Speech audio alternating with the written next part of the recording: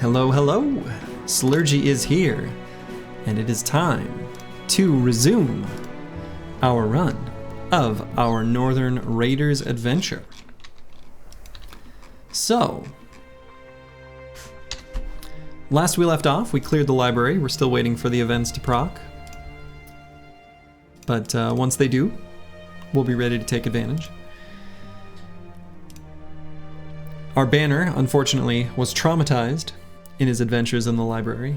Oto-sama is maybe a more timid shadow of his former self. A tragedy, but such things happen. Ragged Edge 82 is going to take his place. At least any time we're fighting against non-goblin enemies. When we fight against goblins, we're going to bring Oto-sama back out because he just gets so much value from his incredible range defense and anticipation, even though dodge took a bit of a hit. But he'll be the one we'll use in those cases.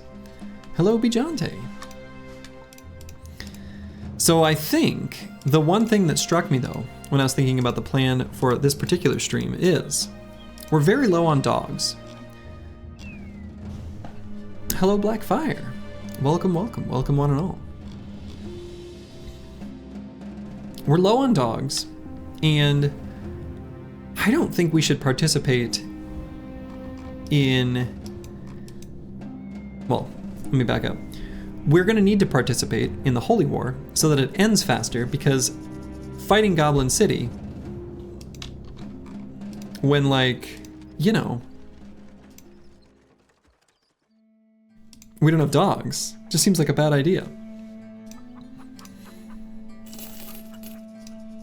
So I think we're going to be looking to participate more in this here Holy War. And I think that's going to be what we're going to do.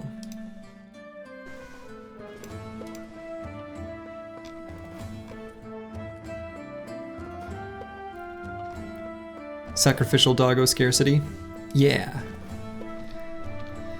Yeah, I'm thinking that's kind of our situation, so we're going to be looking to accept some contracts, like this one, that get us fighting the Northern Heretics, or whatever it is that the Southern states are considering them to be.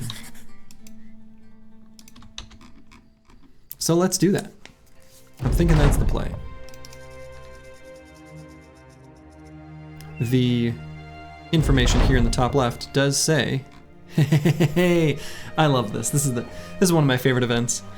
It's when you've got a bro, like in this case, Deep Space Cowboy, who's got the team player trait, and everyone just gets a big mood boost, and some people get some permanent resolve. Very nice. Not unhappy about that at all.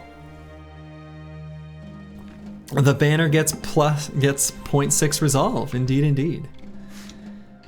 But yeah, the specific thing you're looking for is this little handshake. Very nice.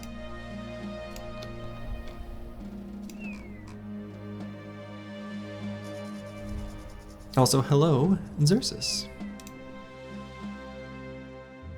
We'll stop by quite quick because it's on the way.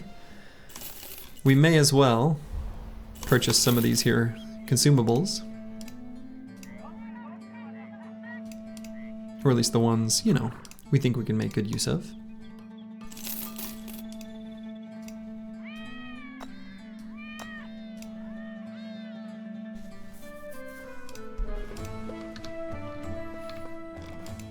And we'll make our way here to the Northern Fortress.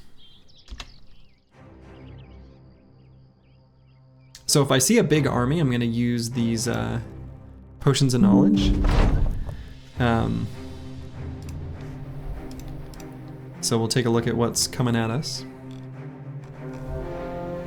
19 enemies, that's pretty decent actually.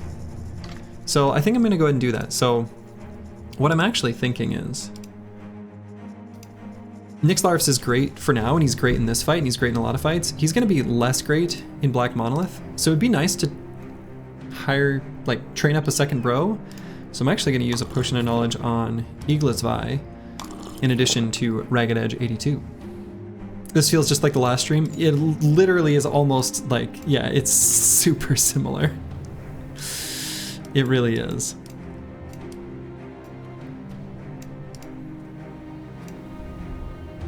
And who should I have sit out? Probably Crackalack, actually.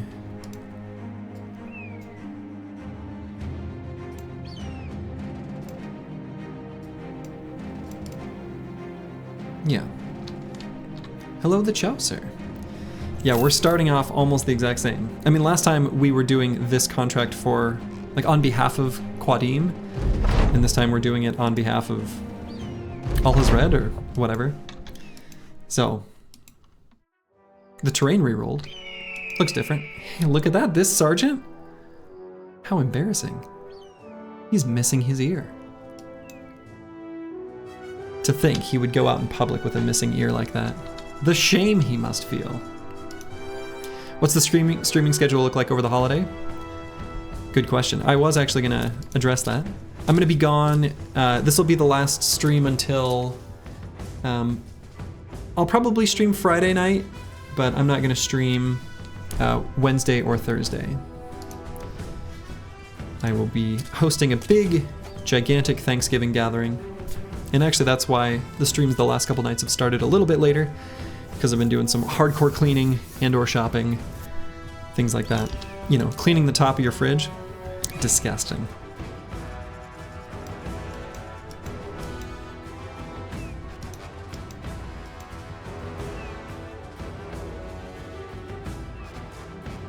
So let's see.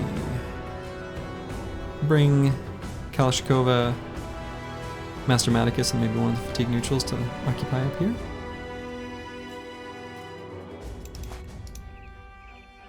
Yeah, be safe, have a great time, absolutely. To everyone. It's American Thanksgiving, for those who are curious what it is we're blabbing about. Not really going much anywhere. I'll be home.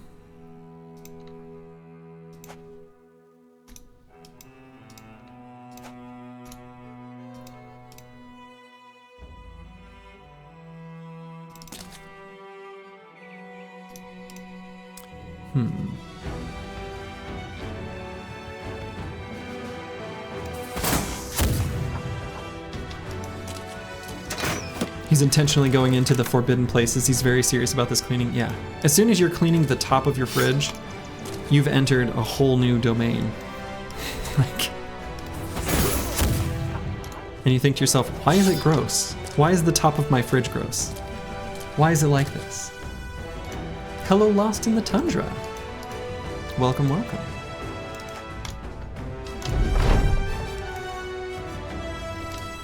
But yeah, the top of the fridge, not a place that should ever be gross, but for some reason, it just is. There's just enough like grease splatter that happens in the kitchen alongside the dust that accumulates on something that's got like weird temperature gradients going on. Yeah. Was your fridge running? I better go catch it. Because it was. Thanksgiving always ends up with you in the bathroom wishing you didn't have so much sodium. Sounds like you're doing it right to me.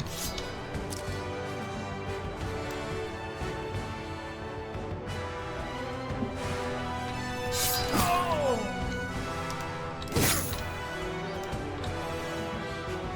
69% hit chance. Very nice. Team's just cutting them down like butter.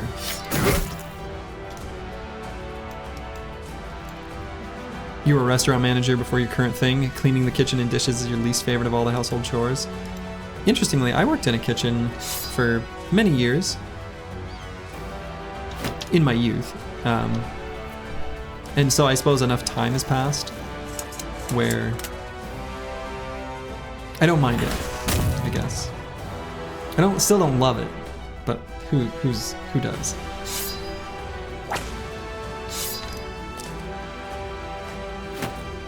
What are these Westerners talking about? Do you not eat food in Turkey? I'm pretty sure you do. Very confident in that, actually.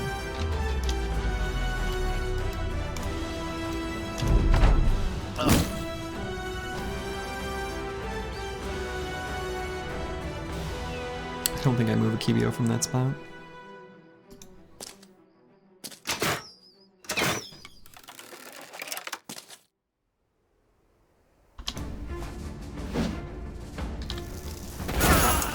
Great place for a gun blast by Deep Space Cowboy.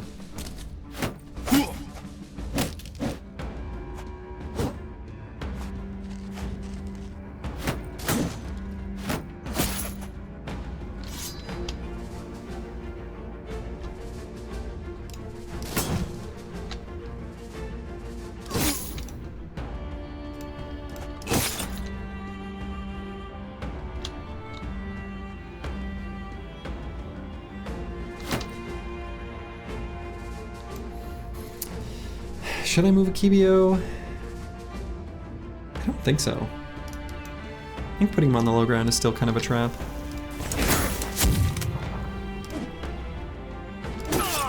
Keep a nice tight wall here still. Dr. Vishnevsky, I think he's durable enough. He can push out onto the low ground. He'll be alright.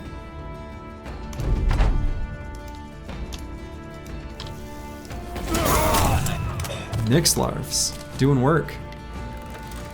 We are hoping for this Zweihander's helmet, this guy right here. TBD will actually get it, of course. We probably will not, because Lucid Tavi just obliterated it, I think. Oh well. There's still a chance, as Northern Raiders, we get kind of a second try at those items. I've also got the opportunity to get this one.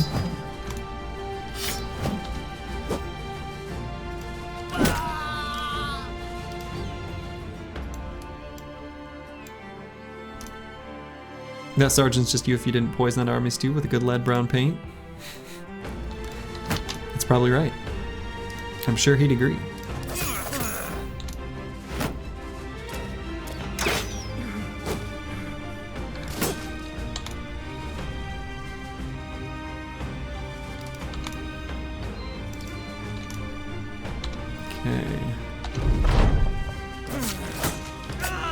Really haven't taken much damage here.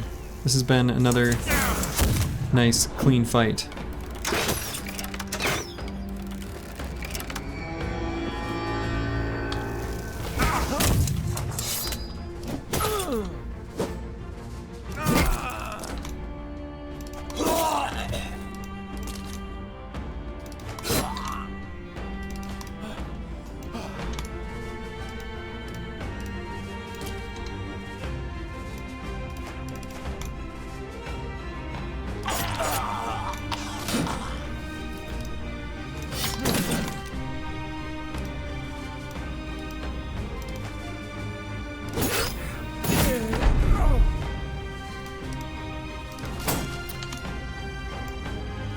So yeah, this is a remarkably similar start to the last stream, with our participation in the Holy War doing kind of the same contract in kind of the same way.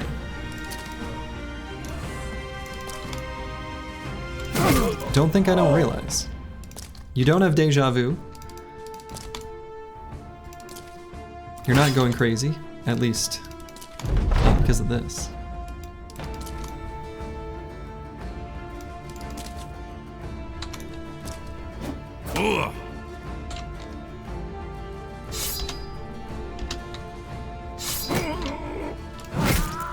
Alright.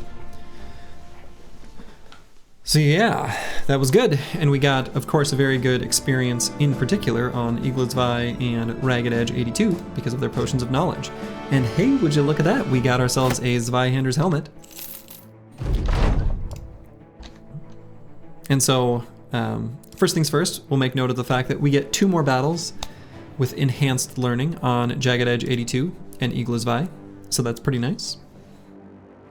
And we've got the opportunity to equip these Zweihander helmets. So the best places for them are probably... Oh, definitely onto a Kibio. Oh, hell yeah. Perfect nimble setup now.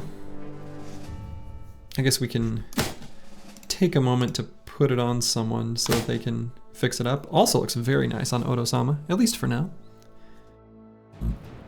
Excuse me.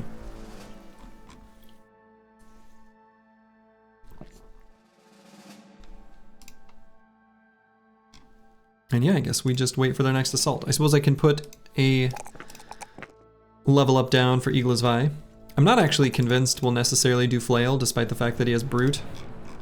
I might even maybe make him a duelist with this sword. Will Nixlarfs participate in the mono fight? I don't think so. And that's why I'm actually bringing in Eagle's Vi to level up. Because Nixlarf's build in particular is like useless in mono.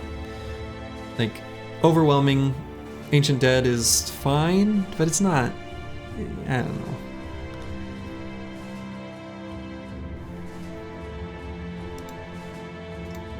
Should we give Otto's armor to someone else because he's not really using it? I think ideally we would. I think what we're gonna do is Ragged Edge 82 is going to take Nimble, and then we can hand it off. They can trade off both armor and the banner together. Yeah, and he won't be able to do anything against Necro Savants, absolutely. So he's going to be too big of a liability for too long in the fight, which is why we're training up Eagle's Vi. We're letting Crackalack take just a little, you know, mini break.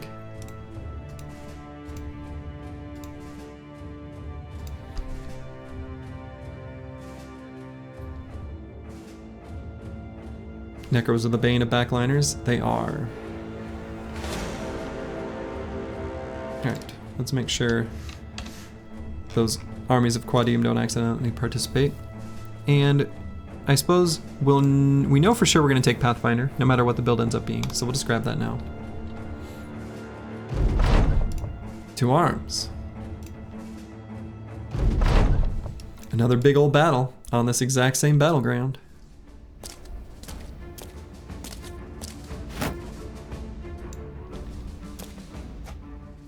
Very similar army composition and everything.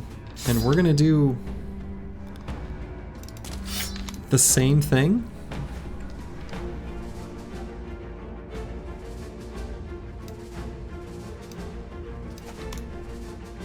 With a small variation, I guess.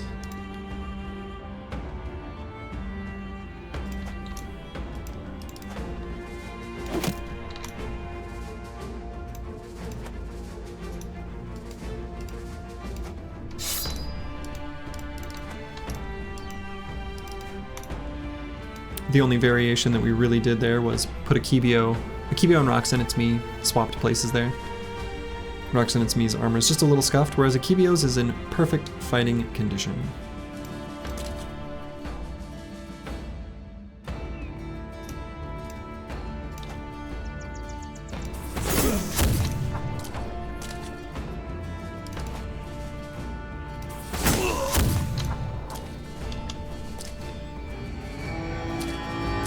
Looks like they've got 2 Arbalesters. Only one of them's got the big boy crossbow.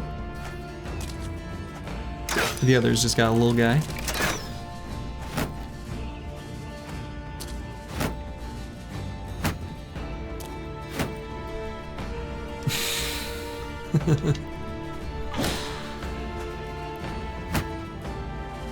Putting these nuts.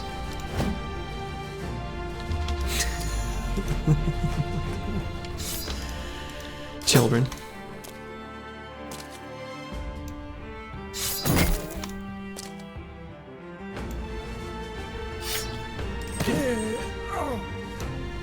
Eagle's Vi getting a kill with his extra bonus experience. You love to see it.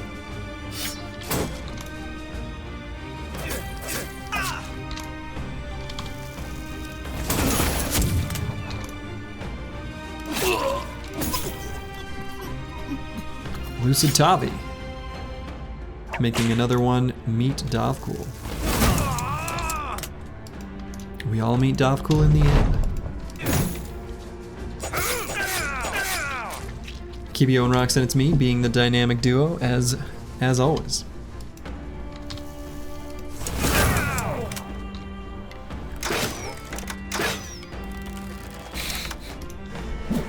Man, Black Fire getting called out. You can't fool anyone, apparently.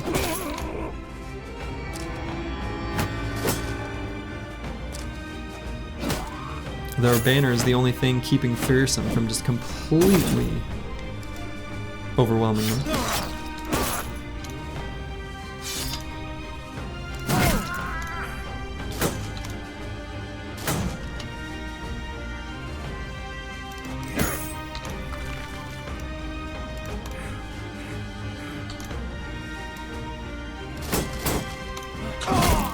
Fearsome bad?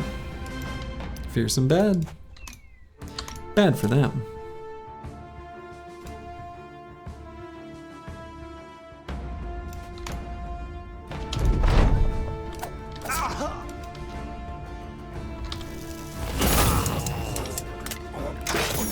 Fearsomed, overwhelmed, still managing to get a hit. You jerks.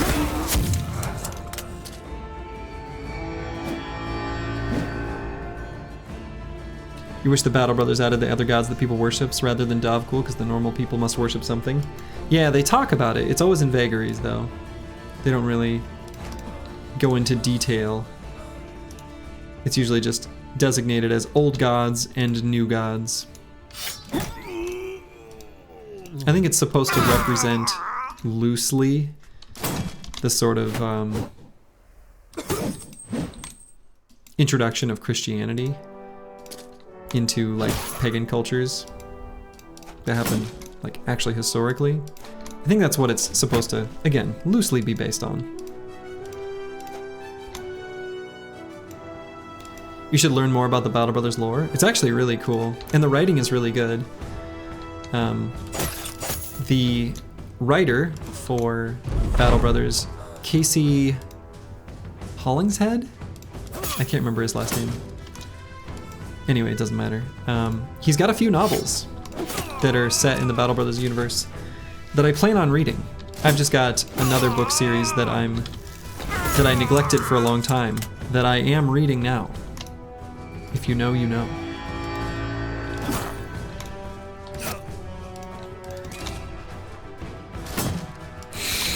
It may or may not be.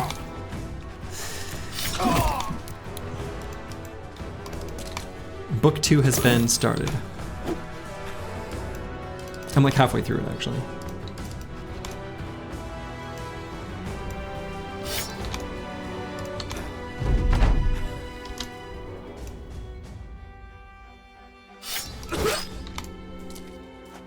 All right, another nice clean fight.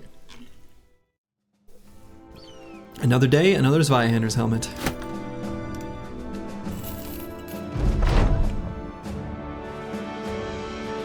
Fighting for the Gilder at the moment. I wish there was more gods. Indeed. Is Lost in the Tundra an IRL bro? He's giving that vibe. Who could even ever know? No way to know.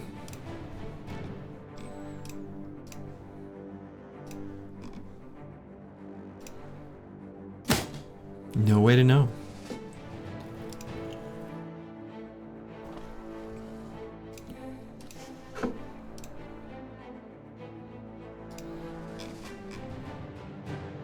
All right, we got one more turn where we've got the buffs active on Ragged Edge 82 and Eaglesvi. Now, Eaglesvi's armor did get scuffed. We might do a little swap-a-rooney with Crackalack. His hit points are still in okay shape.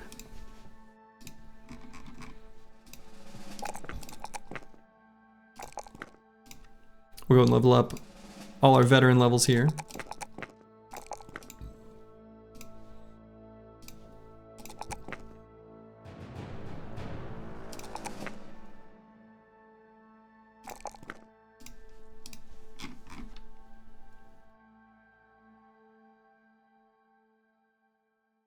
Okay. Could use to put a helmet on Lucid Tavi. Maybe we'll put this Zweihander's helmet on him. Looks pretty good.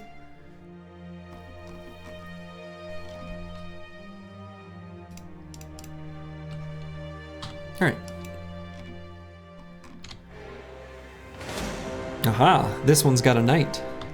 And I think because of its... the way it was procced, I don't think these armies of Quadim will engage it. Okay. I didn't think so, but I wasn't sure. Too bad the knight's not a champion. That is always possible when you've got the bounty hunter, like we do. And actually... yeah, so we got the surgeon. How close are we to the final one? Probably not going to get there. Yeah. It takes a while. Alright, quick check to make sure I don't want to address any other gear or hit point issues. Like Nixlarf's here, should I do something about this?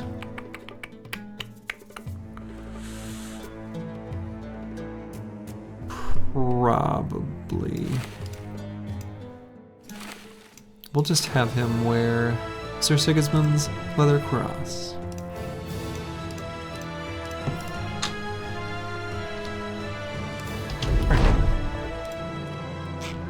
Oh, you're being attacked.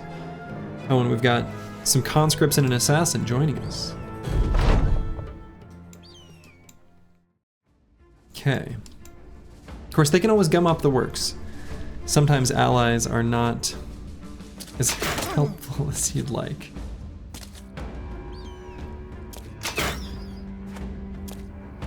So they're gonna push forward. We're just gonna post up the exact same way we were doing it the last couple fights, I think. If it ain't broke, don't fix it, you know? The only risk there is, of course, getting rotated in.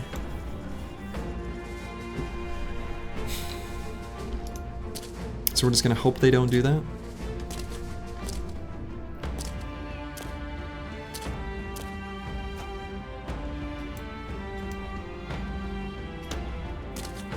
We can also kind of chill a little further back, at least in some cases. Like, it's gonna take them a full turn to run them over. So we could move like Master Maticus here, and we could put the gunners behind him, but we don't actually have to move anyone else forward.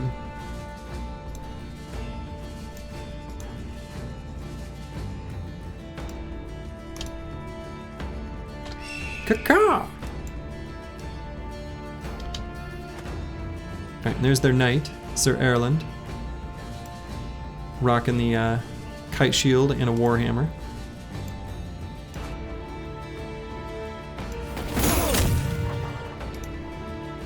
Wish we could use a mortar here, it would be insanely satisfying. Oh my god. That's beautifully disgusting. Yes. Mortar would be insane here.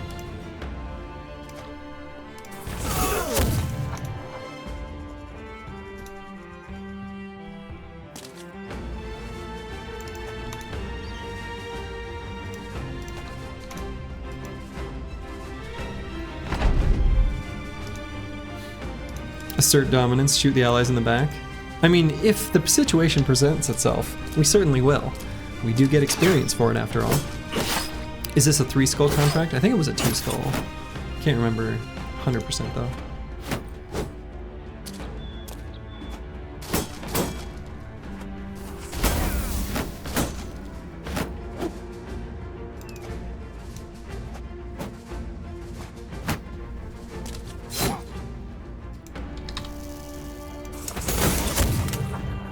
Nice shooting, Deep Space Cowboy.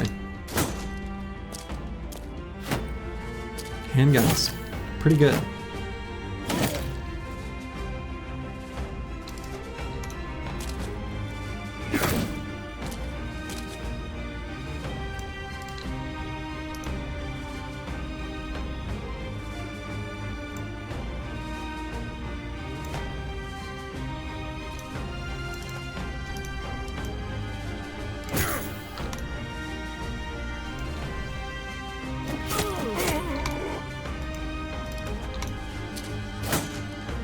I love how Kibio is even faster than our allied assassin. Pretty Impressive. Handguns in a world without hands and legs. Yup.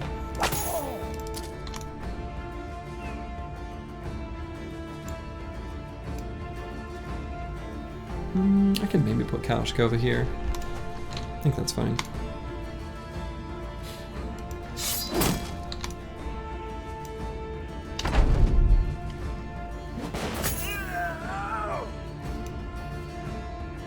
Assassins. Pretty brutal. The number of times I have completely surrounded an assassin and tried to dagger them down for their sweet, sweet nimble armor, only for that one assassin to just like obliterate me. Oh my god. They're so strong.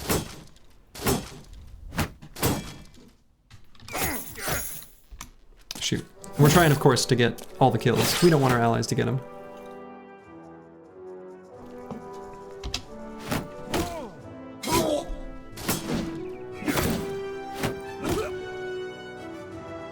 That even counts for enemies like this conscript. The Knight Champ's about a 5% chance if it was a skull. 2 skull and 3, it would have been a 10%, but the wiki's likely wrong. No, I think it's probably right there. The thing I'll add to that is that we have the Bounty Hunter, which adds a flat, like 3% onto all of those numbers. So it has actually 8 and 13% chance. I think that's probably correct.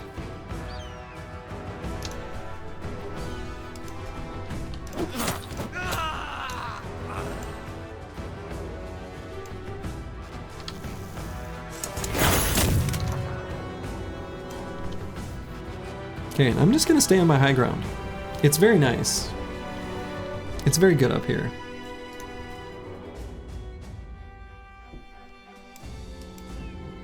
And without the before 90 -1, yeah, yes, true. The chance for champions to happen does get updated as time goes up.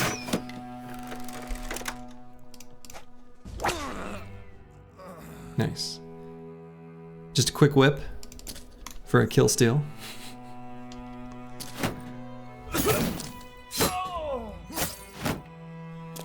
They are going to break through in the north here pretty quick. So Roxanne, it's me, and Akibia, we're going to be battling Sir Erland here soon.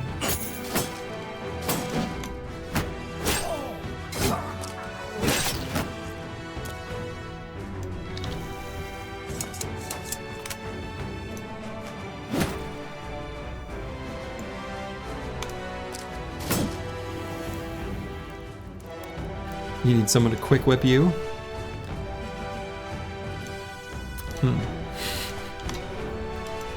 My oh my.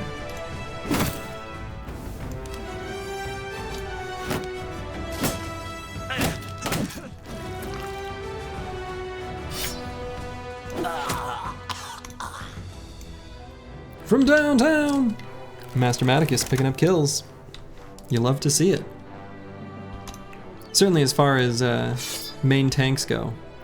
He's gonna end up with the highest in number of kills compared to any others from any other campaign. Of that, I'm pretty confident.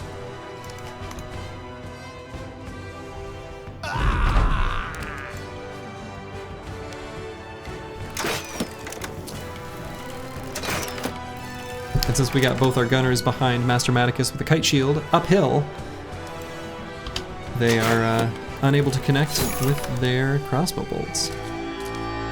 What's the record? Do we know that? No, I don't know that. Not off the top of my head. I'm sure most of the time it's really small. And if anything, the ones with kills are probably because they were in early pickup, and in those early days, nearly everyone's got to participate in fights a little bit offensively.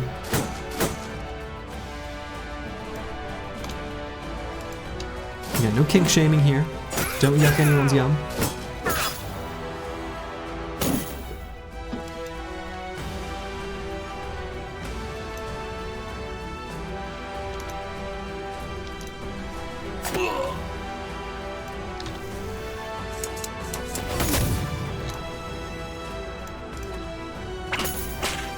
Dang. I was hoping Lucid Tavi could get a headshot there.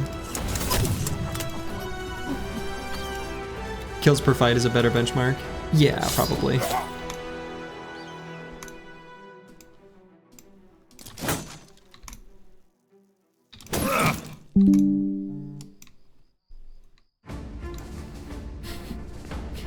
Gotta mute my notifications.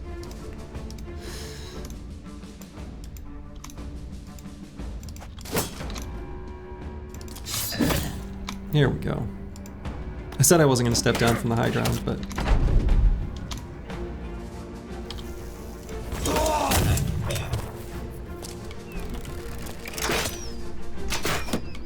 Bijante's into it.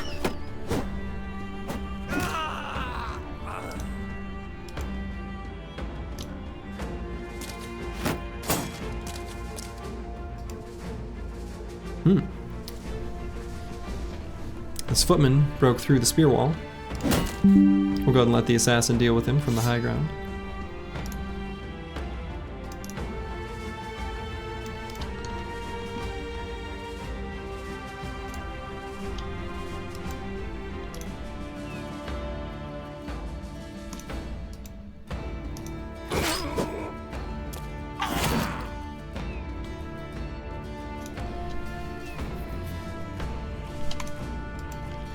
I suppose at some point we may need to run down and fight all of these arbalesters. Hello, Grib. How's it going?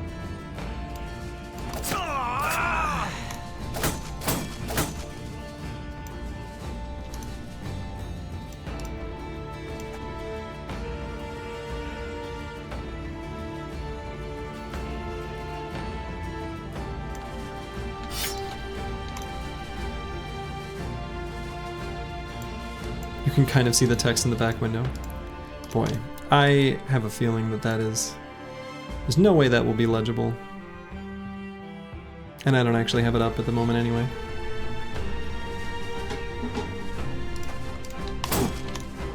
But a good thing for me to be aware of, just generally.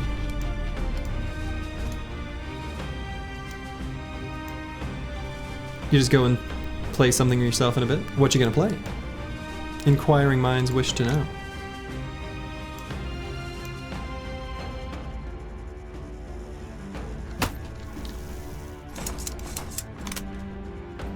King Arthur Knight's Tale.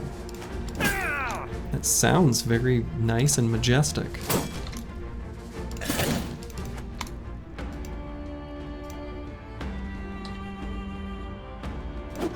Sounds very heroic.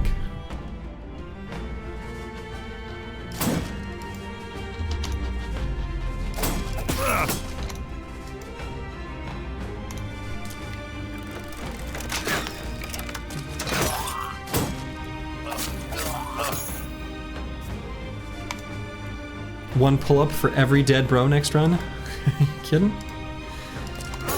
I would be ripped by the end of it, that's for sure. As in, I'd rip all the muscles from their connective tissues. Hello, just name.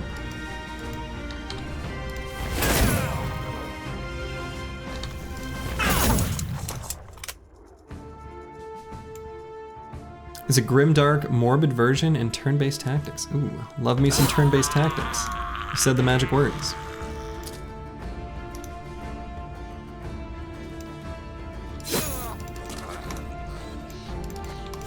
You'd be laying on the ground dead? Me too.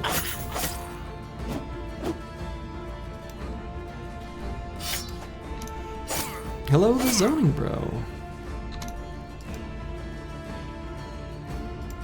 We're just, don't let your eyes deceive you. You're not having deja vu. We're just fighting almost the exact same type of contract that we started last stream with. In the same location, even.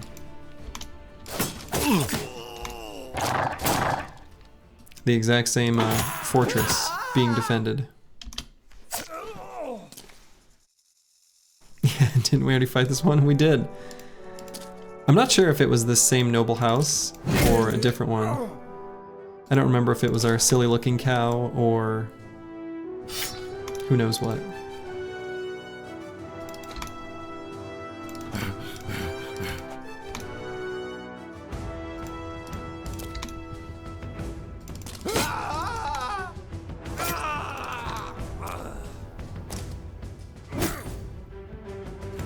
That knight finally made a connection. I suppose I could dagger him down. He does have that full helm. Might kind of want it.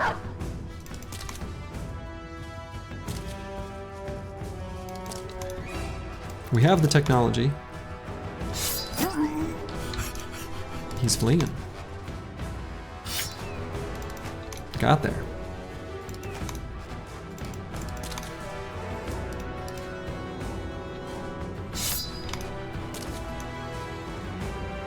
You like that the chat refers to the company as we, as if we are a part of the company? I think we should keep doing that. I agree. I think we should. I will say, and I've mentioned this before, but something that I really didn't expect to impact the way I view bros and also just interact with them and think about them. I really didn't consider that naming them after people in my community now, like in chat, I didn't think that would impact how I thought about them, but it does. And it's kind of fun, right? You got these sort of personal, individual little arcs woven through this, you know, emergent storytelling tale. And it's pretty cool. I'm a big fan. I like it a lot.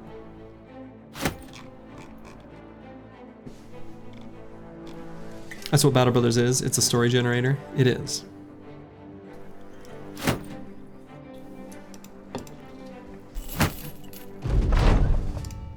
All right. And that was it. That was the final fight. Very nice little contract completed. I think we've got full helms on basically everyone now. We can get rid of the decayed great helm that we're keeping as a backup. And this decayed coat of plates we can also get rid of and just simply straight up replace with a regular coat of plates.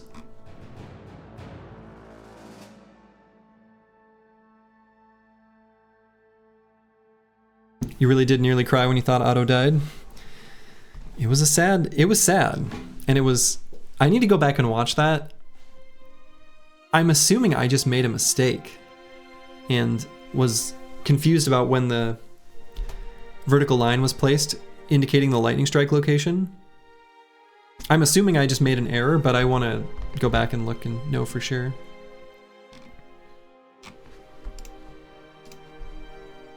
All right, Ragged Edge 82, our battle banner. Ooh. He's not going to be as good of a banner as Odo-sama was, as far as, you know, bringing up the resolve of the crew. What you gonna do?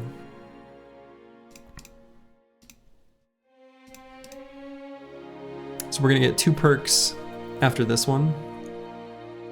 TBD exactly what they'll be.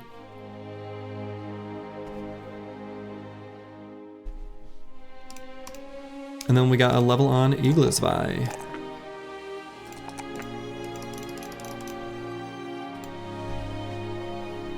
Should have been automatically. You failed.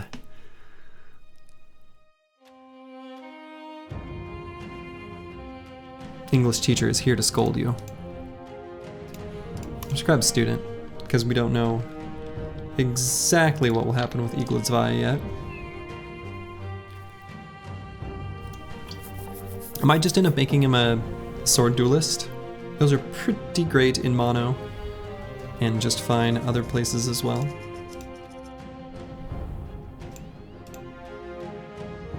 Alright, we've still got ambush trade routes here in Quadim. So we're gonna hang out here for just a moment, just to get as much as we can out of these goods. should get a pretty penny from all this noble arms and armor.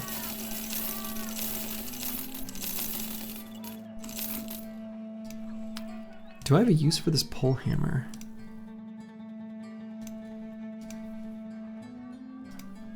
Could give it to Eaglisvi for now. Or I could give him a bill hook even. Let's give him the pole hammer.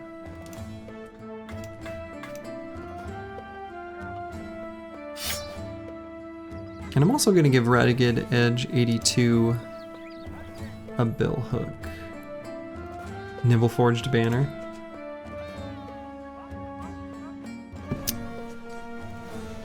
Probably not. You love it when you can do it though.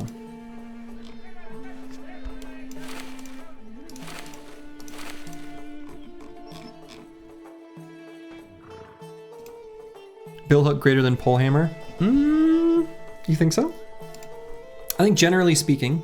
So let's talk about that, because situationally the answer is yes, but in other situations it's no. So let's assume. Did you see Auto Guy started streaming? No, I didn't. That's awesome. Did he get so upset that I let him fall on the field of battle? No, I haven't seen his haven't seen him stream. I'll have to check it out. But yeah, comparing the pole hammer to the bill hook. So I'm gonna sneeze 1 second. It's coming. It's on the cusp.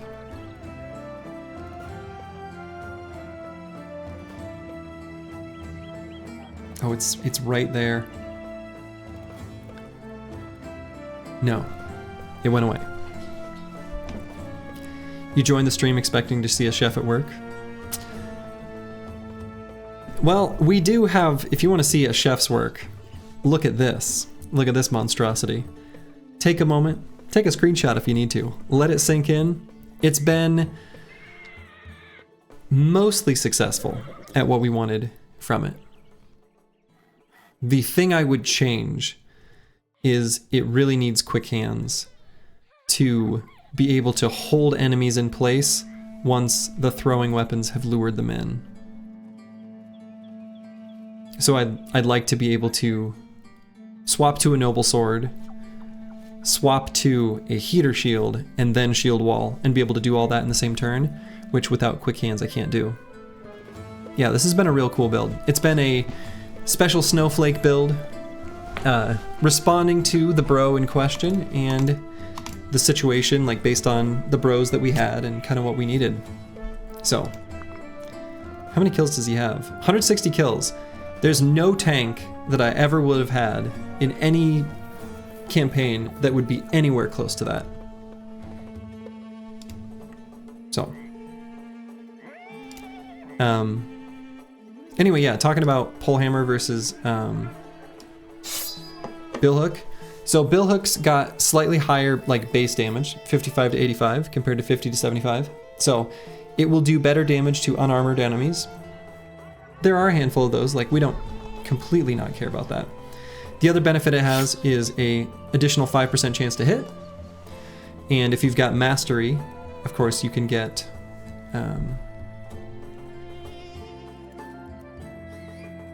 the ability to move 2 hexes and still attack. But otherwise, as soon as an enemy has armor, the pole hammer not only destroys more armor, but does a lot more damage through armor. So generally speaking, the pole hammer is going to outperform the bill hook against almost everything. Big exceptions being if you've got polearm mastery, because again, being able to move 2 hexes and attack is genuinely really valuable. But the pole hammer is probably just, quite simply, the best reach weapon.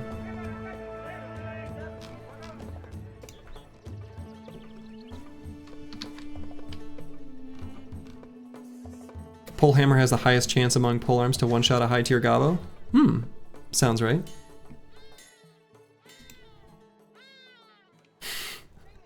Otto was the most powerful disabled man in the galaxy.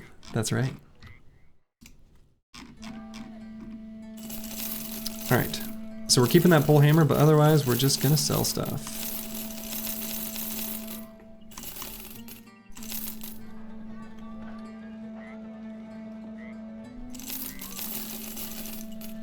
The reason you like the billhook more is, for that bro specifically, is the fact that he has only mid-70s melee attacks. The extra hit chance is nice to ensure he actually hits. So yeah, at 76, that's fair. And against, I think that's true, like against shielded enemies in particular, definitely the extra hit chance is very valuable. Yeah, the 5%, I don't mean to totally write off the 5% hit chance for what it's worth. That is like relevant. Like it is good and important.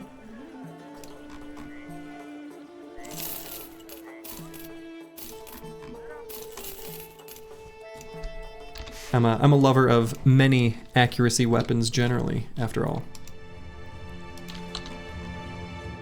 Like the spear.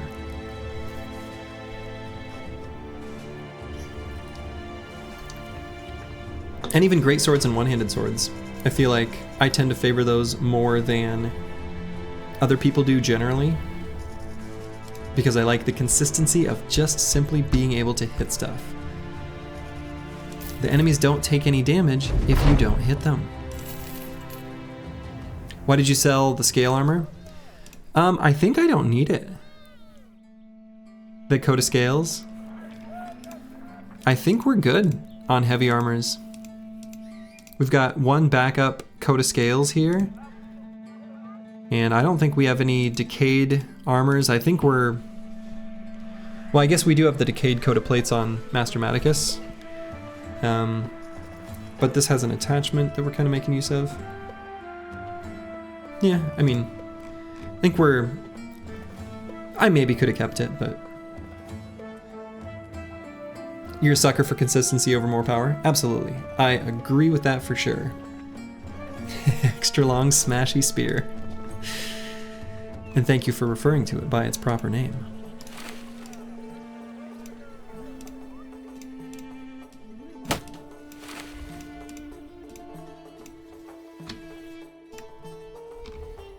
All right, so let's see what we've got here in this contract. Escort caravan to Tanware.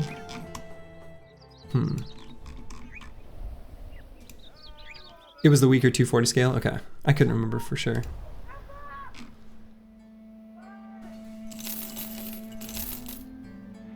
We can buy these consumables just to start stocking up. We'll check out what's in the arena.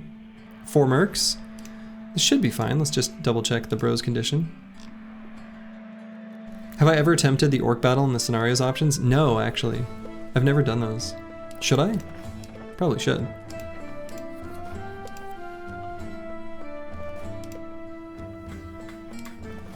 Alright, 4 marks should be pretty straightforward. So let's try to get arena experience on bros who need it. So Searoy 7 and Kalashnikova. And then who else? Who should we bring with them?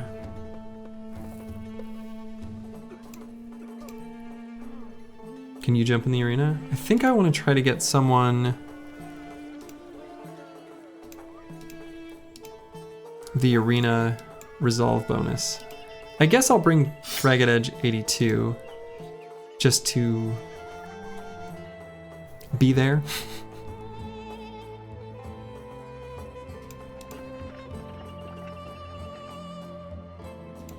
So yeah, we'll go in with these 3. Maybe I'll give Ragged Edge 82 a better helmet. Not that one. That one.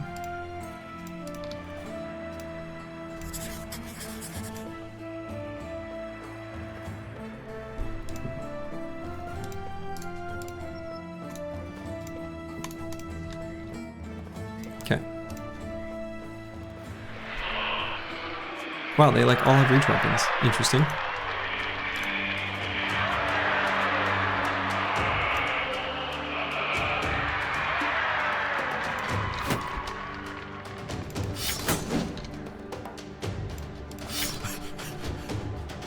No.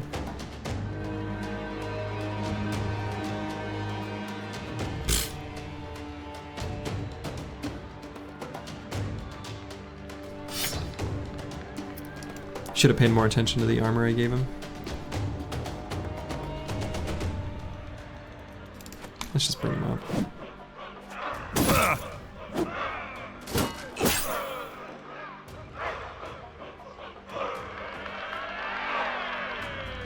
Soji, have you done the tournament before? I have.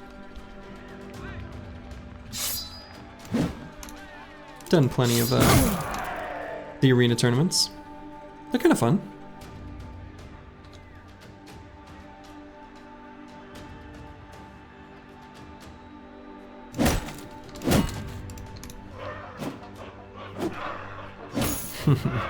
Baited him into the pole. That was very funny.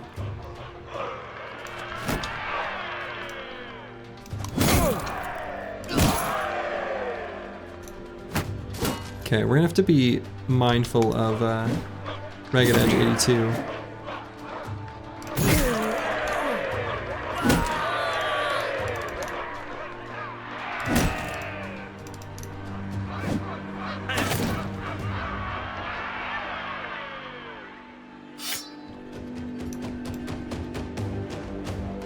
I'm just gonna back up now.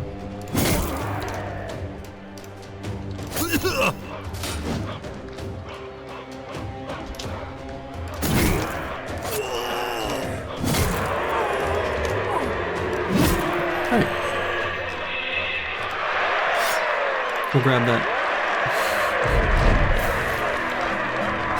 We'll grab this bill hook that we dropped. So I put on too heavy of armor. Whoops. A classic Slagy blunder. We are eventually going to give this guy nimble after all. We'll just have him hang back here. Let the armor fix itself up.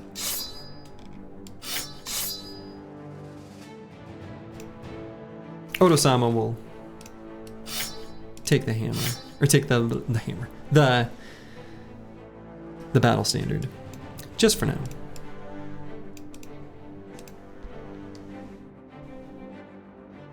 Isn't it sad when in the late game arena you fight a champ and you can't take the fame they have? Yes, yeah. Wasn't it a bit too close? Yeah, it was. That was a bit too close. Is that a standard from a mod? No, this is built into the game. The inspirational spear, yes. That is exactly what it is. An inspirational spear.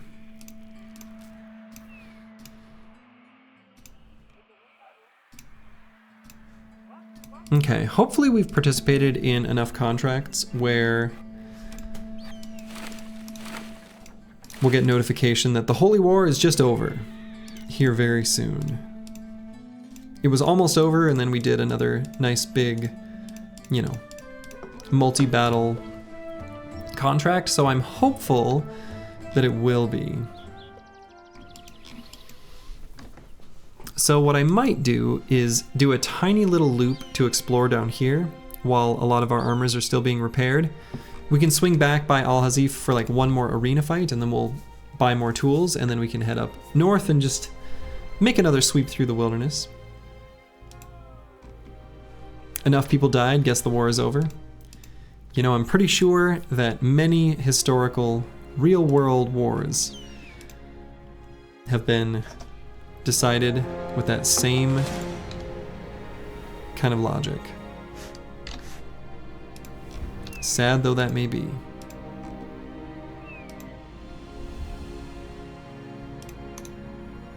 We could swing by the arena, then try to fight the Goblin City. Yeah, so I think the thing about Goblin City is that I'm low on the good boys. And so I want those before I do Goblin City. So that's the difficult situation I find myself in.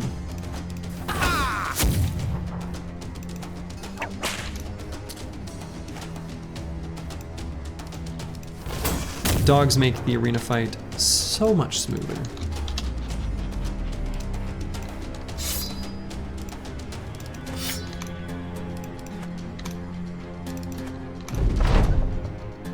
You might need some night vision pots for the ranged bros as well. Yes. We do have a few.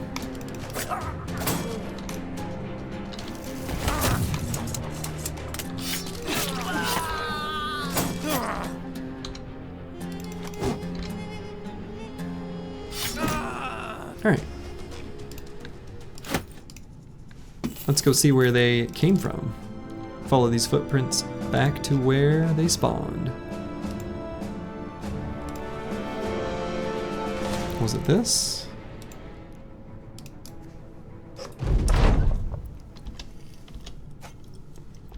These poor little tiny groups of nomads. Free-range briggies.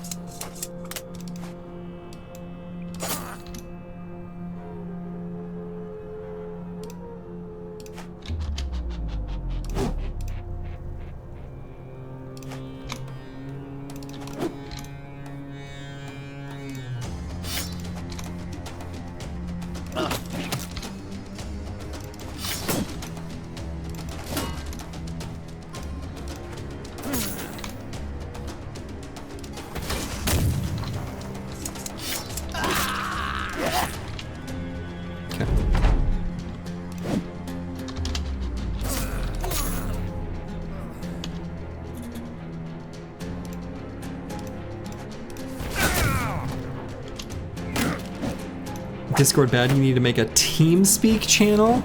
Oh my god, TeamSpeak. It's the year 1999. And here we are, using TeamSpeak. Incredible. I've not thought about TeamSpeak in like a millennia.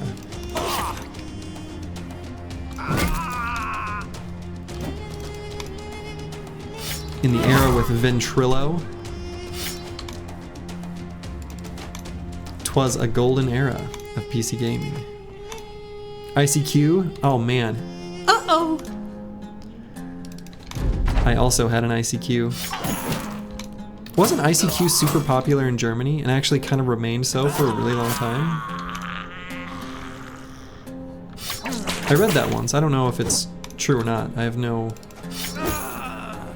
You know. Play Base Hunter Dota? What a great song.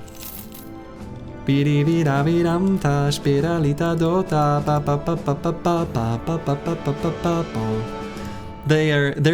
a song on the radio sometimes. It's like a country song. And it has something, either the chord progression or something that's just like that Dota song. And kind of drives me nuts. Do cleavers get a ranged weapon? Yes, there is a reach weapon cleaver, and it's very different from all the others. That weapon is the whip. So it is extra long range, but extra low damage, but has utility. Kind of a neat twist on, you know, a cleaver's typical use. That song triggered some haunting memories of buff, oily men dancing. Haunting memories. Sounds pretty nice to me.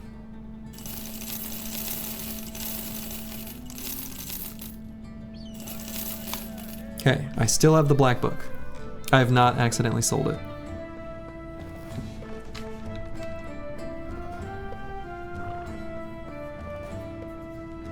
The sword lance is a spear. It will never be better than the two-handed sword. You'll die on that hill. Just a different tool. All right, so we need to fight a blade dancer and some nomads. I think we can do that. Let's see if we can get...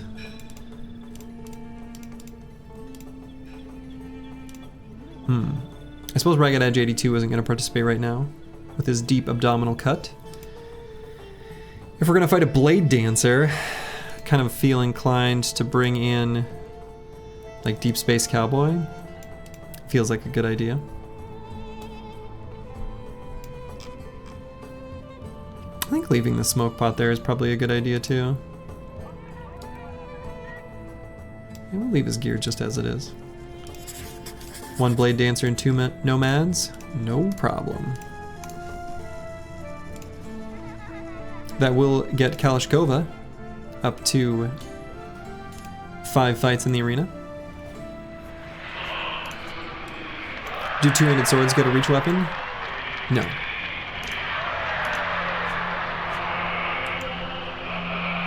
No, they do not.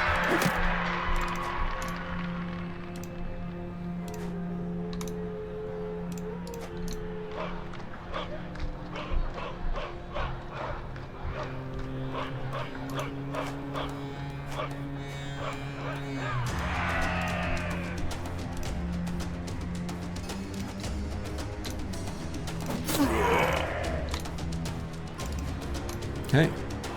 They've got to close the gap on me. Yeah, I was gonna say. They don't have a choice.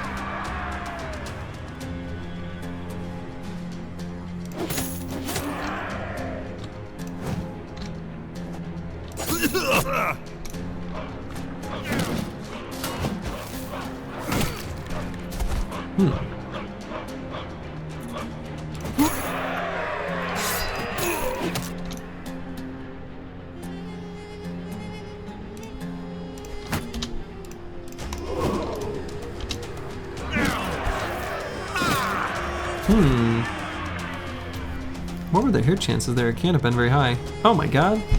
He hit me with a 5%? What a cheater. You can't do that. That's cheating. Dash at Austin. Its course is basically a direct lifted raw from Dota. I knew it.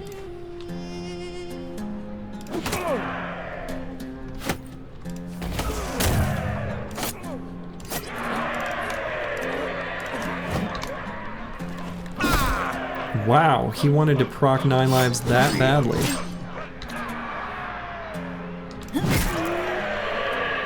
We were going to be able to run anyway, so even after he procced it, it's kind of whatever. But still, how annoying. So we are going to treat these injuries in the temple for sure. Probably treat that one too. Blade Dancer's no joke. Yeah, they can put out some good damage for sure.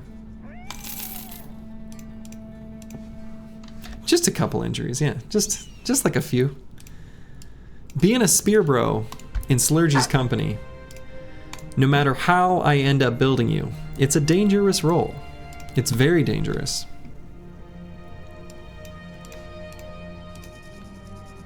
Nothing but a flesh wound. True. Most of the wounds in this game are nothing but flesh wounds. All right. So what I'm thinking now is I may as well make a deep adventure through the wilderness, and we'll wait for this holy war to just... Oh. Amazing. I'm back to neutral relations with House Grimond. Did they just not participate in the holy war? Did I just never look? This is crazy. Let's see, because their dogs, they were way up here, right? In Berktorn? Okay. Well, we need to make our way back up there. We need to stock up on dogs. Huh. Bro just sitting there in reserve holding a golden cleaver. Yep. That's what happens late game.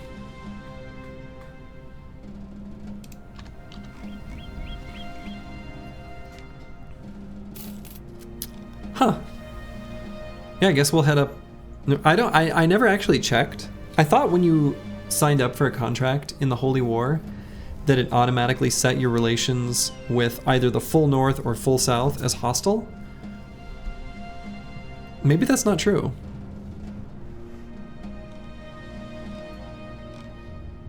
That's true. When I get to Gladiators and Lone Wolf, both of those origins are limited to just 12 bros, so there will be no sitting on the bench.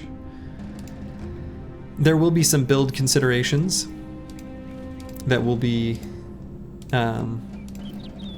taking that fact into account when we do our builds. But that's still a little ways away. But we'll talk about it when we get there.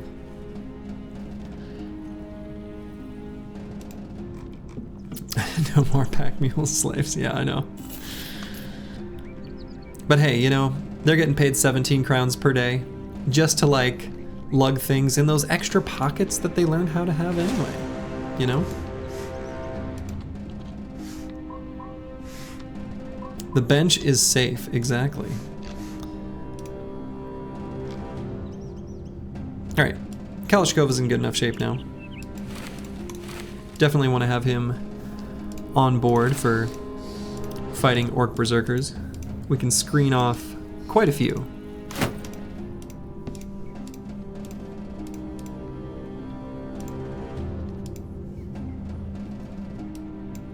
We can put Krakelak in place of Der Hirnschmelzer. You're excited for Anatomus? It's your favorite origin in your band. Well, and Raywin, you specifically made a request for the super mutant, if we are able to build one. And certainly, even if we're not able to build a like super mutant, if we're able to build like a pretty good bro, that's still gonna be you. So, Raywin, you are gonna be our big boy, scary mutant anatomist. So, should be good.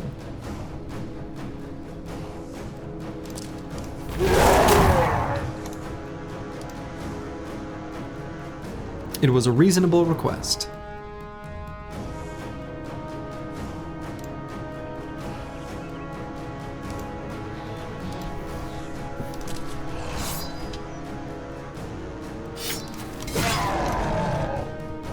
Krakelak's got his fancy new goblin skewer that we picked up near the end of last stream. As far as goblin skewers go, this is a pretty ding-dang good one. A damage roll and chance to hit head works for me.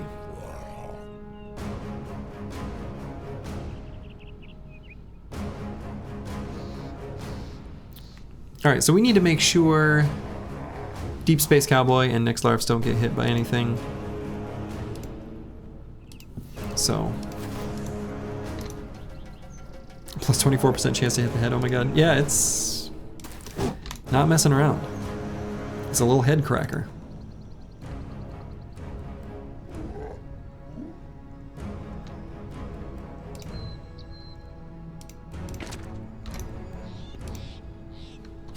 Alright, let's get Master Maticus in a strong defensive position.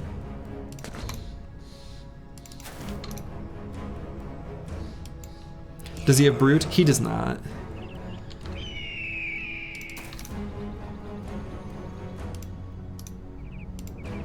Unfortunately. No Brute there. Hang on to our gunshot for next turn, in case we need to adjust.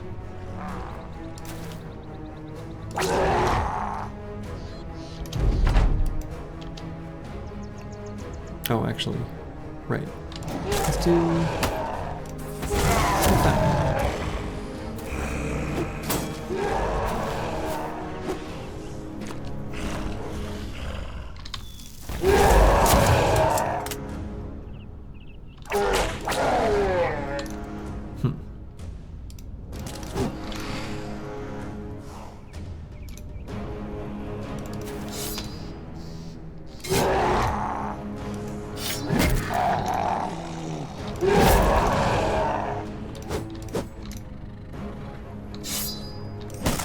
Oh yeah, that's just Eagleify.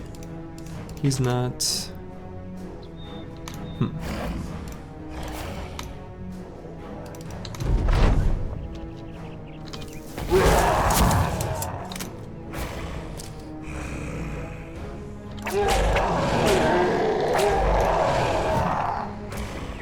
Okay, glad that Man-Splitter missed.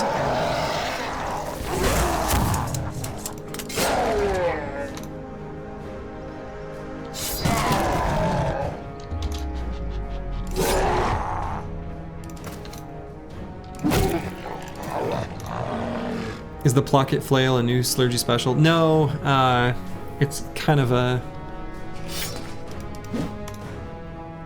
This bro has Brute. That's why he's got a Pocket Flail.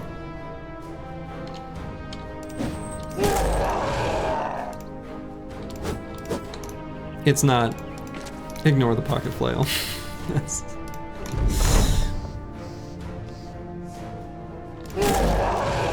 Pretend the pocket flail is not there.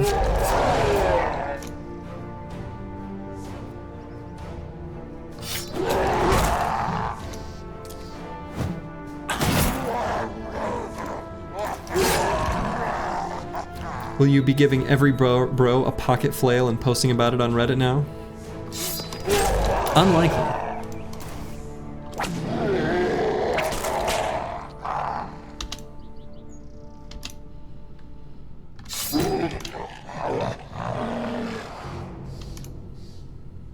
Your experience with orcs?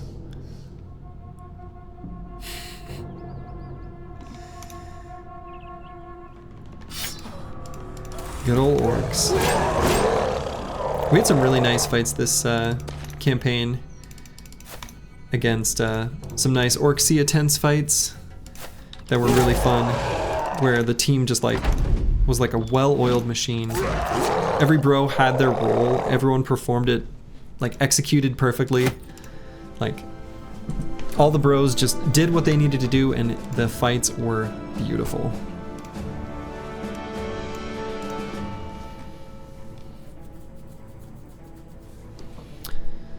All right.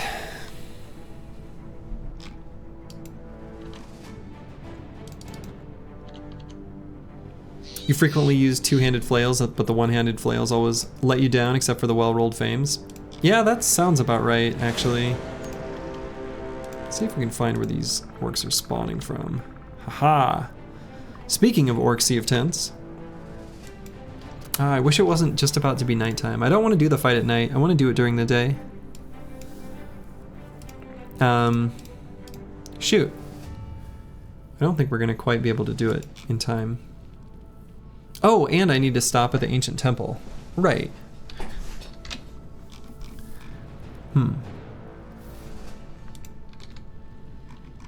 One-handed flail duelists are one of your favorite Zerg builds? Yeah. The flails are really good early. There's a lot of enemies early in the game, and honestly even later. But especially early on. There's just so many hatless briggies, you know?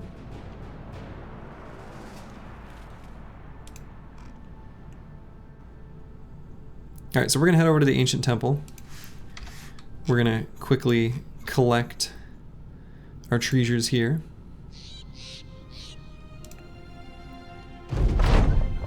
We'll go in. Let's do it. It says chirp, chirp, chirp. Might as well see. Dust. Wonderful. Okay. So we're gonna put these away in our pockets.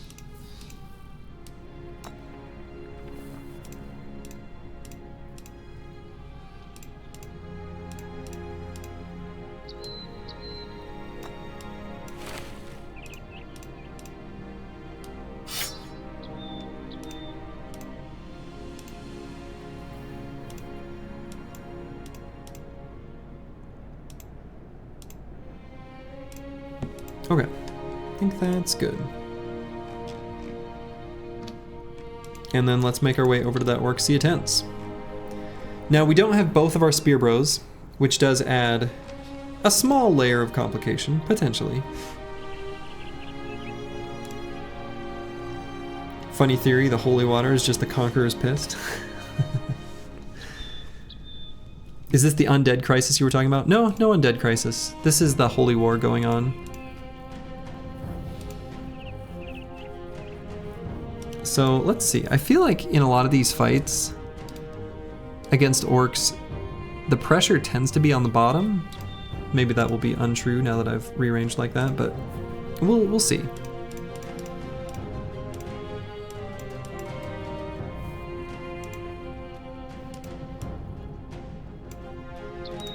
Let's move Searoy 7 up there. Yeah, something like this I think should work.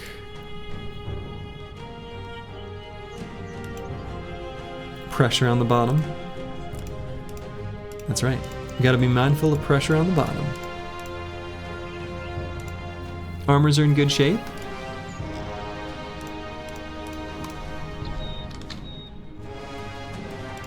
Should be a nice big ol' spooky fight. You love to see it. Let's do it. 19 of them. Unfortunately, we kind of wish our Spearbro were on top. The terrain would be more favorable there. Oh well. Let's go and do our caca. Take a look at what we got. Caca!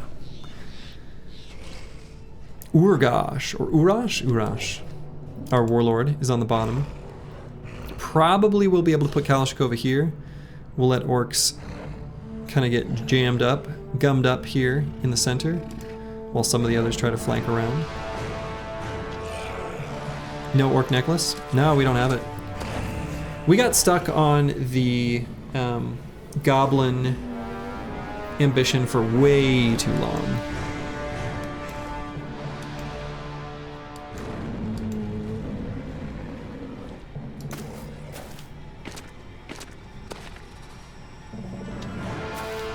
Okay, so we'll push up with Kalashnikova. We're gonna spear wall here. So we'll be able to tuck the rest of the team in kind of behind him here on bottom. And the other team up here is gonna kind of rotate up a little bit, but we'll do that when we're sure of how we want to arrange ourselves.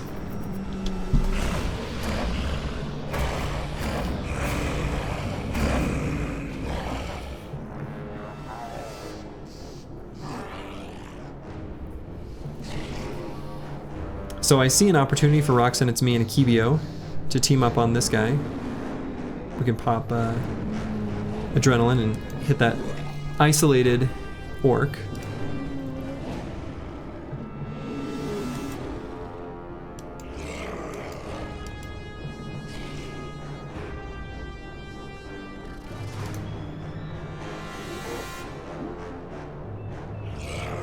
Trying to think of how I want to get the rest of the squad arranged such that those who have made contact can't push through, but at the same time I don't put Roxanne, it's me, and Akibio in too much danger. These are really good places for us to gun blast. I suppose the gun blast could also happen on bottom.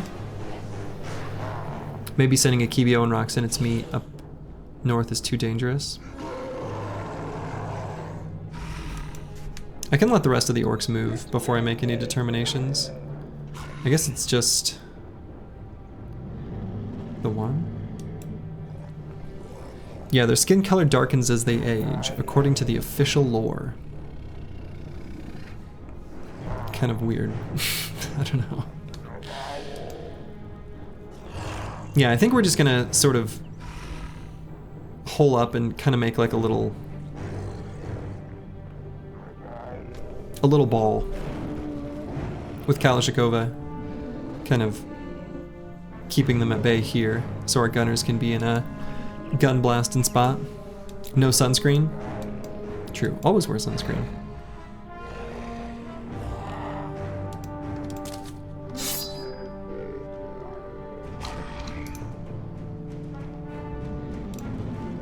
So we'll probably put Master Maticus here.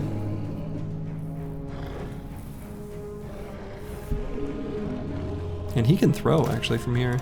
No reason not to.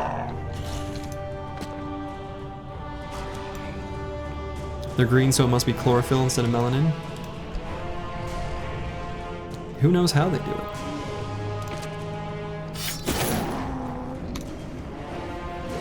Alright, so now I need to kind of officially decide where I want Roxanne, it's me, and Akibio to be. And also the gunner. So I can put Deep Space Cowboy here. I can put Nixlarfs here. So then the banner here. We're gonna fill someone in.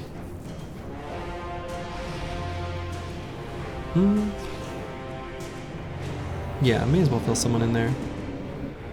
Could be Crackalack, since I think it'll be the softer orcs that make their way there first. The ones without armor. So do I want to have Nixlarfs or Deep Space Cowboy occupy the top? Probably doesn't matter.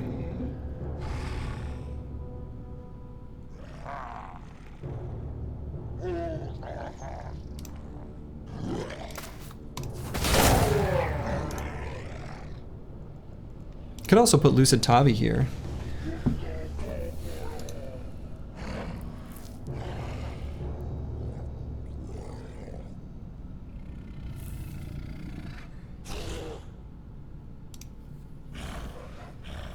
Yeah, it's because it's going to be Berserkers and Youngs occupying that spot.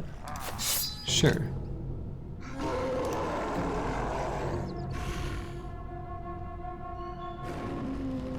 And I guess I could put Oto-sama here as well. Deep Space Cowboy can maybe be in a position to shoot top or bottom. I think that's fine.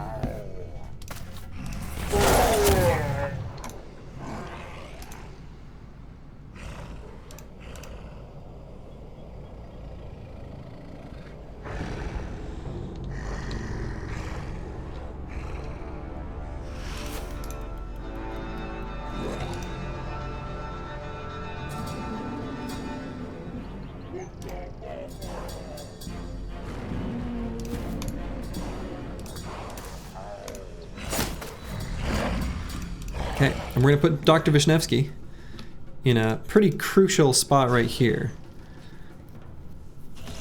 I think. I guess I don't have to. It's more protection for if Kalashnikova gets blasted through. I think it'll be slightly safer for Kalashnikova in particular, since he's a little bit hurt right now at the onset.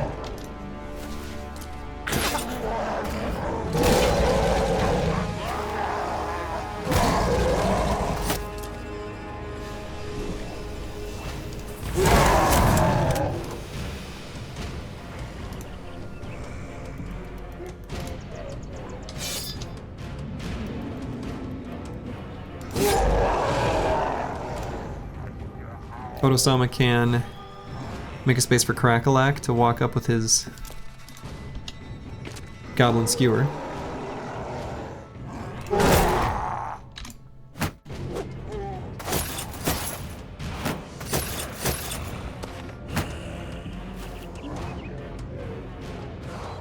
Dr. Vishnevsky with his big ol' hammer. Go ahead and give that guy a slam.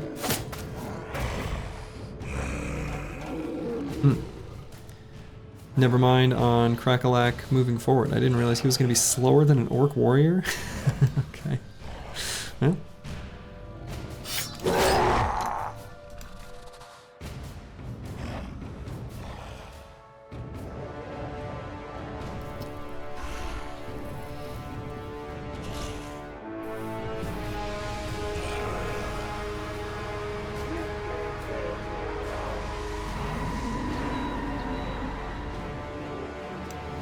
Let's see, what happens if I move a Kibio here?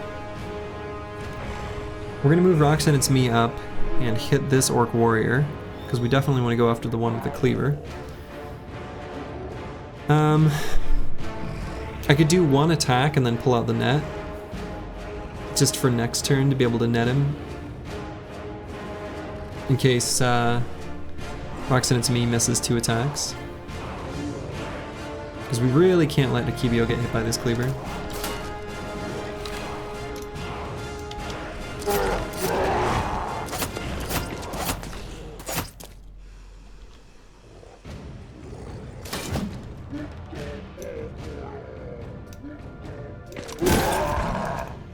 Okay, so do I need to adrenaline now? I guess no. So let's save the fatigue.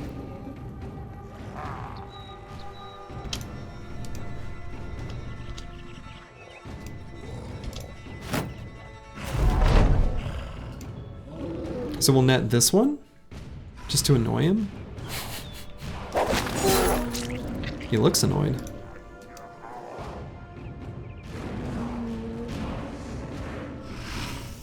So, deciding where to blast here, I think we need to think where is the most likely risk presented on the battlefield.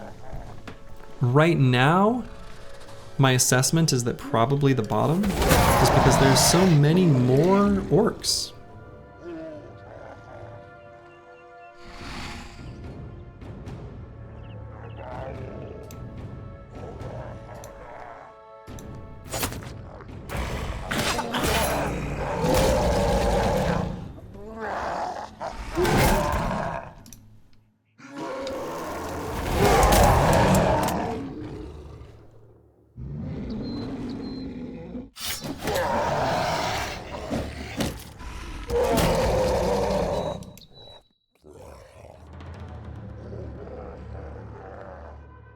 We're gonna wait here on Roxanne, it's me.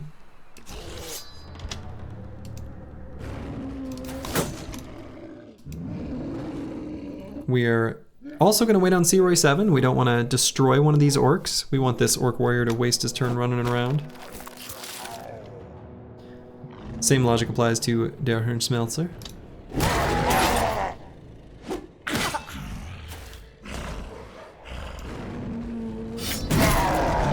Their warlord is going on vacation over there.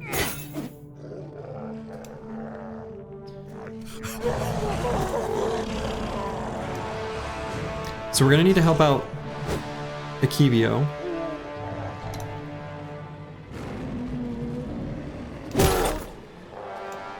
Nice. Okay. Deciding whether to adrenaline here because, well, I guess not, because I can't stun. Guess I just in turn.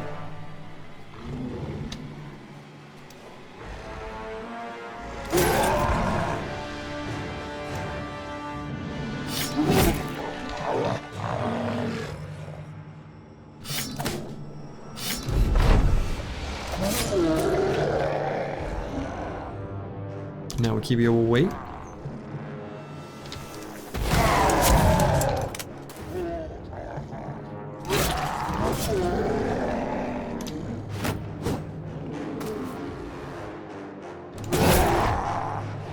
Do I put Crackalack here to engage the Warlord so that he doesn't get on top of the throwers? How much do I care about that? Not that much? Not that much.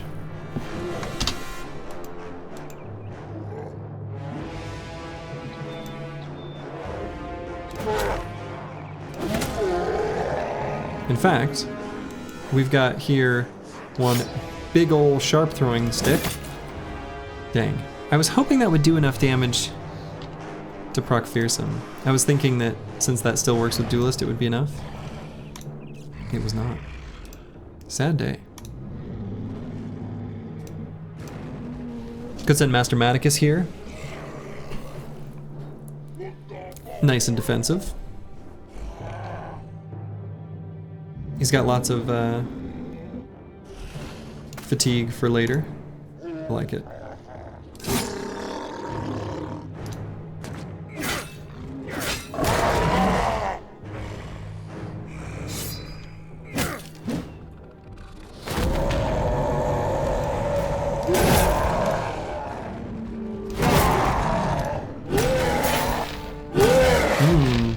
Okay. So sort of collapsing in on rocks and it's me.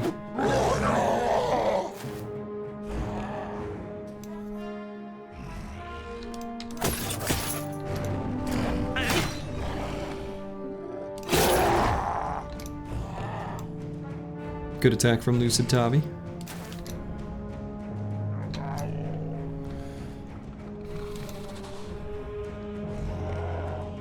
How's the spear doing? 37%? Very nice. Fearsome, pretty good. Okay, so Nixlarf's, I think again, because he's kind of a pure gunner, he doesn't have duelists. Even if I pull out the sword, I don't know. I think we'll wait on him. We're gonna wait on Akibio. We'll let Roxanne and me get an attack first.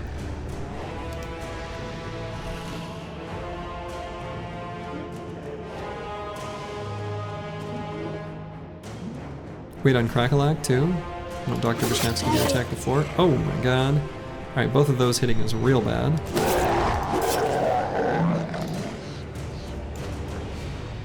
Could throw a smoke pot for Roxanne, it's me. Is an option.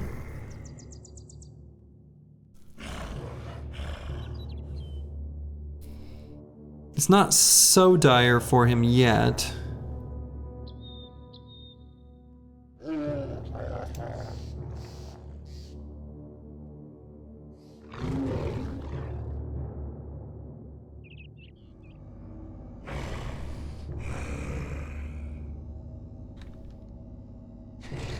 I don't know, I'm kind of thinking he might be okay.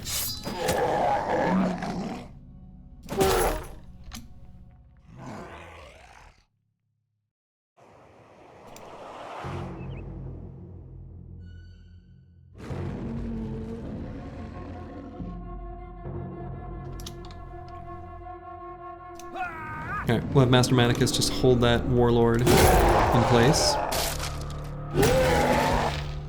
He's gonna be an angry, grumpy boy and destroy a shield. As you do.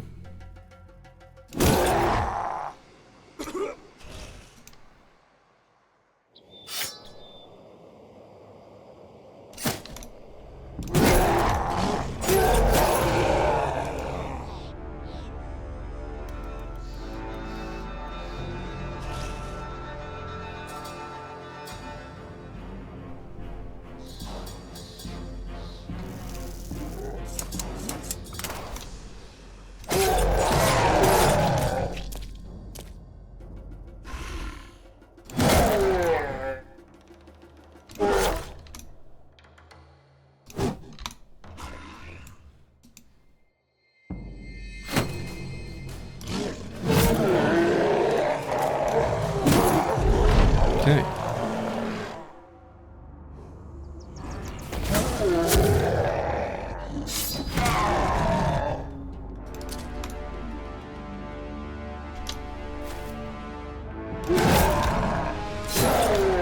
Orcs. Nothing compared to the power of Fearsome.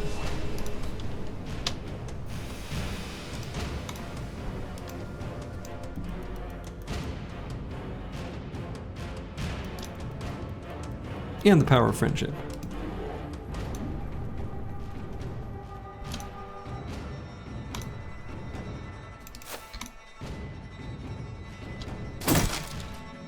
Okay, we don't want to lose that famed shield, and we're not going to. Alright. Would have been nice to have a necklace on the cleaver guy. Well, it's the goblin necklace. Oh, you're saying would have been nice to have the orc? Yeah, oh god, yes.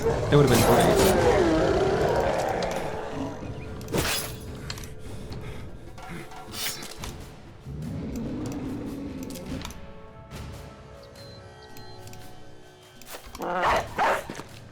Get him, Doge. Run him down.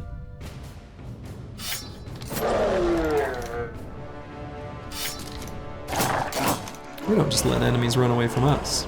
Of course, berserkers can't bring themselves to run away. They can't do it.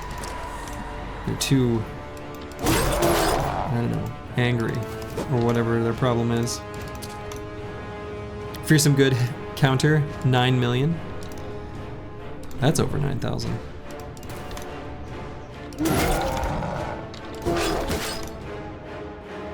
That's a dead dog? Nah. That's why we had to run our spear bow. Otherwise, it would have been. Can't just be throwing our doves away.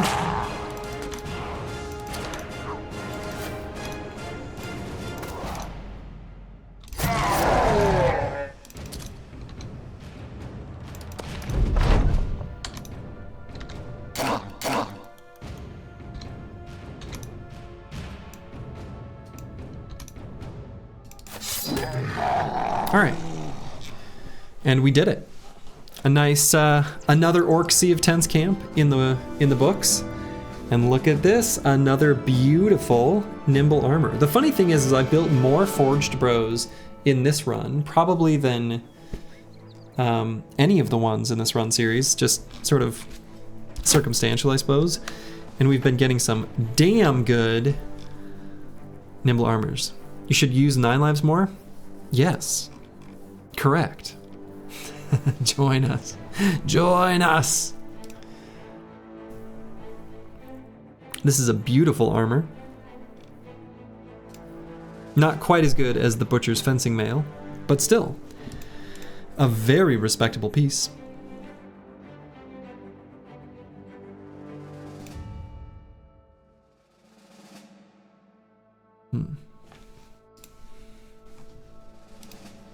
Probably I don't know. Can kind of hand it to anyone. Roxanne, it's me, is going to need to step out.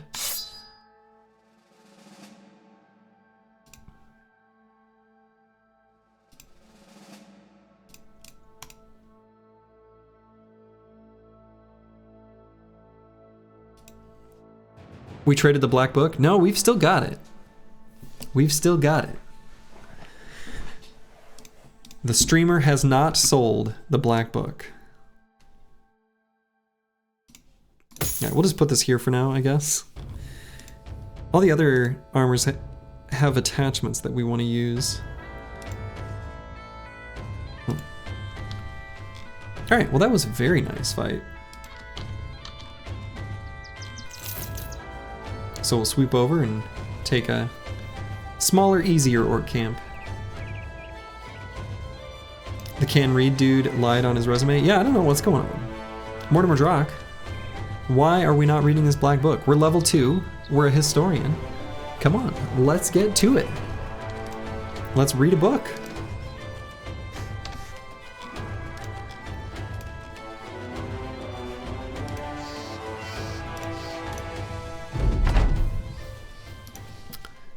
Could we potentially clear mono tonight and start a new run Friday?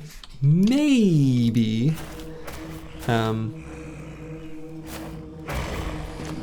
The potential is there.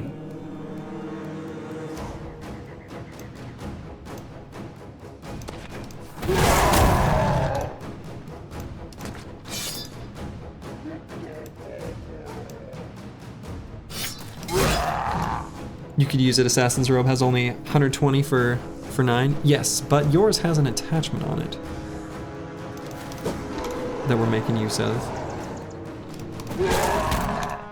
in the bone plating. That is very, very useful, very valuable.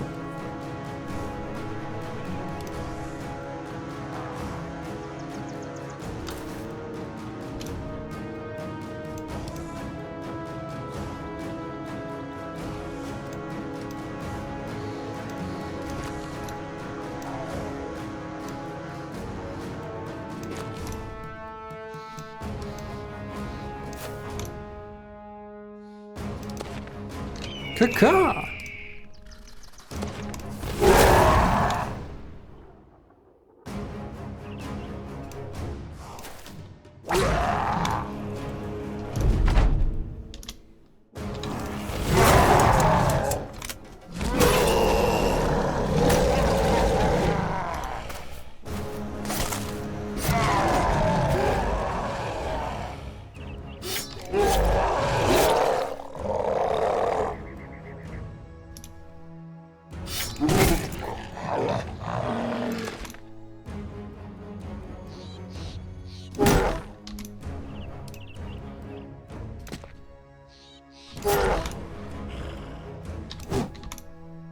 You often forget the gladiator harness gets the majority of its durability from attachments. Yeah. I feel like it's very easy to make the mistake. I've definitely done it. Where I'm like, oh yeah, I'll just put a different thing on my gladiator harness. Like a different whatever. Don't do that. Don't touch the attachment on the gladiator harness. You'll regret it. I promise. It's a rite of passage. Yeah. And then like the feeling of disappointment and stupidity as soon as you do it, and you're like, wait, what happened? Why does my gladiator harness only have like 60 durability? What is this? This sucks. Yeah, it's pretty funny.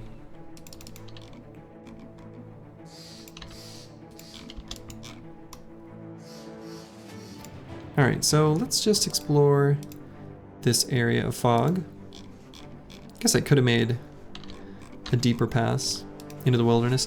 The other thing that's probably not going to happen this run either is we actually discovered the stone circle like in a reasonable timetable, but not once did we find a group of either swamp or regular unholds to fight after that. Not once. So we didn't get the opportunity to collect the necessary components to make, you know, Make the Kraken fight kick off. It does look funny when you equip it with additional fur padding. You wouldn't know personally, of course. You heard it from a friend. Yeah, exactly. I'll never tell. All right, do we want to fight Shrats? Is there any real benefit to fighting Shrats? I don't think I have any armors that I would want to bother putting light padding replacement on. We don't have any Gossamer anyway. Kind of just looks like, I don't know, 5 sources of injuries. We'll let the Shrats live.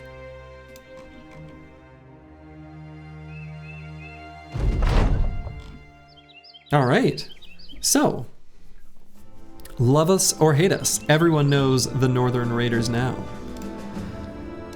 The ambition is complete, which means the Holy War is over. So let's see, before I head over to like Helfenstein and stuff, should I do this Orc Sea of Tents that I left a while ago?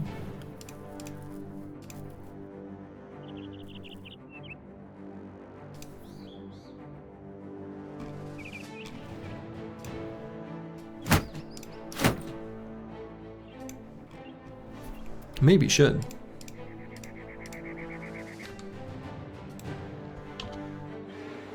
Oh, whoa. Okay. Unexpected surprise. Ancient Honor Guard fight. Lovely. We'll do that.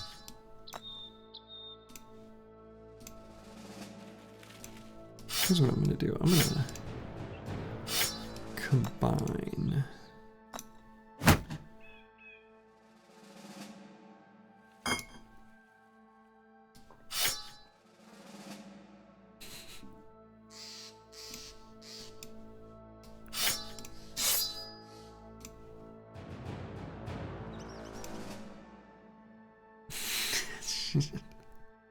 Whatever.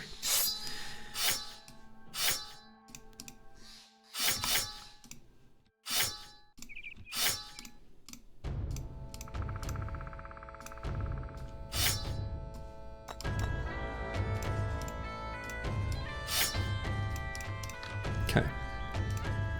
And Kalashkova doesn't really do much in this fight either. Unless I want to... I don't know. You want to see some glistening Lindworm scales? Would be nice.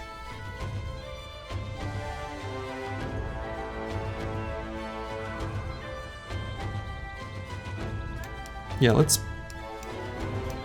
give Kalashkova a rest. We'll let Iglisvai make an appearance.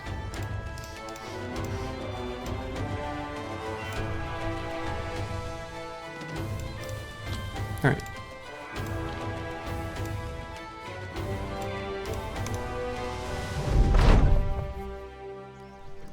Are heavy javelins really worth that 5 more on top end damage and the minus 5% chance to hit? Oh, absolutely. Heavy javelins are like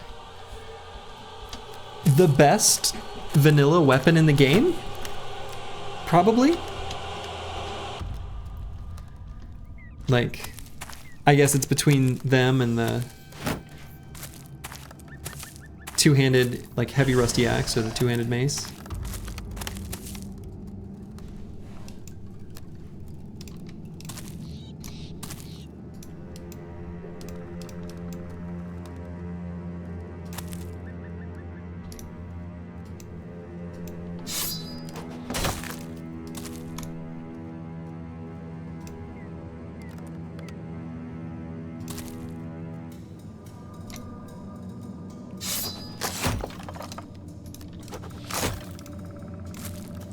Nice toss by by Deep Space Cowboy.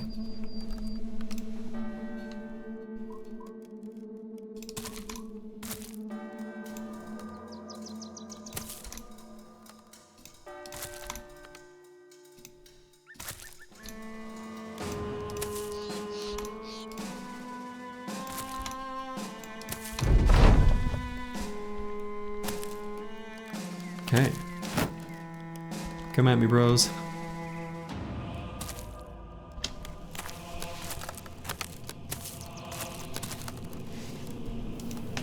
Alright, we're gonna move forward just to make melee contact. The rest of them push up more aggressively.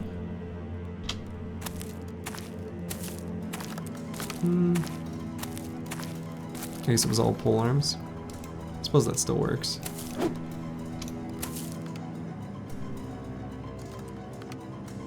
And what to do with a Kibio. There's an awful lot of them that sort of grouped up right there. I don't want to put him like here, because he could get bogged down for too long. He's like okay defensively, but he's not insane. I mean, he's not that good in this fight anyway.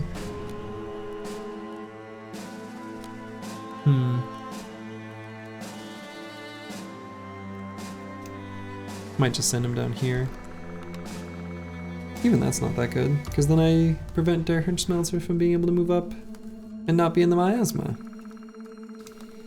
I mean, I guess I could put him here. This is a safer spot. No death blows, but whatever.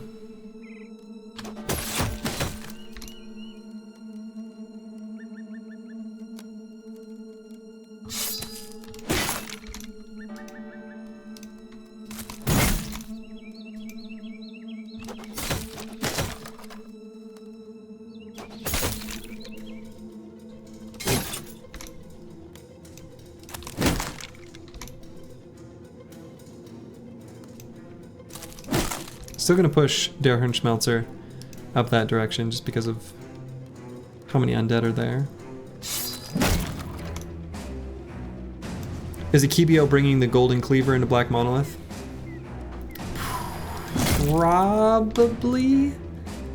Yeah, that seems like a pretty good choice.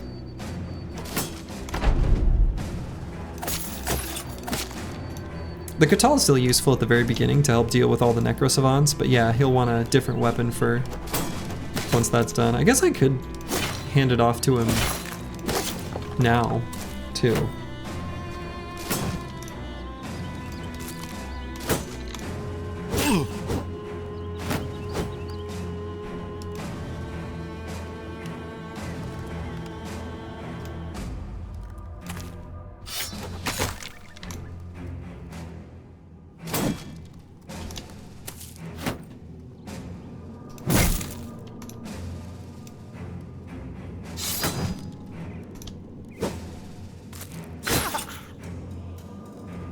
Der Hirnschmelzer's armor's a little scuffed.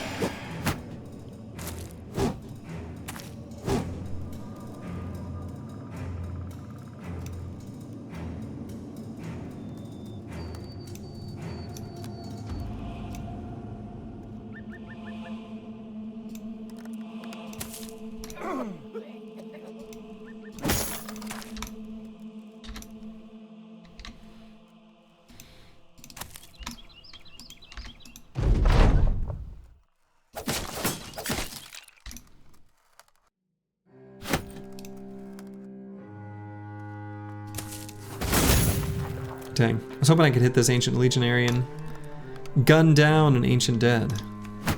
Always fun when you can do that.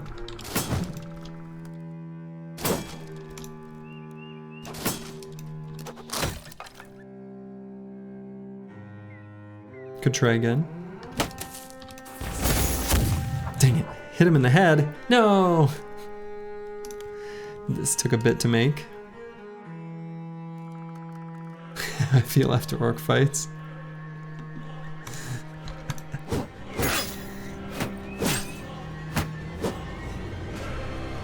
Yes. The team is often a bit worse for wear after the orc. After run-ins with orcs. It's true.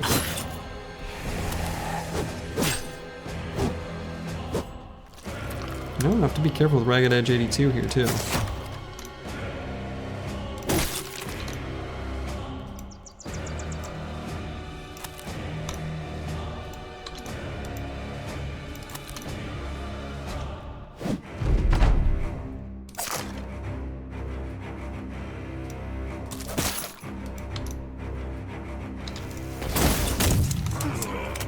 Got overwhelmed on all of these silly undead creatures.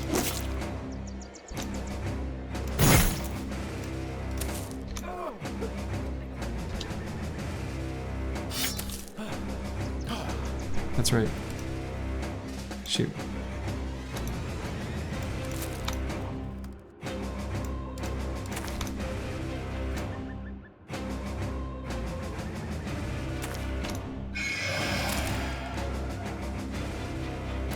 That was an interesting swap.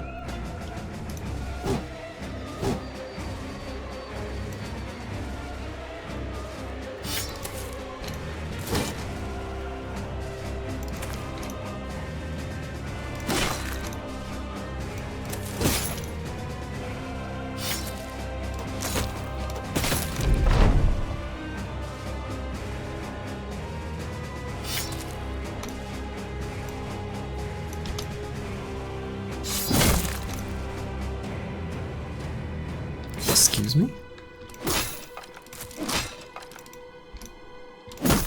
Okay. Nice little fight. Let's see what we got for loot. Dang, no fames. It was one of the big, you know, top level Ancient Dead camps, so, and we're a decent distance from civilization, so there was a pretty good chance of it. But it didn't happen. G-dangs. Alright, so let's make our way to that Orxia tents. And we'll address our armor situation before we get there. I think there's a few armor pieces that are in a bit rough shape. And since we don't have the scavenger, we are kind of digging into our tools a decent amount, especially with fights like the one we just did. Alright, this looks pretty similar to the previous one. Rock Sentence Me could come back in. We want to have a nice...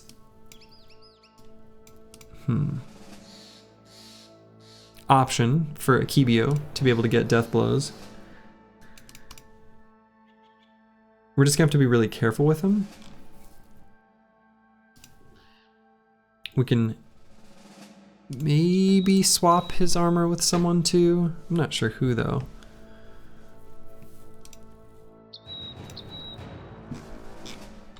Alright, in any case, we are going to swap throwing weapons around.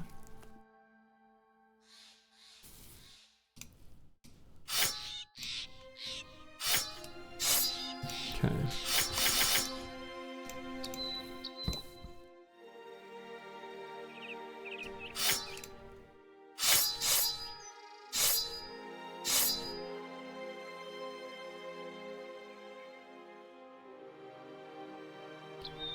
You and Otto's job being taken by one bro is a new thing.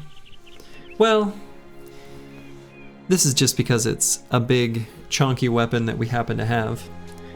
I think positioning-wise, Ragged Edge is still going to be, you know, kind of pulled away from where Akibio and Rock Sentence Me are going to be operating. So I think you'll be a little bit separated on the battlefield. So. Alright, so let's do an armor swap. Maybe just can't use this if we want to replace this with a heavier helmet, which I kind of do. Should I bring in Dr. Vishnevsky? Probably. Eagle Vise, cut leg muscles. I think that means he's out. So we can put that there.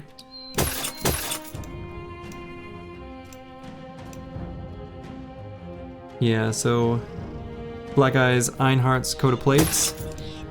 It's gonna need to be fixed up a bit. Snack time, try not to die. I'll do my best. No promises. Anyone could die at any time.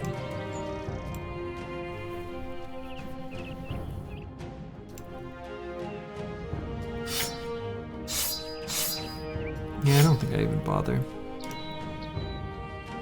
Not sure exactly what the last two perks will be on Ragged Edge 82, but I think Nimble will be one of them, and then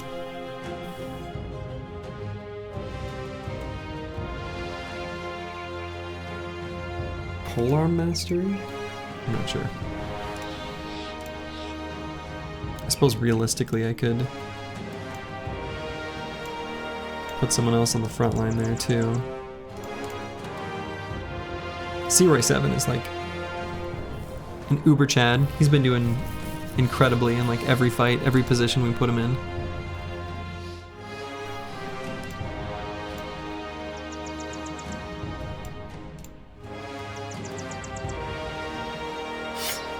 Probably start Master Maticus out with the sword. That way he can indom at whatever location he moves to. I guess Ragged Edge 82 can be in the front. Sure.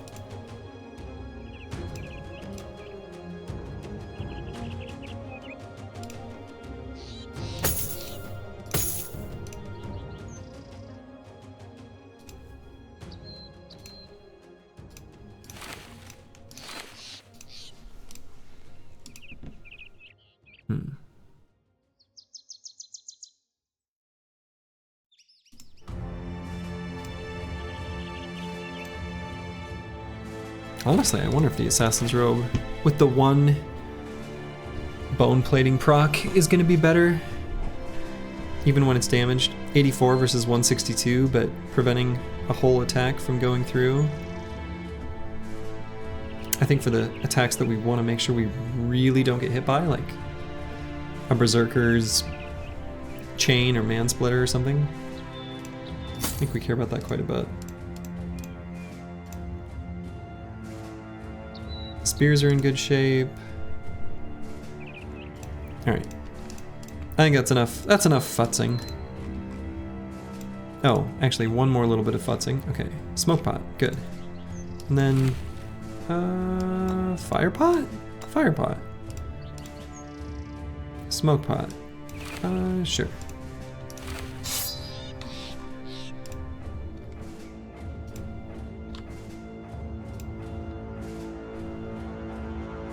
Let's beat up some more orcs. 24 of them. Again, actually, God, if Kalashkova was on top, look at how beautiful that is. One spear row completely prevents this whole area from moving through, stopping a whole bunch of orcs completely dead in their tracks.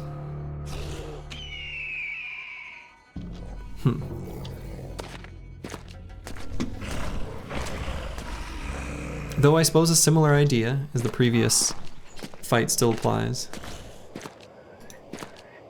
Outnumbered 2-1, no problem for Commander Slurgy. No problem. One of the best Anatomist potions? I don't even know what that one does. You'll have to enlighten me.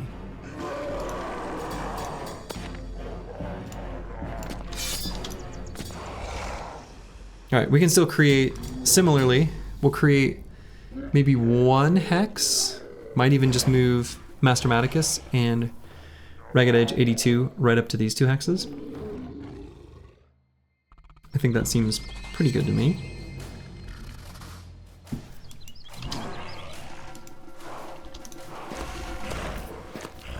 Kind of depends on where all the other ones go.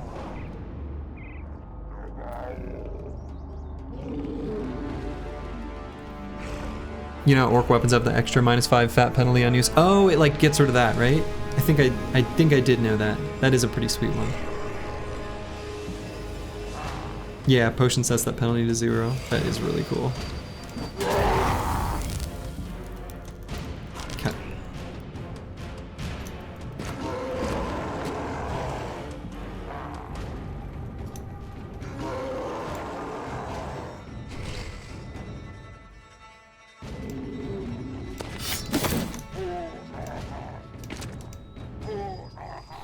And since I'm going to put 2 bros behind him, he doesn't actually need to indom. Just attack with a sword.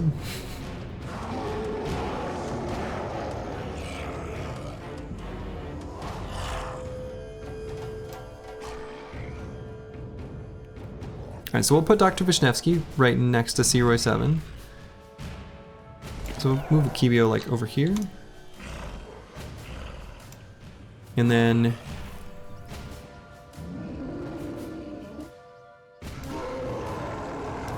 Move Nixlarfs here. And Deep Space Cowboy can be right nestled in there.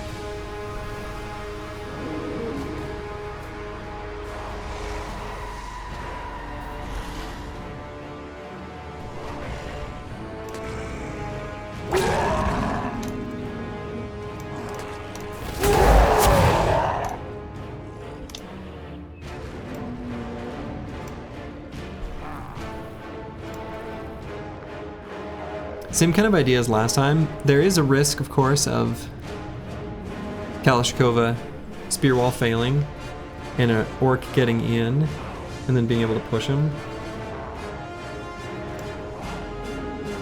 So I could brace for that by putting someone like Crackalack or Durhernschmelzer there. Crackalack might actually be better. He's got a really good melee defense. And he can actually get an attack in this turn. Bonk. Okay. So we're going to be a little more passive with Roxanne and me, since he's a little hurt. And Dr. Vishnevsky can go right there. So we've tightened up into a little tiny ball.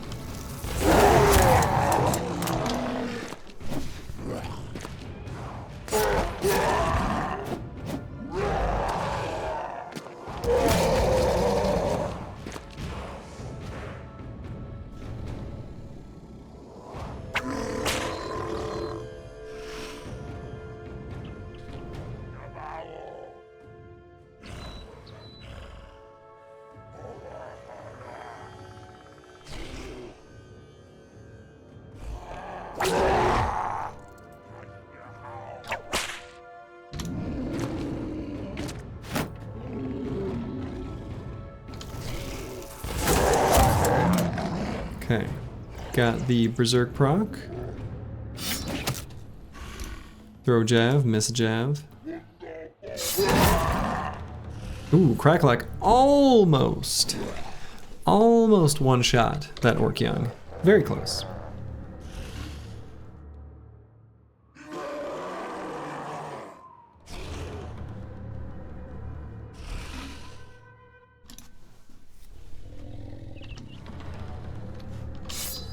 Spear still in pristine condition.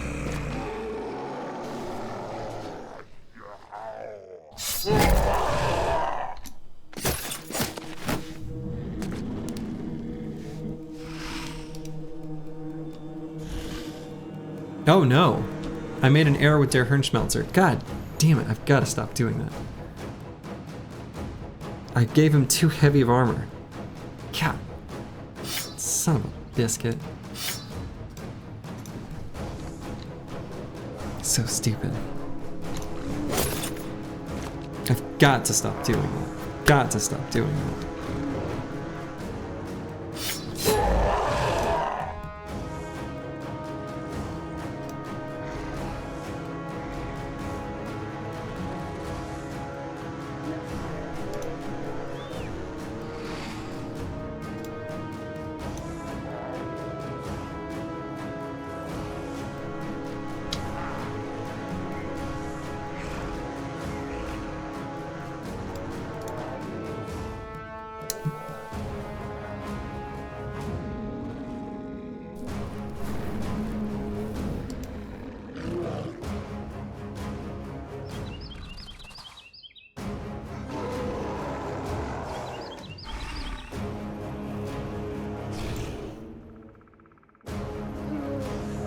Deciding exactly where I want to put a KBO.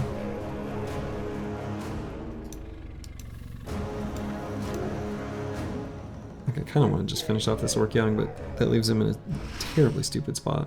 I mean, it's not actually as bad as maybe it looks, because I think you can blast forward, but it's kind of bad.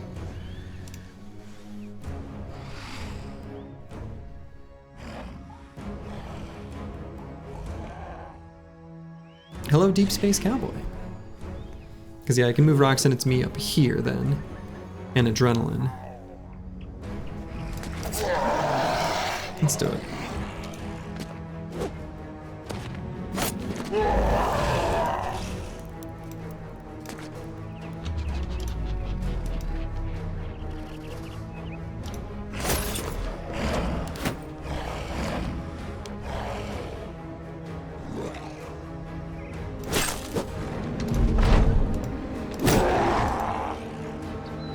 Beautiful.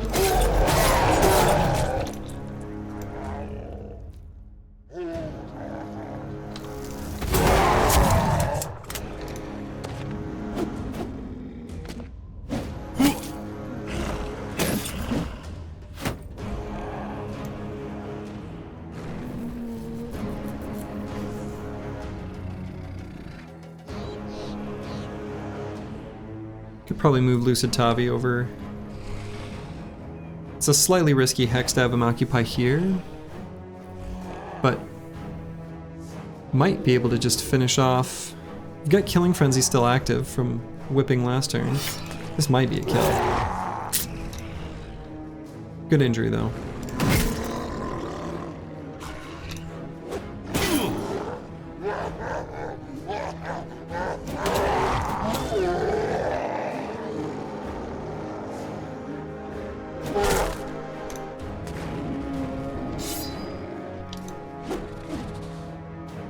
Okay, glad those both missed. I realize Lucid Tavi's got good defenses, but these cleavers here are pretty spooky.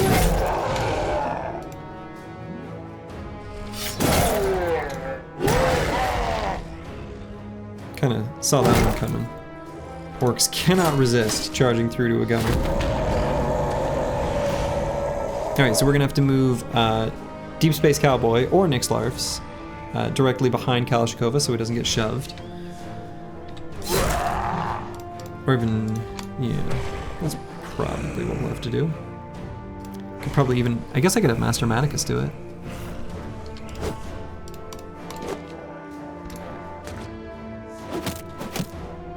Lets that guy push through. Maybe that's bad.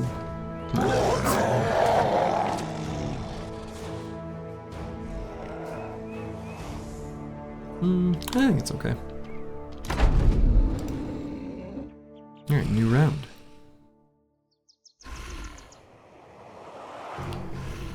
So, let's see.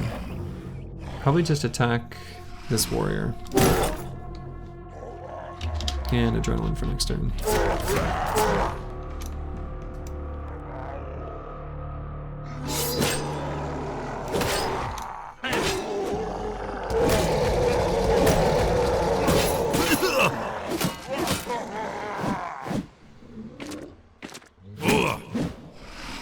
Wow, is Master Maticus that slow?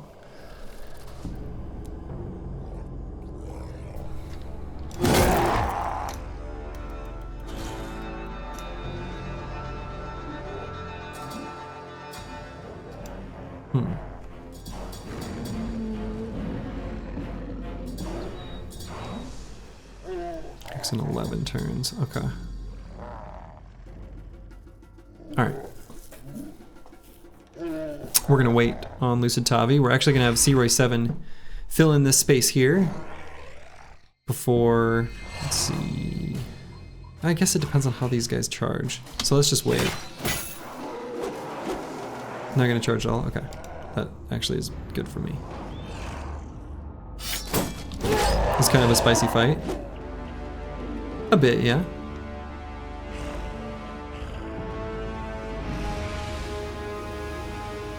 Alright, I think this dog is actually going to be safe, so let's go ahead and put him down.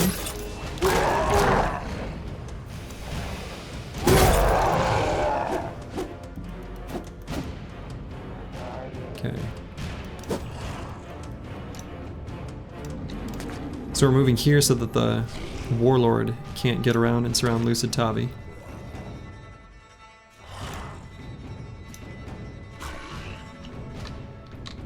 Might just have Master Maticus switch to the jabs. Does that seem insane? Or maybe better. Just like last time. Their Warlord made a field trip around the outside, and we just locked him down with Master Maticus.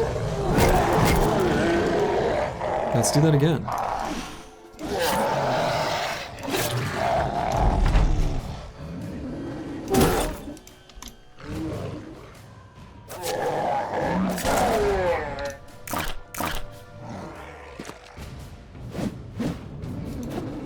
Every Warlord playing 14th dimensional Jenga with their flanks.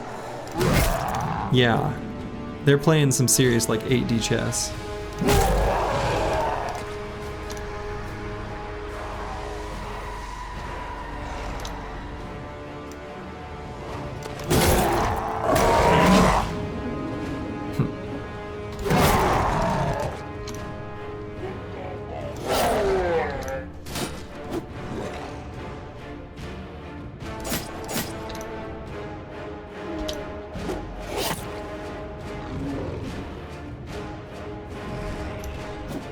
Warlord is fleeing.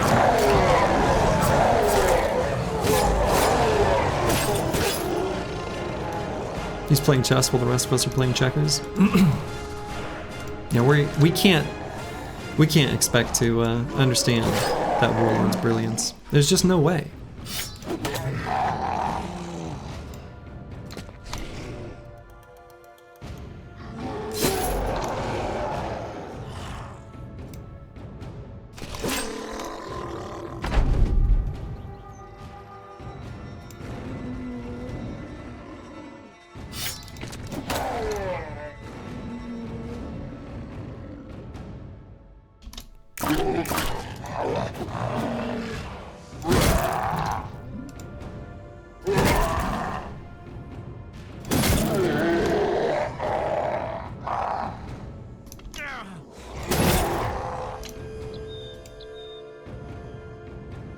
Got that one very confident orc warrior down there. Let's have him try to push through. Why are you playing chess or checkers with cleavers and mansplitters? I think it's the wrong game. People say the same thing about strip poker, but you know.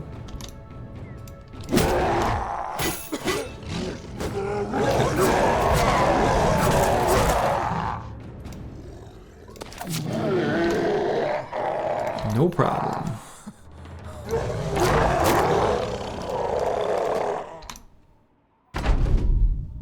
Also, hello, Sapkaspiras. Howdy, howdy.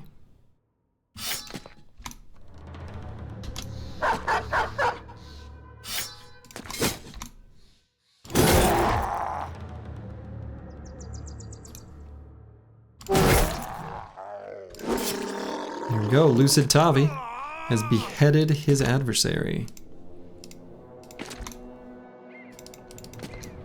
And now all of the orcs are running away. Does anyone actually enjoy playing strip poker? I always thought it's super awkward. Yes, it is just something that people who don't know how to express themselves, like children, which, to be fair, that's like, I was also a child once.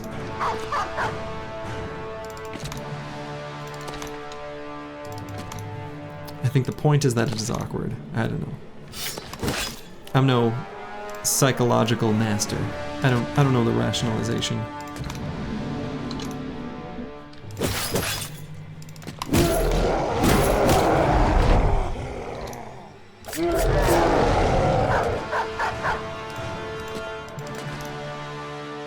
How's the Catal been performing? Have you joined your side? I mean, there's no sides here. I've always enjoyed the damage of a Catal. Just because I don't always build one, or don't even often build one. As you can see, the damage is performed well. Yeah, nice little fight. And what did we get? An orc cleaver. An orc cleaver that is light like a human cleaver-ish. Almost. Meh.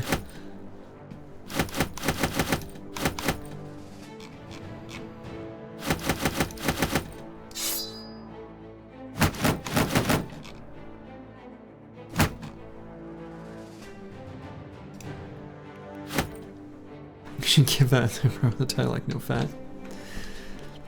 Got your snack just in time for the fame tax?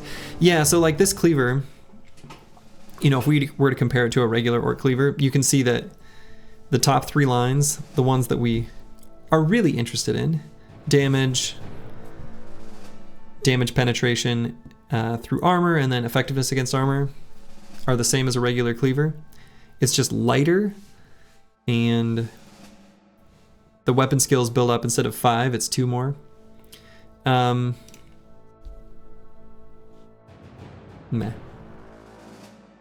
It's actually like an okay weapon. Like if we were to compare it, like let's look at Lucid Tavi as an example, because he's got cleaver mastery, so he can demonstrate some stuff for us. With the two-handed cleaver, cleave and decapitate are 12 and 15. And with this guy, it is 11 and 17. So the cleave is actually cheaper on an orc cleaver compared to a two-handed. And And the damage is higher because of the dual grip bonus, but there's essentially just a perk tax, like a perk that's missing for him to be able to use it effectively. I actually might give this to Akibio as his backup weapon instead of the Legion's Mangler, maybe? 35 to 55. At 33.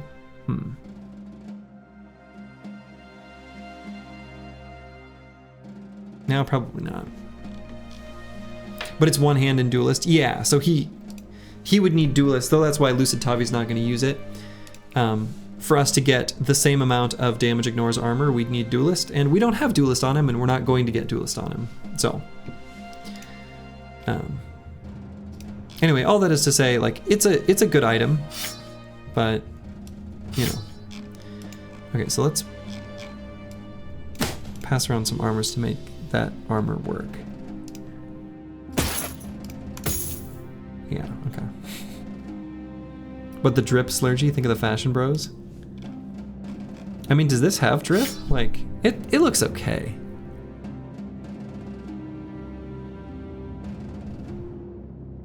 It's not. This is not that good looking of a cleaver. Like, it looks like kind of a primitive instrument, right?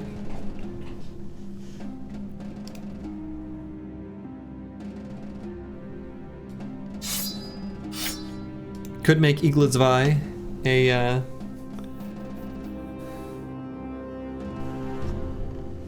cleaver boy. That would be an option, as we're kind of lazily training him in, but having him sit on the sideline because he's injured. Roxanne, it's me, is certainly gonna have to sit out for a bit. It is shiny. I mean, it is shiny. Not as shiny as this one, though. This one's real shiny. The Legion's Mangler. I don't know, the nice thing is we would build them the same. We could try out both, see how they do. So I think Flail is not going to be true. But we're going to have to work hard on Eaglesvi to get him, you know, leveled up sufficiently. Nixlarfs, our pure gunner, has hit his final level.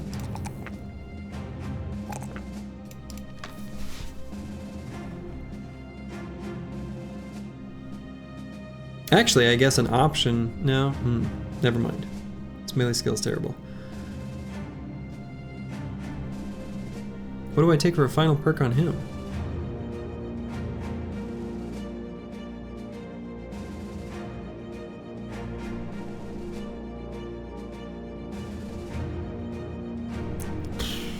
Just gifted.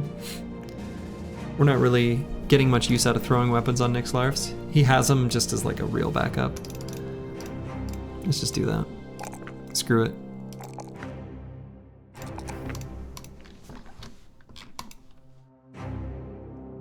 Alright, so let's get back to civilization. We'll get some more tools. We're gonna stock back up on doggies. Cute little doggies.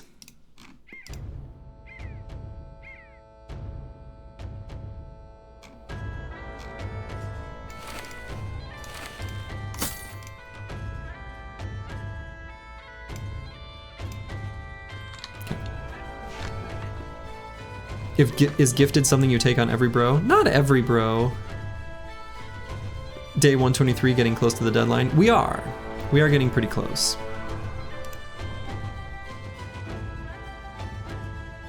Yeah, so I think, yeah, we are getting close to the deadline. Okay, boy, these ambition choices suck.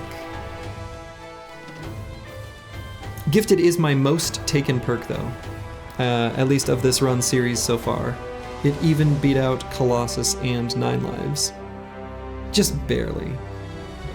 I think the pecking order was Gifted, Colossus, 9 Lives in that order, as my like final bros that fought in Monolith.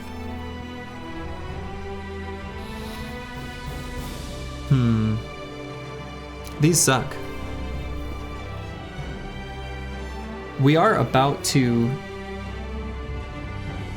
get peace with the North, though, kind of by default, when the Holy War is declared to be over. So I guess, actually, I could choose this one, because there's only 3 settlements we haven't been to. And we're moving that direction. And it wouldn't be terrible to see what they've got on offer, I guess. I mean, these other options are kind of crappy. If anything, we would just choose no ambition, and then let whatever happens, happens as far as what comes up.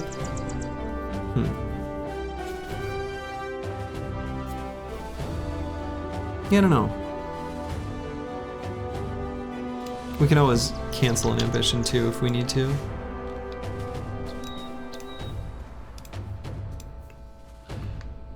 Alright, let's keep fighting. See if there's opportunities for us to get some levels on EELI.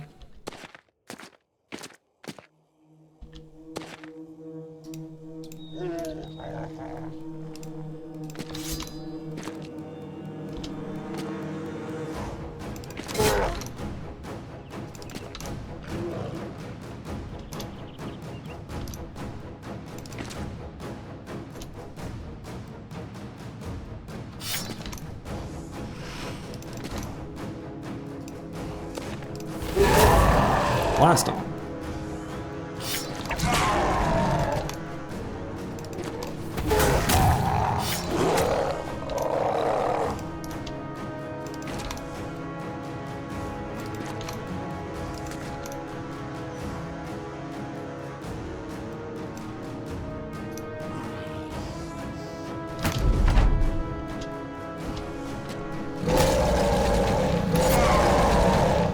But yeah, we are getting somewhat close to our Black Monolith deadline, so we will...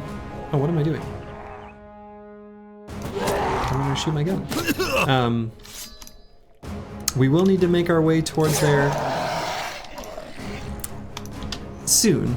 You know, soon on a campaign scale anyway.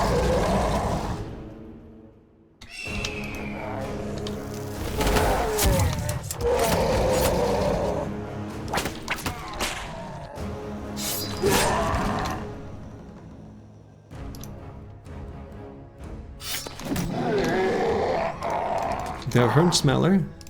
Hirnschmelzing. Alright, run him down. We'll give EELI an opportunity to take him out as they try to run.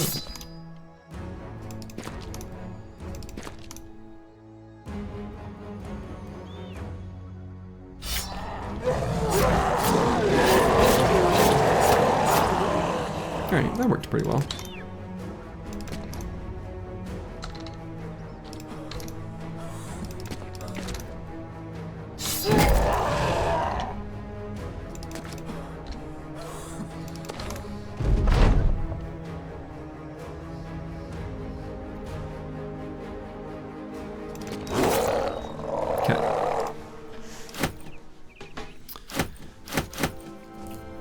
And we do have the potions of knowledge too. Do have 2 of those. Should definitely use those. Like, no question, we should be using those.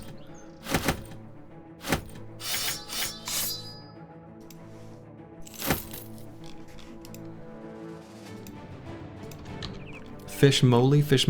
Is that supposed to be an emote? I'm gonna guess the answer is yes.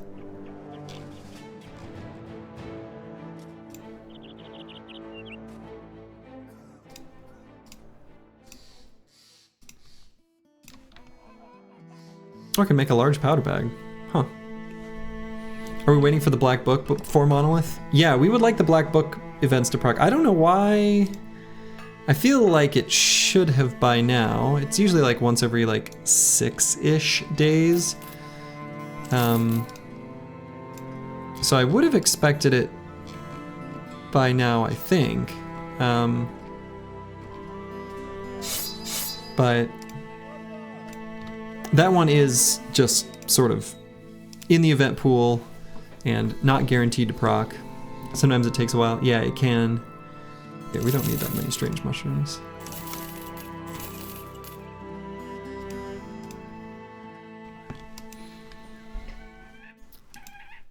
Alright, we'll make our way to Helvigborg, where we're going to sell stuff. Then we'll head up to Bergtorn, where we're going to get some dogs. Aha! The Northern Raiders need their commander. And boom, we have peace with the North.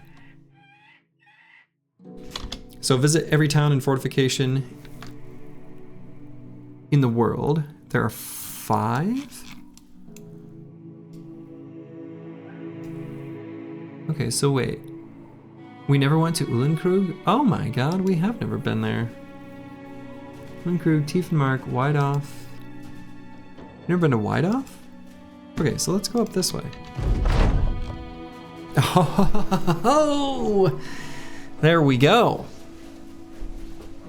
Mortimer Drock has become mad. And so now we just need the next event to proc in the series. I think in this case, I think what I'm going to try to do to see how well our Lone Wolf Spearbro can perform in the Black Monolith, we may as well give him the Gilder's Embrace.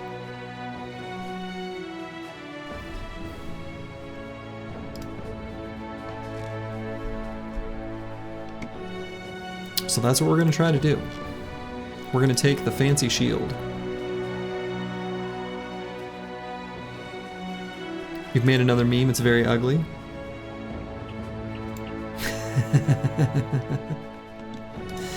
Peasants when they see Slurgy. Why are you looking at me like that? They're safe now. The world is at peace.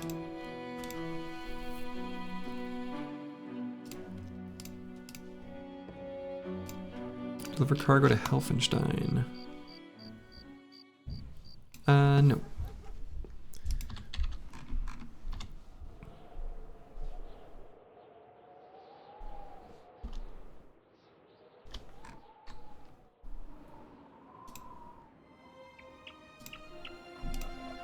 Alright, so I was originally planning on selling stuff in Helvigborg, but let me think about this for a minute. Hirschmark and Tiefenstadt, like, they definitely kind of hate me there. Like, they're cold. But I think just because of the nature of these cities, being large cities, probably will have a better purchase price. So what I might do is just...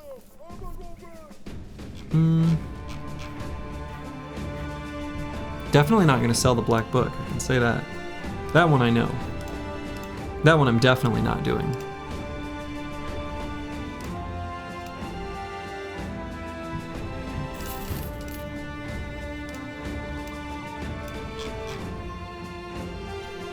We're gonna keep collecting sharper, pointier mini spears. The training hall. Let's go ahead and get veteran lessons for Ragged Edge 82 and Eaglet's Vi.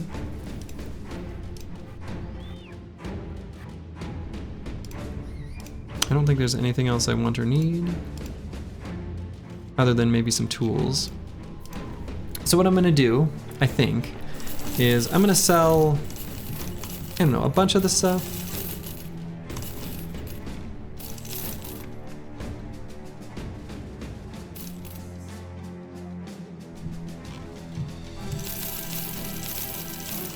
But we're gonna maybe see if we can get a better price on the trade goods. And like the expensive weapons at some of those bigger cities. But we're gonna be looking for fights along the way, of course.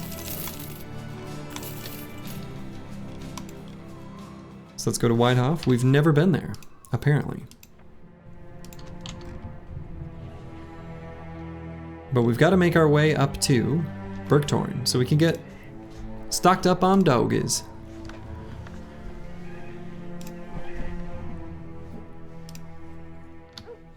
Alright, they've got unhold attacks here. I actually think hunting down unholds sounds like a pretty good contract for us to take. There's a couple new pieces of armor that we got that we'd love to give some attachments to. Unholds could be a source for a pretty good attachment, right? So we're gonna accept this contract.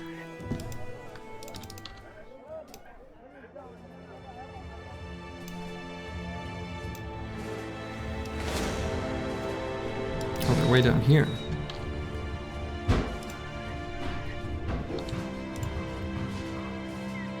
Alright. Just 4 little unholds. Nothing to it. Well, hello, little Suze. Hey, girl. You just come down with your ball to say hi. Alright, skid her off. My little dog Susie came down just to say hi.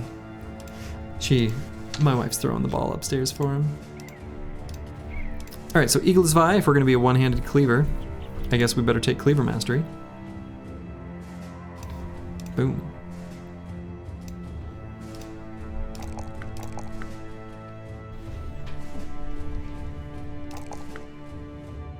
Grab a bunch of fatigue to make use of.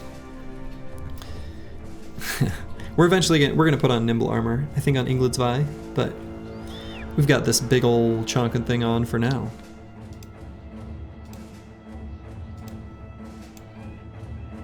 Get back here on holds. Charge!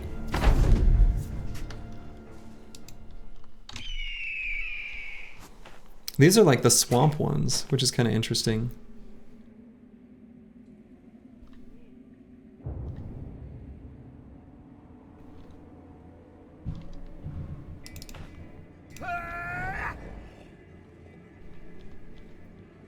Okay, we'll let them charge up to us.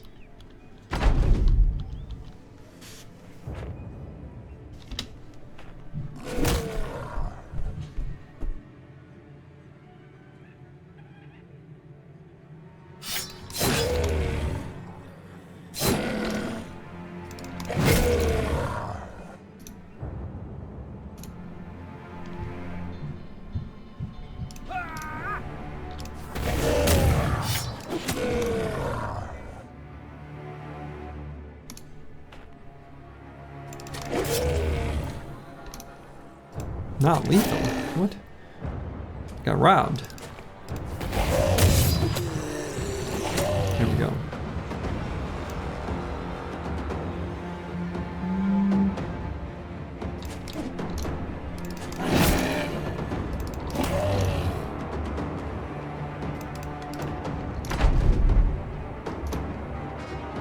This dead troll has legs. Oh my god. Why would you point out the legs like that? Disgusting. Oh my god, you can see its legs. It's embarrassing.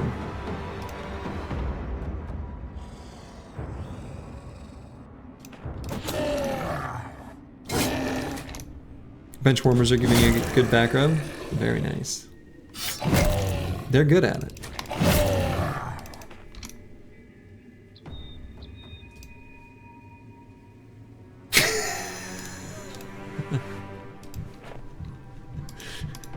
A master sludgy, there's too many of them. What are we going to do?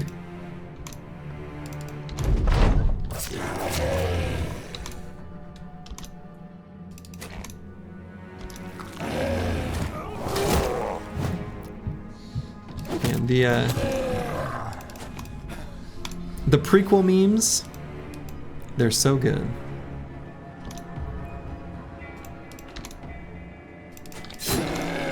I feel like Tree Folk for Free Folk? Whatever it was. Free Folk. Free Folk for Game of Thrones did a similar, I felt like they were a similar vibe. A lot of crossover there. Alright, well we got enough Giant Skull and Bones for one full attachment, which is pretty nice. White Off, in fact, is a place we can make said attachment, if we can get there in time. And we can. So we're gonna go ahead and make bone plating. We're also gonna go ahead and make heavy war dog armor from the one unhold hide we got.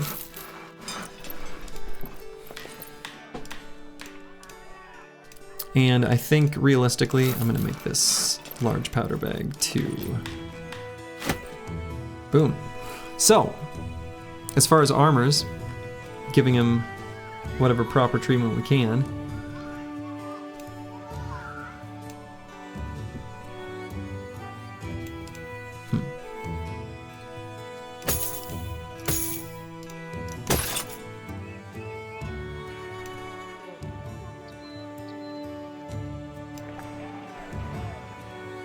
We'll go ahead and just toss a bone plating on the butcher's fencing mail. Pretty ding dang good. Probably gonna go ahead and throw additional fur padding on this coat of plates too. I suppose I'm sort of waiting if I'm gonna get another armor, but what am I waiting for? Probably just should have put that on a while ago. Lusitavi. Got a veteran level. You love to see it.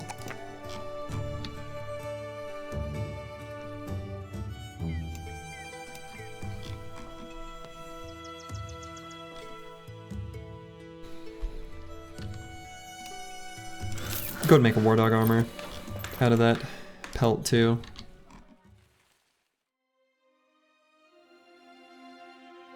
And we're gonna make our way to Burktorn, where we're gonna buy a whole bunch of dogs. Dogs and hounds.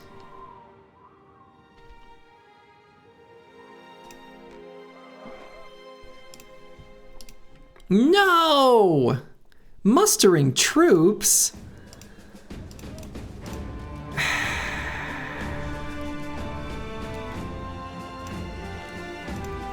Disaster has befallen me.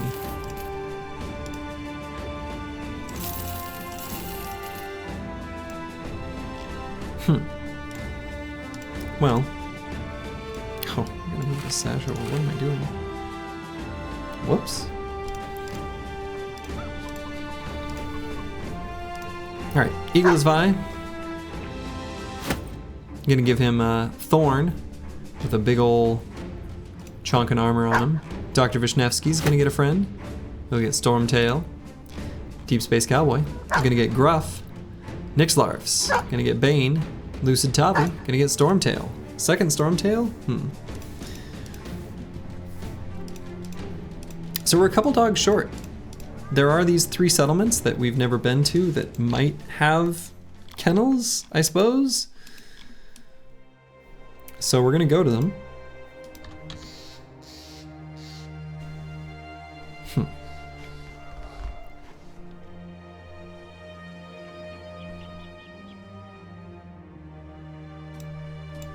This is an important thing, Slurgy, DC or Marvel?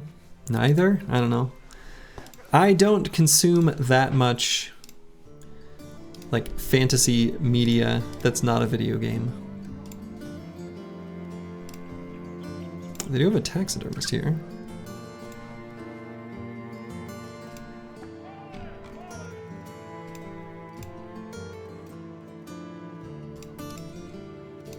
Okay, we'll look quickly at what their contracts are.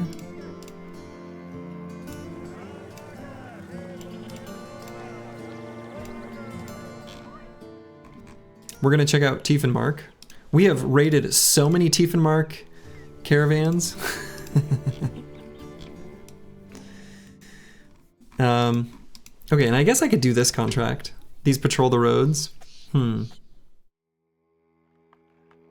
Sure. These are the 3 towns we're gonna go to. And we can maybe beat up some barbarians on the way. Sure.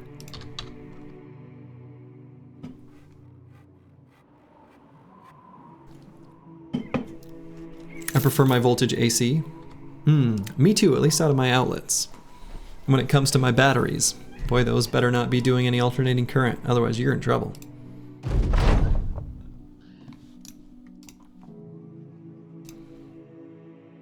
Oh my, what do we have here? A famous shield, you forgot what it's called.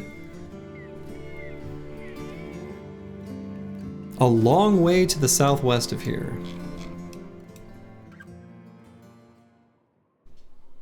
I suppose it could be this Cavern of Lost Screams.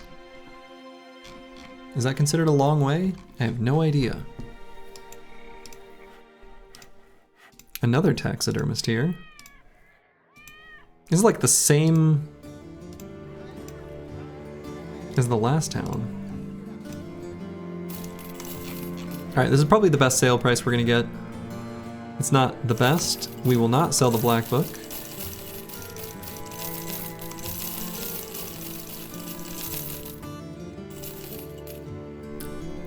It's gonna be a giant orc shield we never use, isn't it? I feel like that's the most likely outcome. Yeah.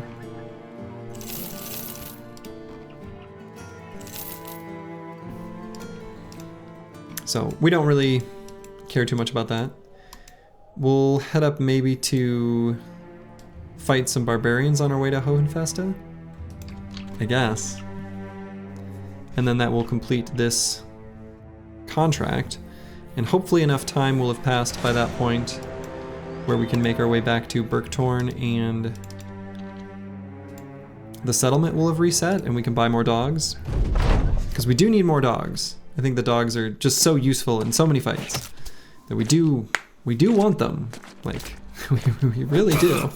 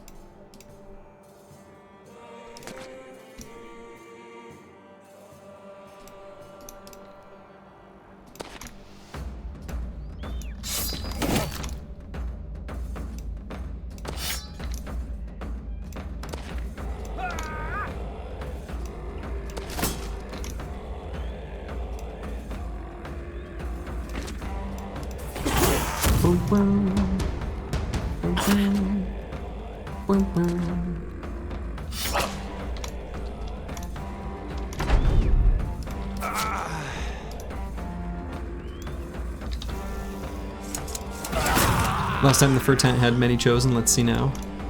Yeah. Yeah, we'll see what we can find for good fights.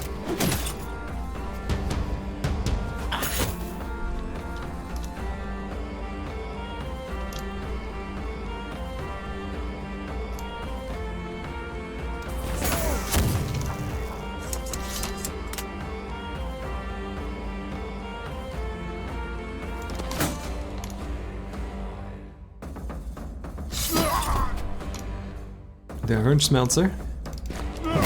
Schmelzing some Hirns.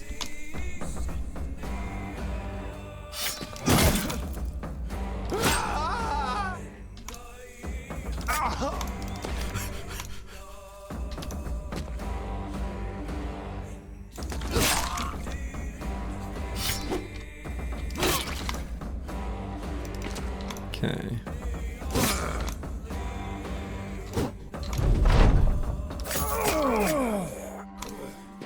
Blowing them up. Now they're all trying to run away.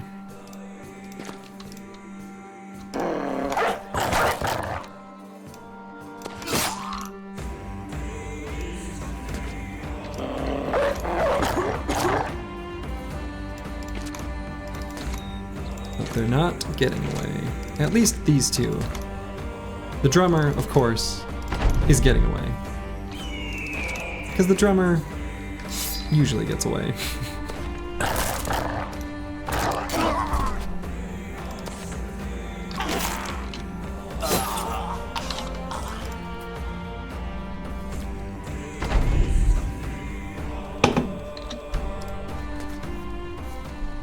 All right.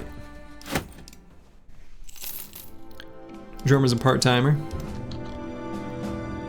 He's a coward, is what he is. But you know what? He plays good music. If he's what makes the Barb, you know, soundtrack come to life, I suppose he should be able to be let free.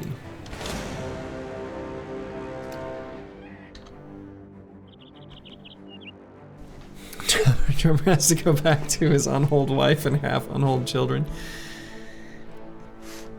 Alright, we got to fight against a bunch of chosen. Should be a fun one. Coward, the word used by generals to describe realists. Absolutely. Make no mistake, if there were a real conflict in the real world, I, your Commander Slurgy, would be a complete and utter coward, and would definitely avoid combat at all costs.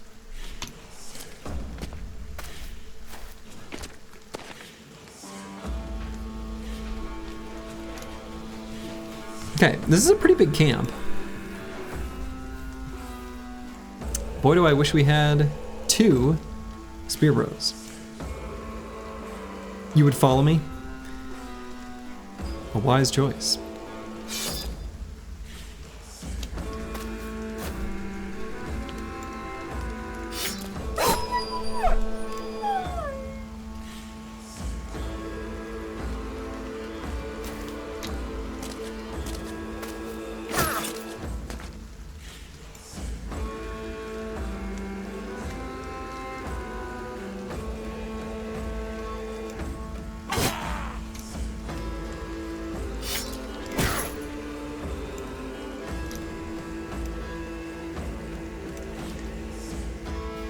Okay.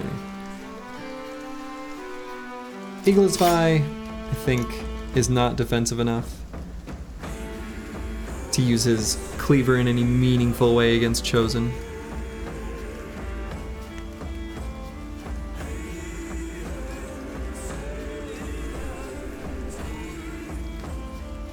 Do I push Searoy 7 forward though? Maybe not.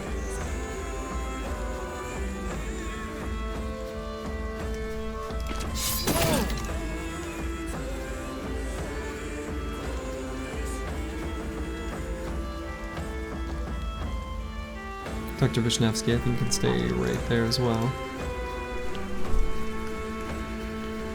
Master Maticus will have moved forward and Indom right here. Seems okay. Could also go here in Indom.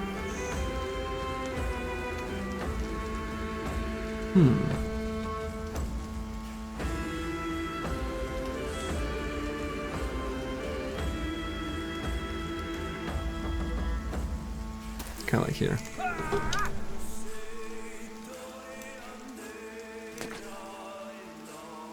Kibio doesn't have anyone to help set up death blows for him, which is too bad.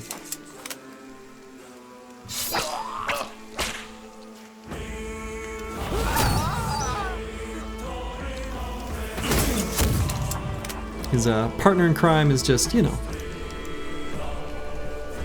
under the weather, but I think he's actually, I think Roxanne and is probably fine now to rejoin the squad.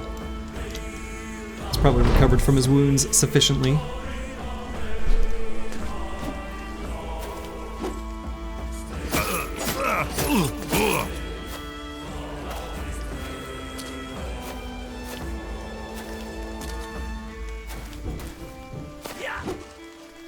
Alright, one full turn of nothing done by all of these barbarians.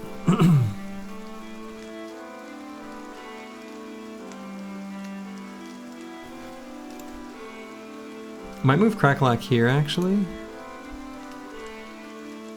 I think I like that. So we're gonna attack this Reaver.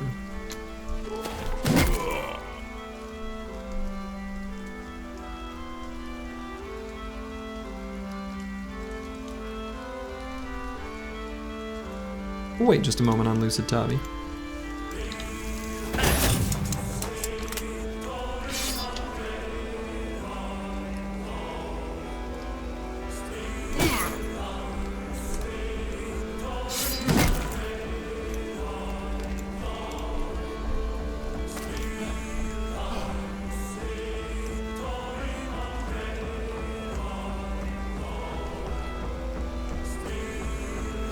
Yeah, we need to get a long axe for Derhard Schmelzer.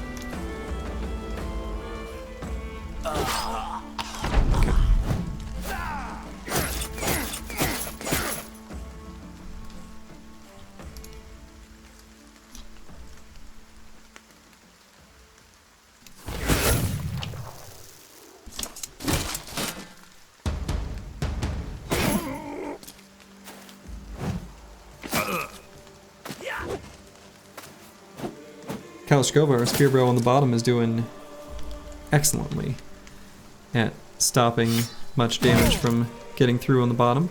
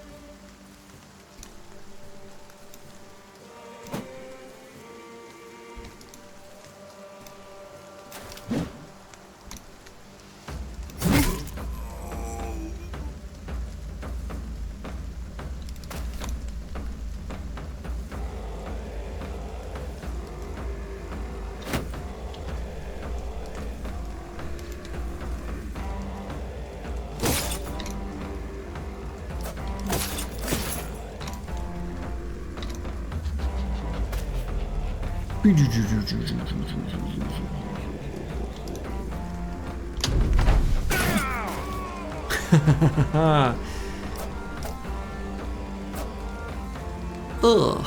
Okay. That was a bunch of misses that would have been better as hits.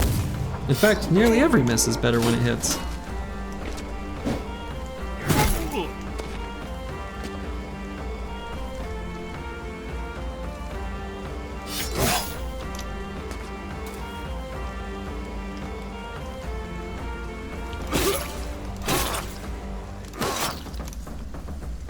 Musutabi tearing him up.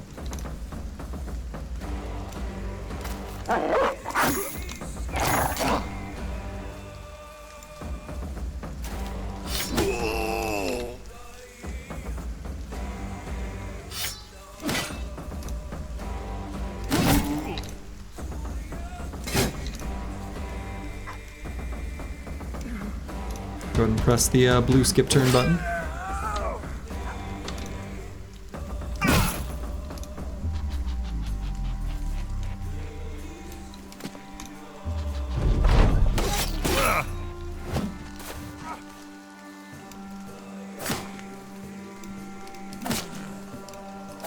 Attacking with my mouse while I drink a soda was more successful.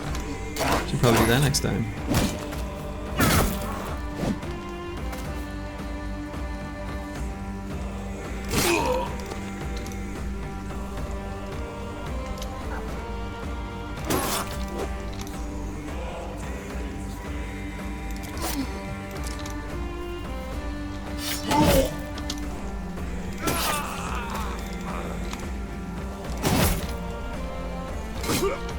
Alright.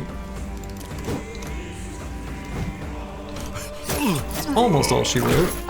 They're pretty close to all being wiped out. They're certainly almost all fleeing. Fearsome. Pretty good perk. Pretty good perk.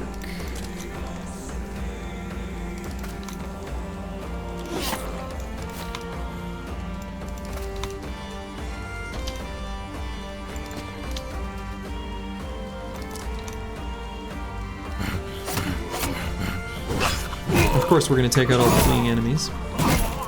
They got experience in them bones.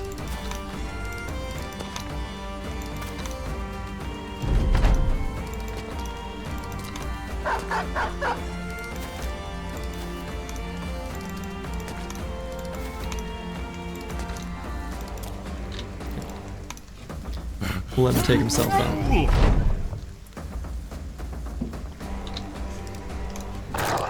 Let's see if he can run.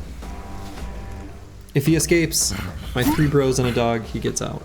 Alright, he did not. No fancy famed items here. Boo-hoo.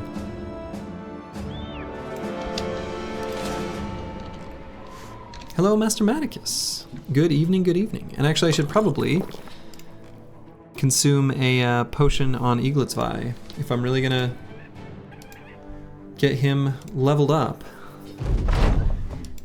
I need to give him as much experience as we can get. Master Maticus, you'll be happy to know you're still alive. And not only still alive, but this goofy question mark thrower tank has been pretty great.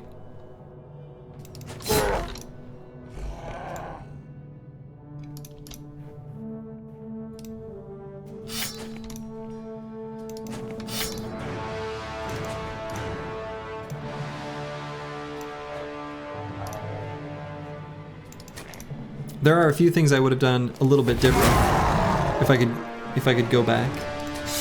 If I could turn back time. I would have tried to slot in quick hands for sure. Oh, I just got a message. You did it. Thanks for all the support, but I don't know what we did. But thanks for whoever did whatever it is that Twitch says we did it.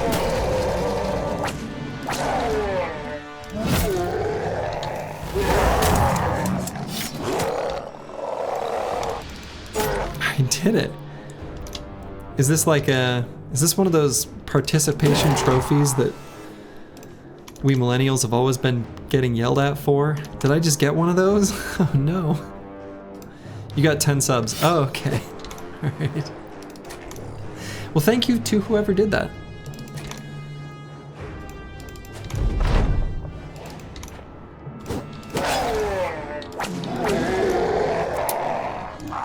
I guess it's mildly more exciting than a participation trophy. It's like, what did you get this medal for? This little ribbon. Oh, that was for participating in the mile run. What time did you get? I think we didn't time it, like I walked. But I went the whole mile.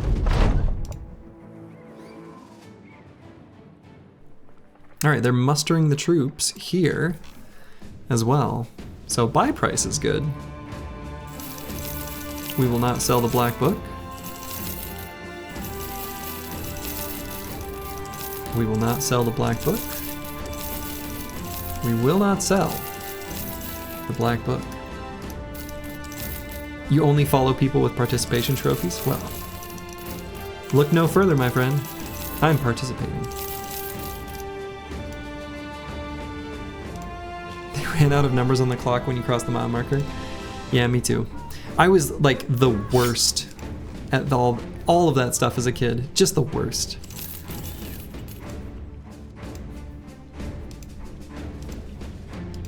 Surprising, probably no one.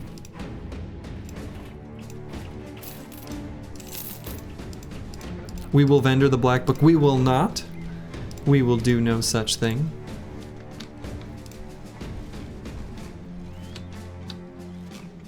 All right, we do actually have to make our way back to Hirschmark, and that should, cool, complete that ambition. With your sub, you'd like to request an adjustment to your battle brother to be named. Can you snag the next assassin I pick up? Ooh, that is fun. And yes, curse word, absolutely.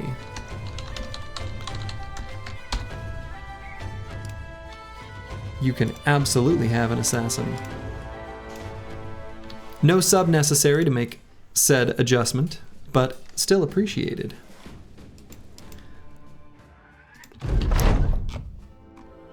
Excellent. We've been everywhere.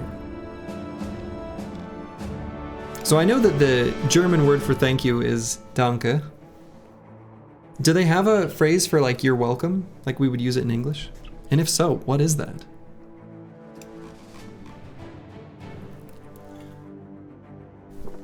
Bitte. Yeah, I have heard that before. I knew that. I just forgot.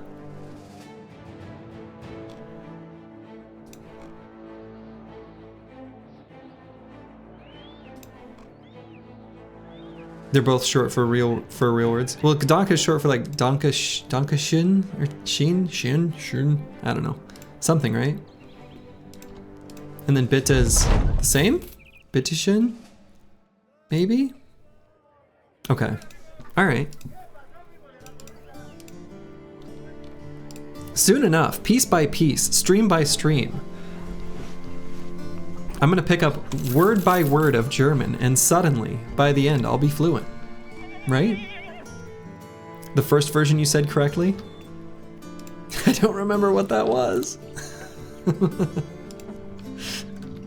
I've already forgotten.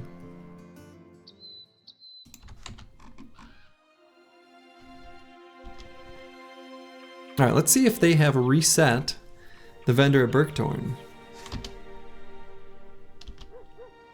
Dankeschön.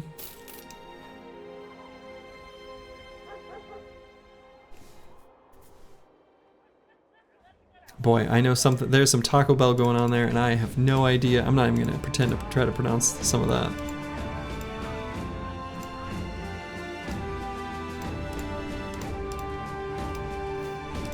Dr. Vishnevsky got himself his first veteran level. To help. Oh, a whole song by Wayne Newton, a young Wayne Newton. Okay, definitely listening to that later. Incredible.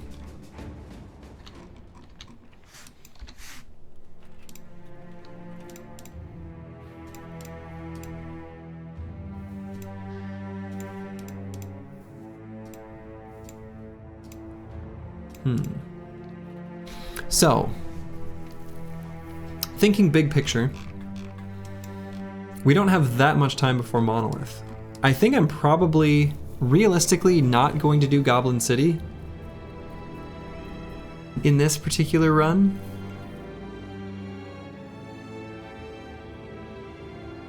I think the amount of time to stock up on dogs is appropriate, make our way down there, do it, replenish, do what we need to do, and then go to Monolith is probably too much. Monolith is way over here in the tundra. Our lovely ancient statue is over here. Excuse me. It's only day 128. We still have a little bit of time to like move around the map and take some fights, maybe, you know, just sort of finalize the leveling on Eagle's-Vi. But I think that's basically all we're going to be able to do.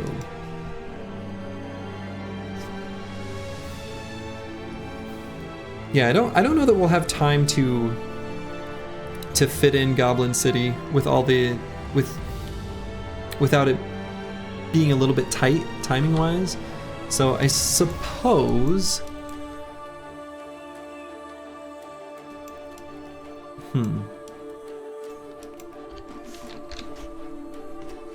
there is another kennel actually on the map down here in Brackenvocht. So I suppose we don't have to hang around Bergtorn.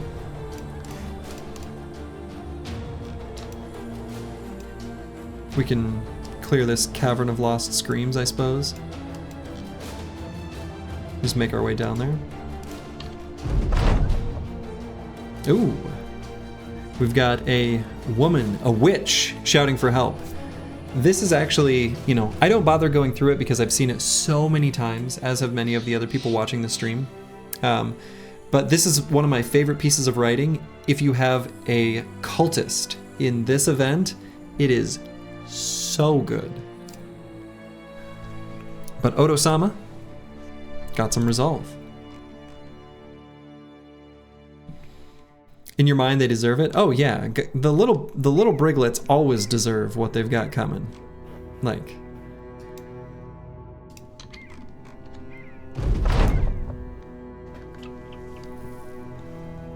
man, this this game is obsessed with giving me this specific ambition.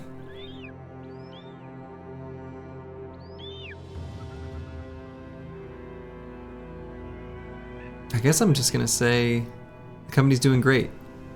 We just need to keep it up. No ambition. Another one will proc soon. So the other option is to grab one and cancel it, which is fine actually, but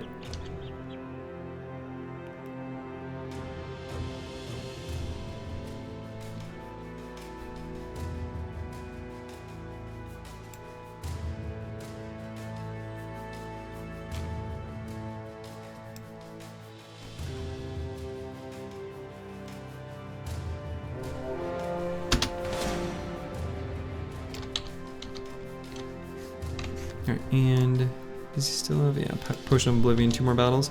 Kind of wasting it a little bit on this battle. This is like, if this were a Total War game, believe me, we would press the auto resolve for this fight. But the gunners will make it go nice and quick, relatively speaking.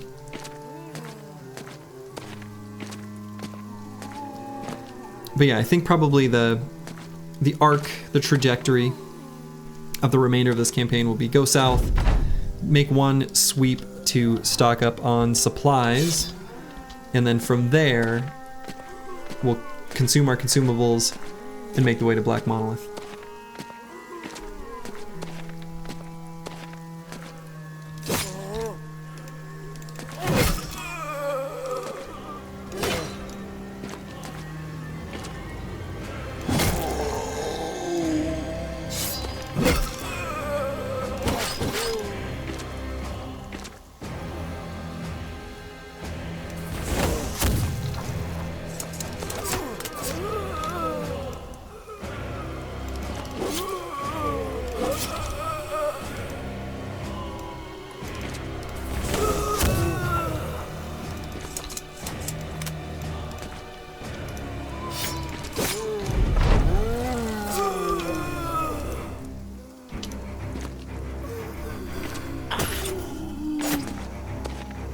At this point in the campaign, the team's a bunch of veterans when it comes to dealing with the zombies. Wiederganger. Huh? How was that pronunciation? That was probably kind of close. Did you make it to the Monolith team? I think you're gonna just barely make it, yes. I think we're gonna be able to get you trained up enough in time that you shall participate.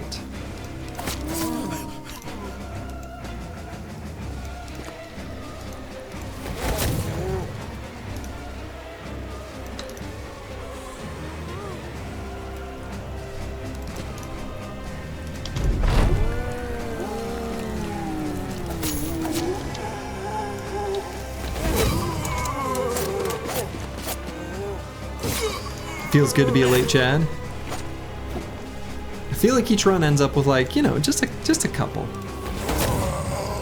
Waiting to read the Black Book to have common topics to discuss with Osama. Bros. Well, you've read the Black Book. You have gone mad. We simply have not yet been offered to trade it away.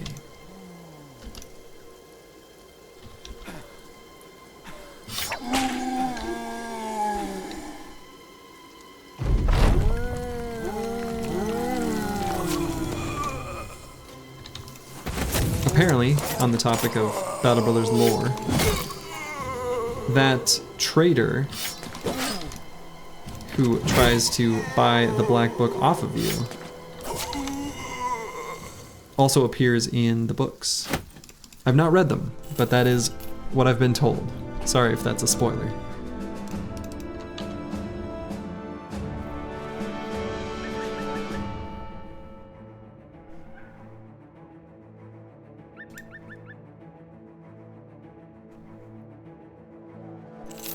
Certainly I'm not giving away any plot points, because I've not read them, but I do plan on it. I think it's, I don't know.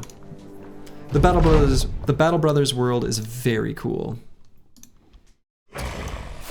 He's like the Tom Bombadil of Battle Brothers lore. Maybe.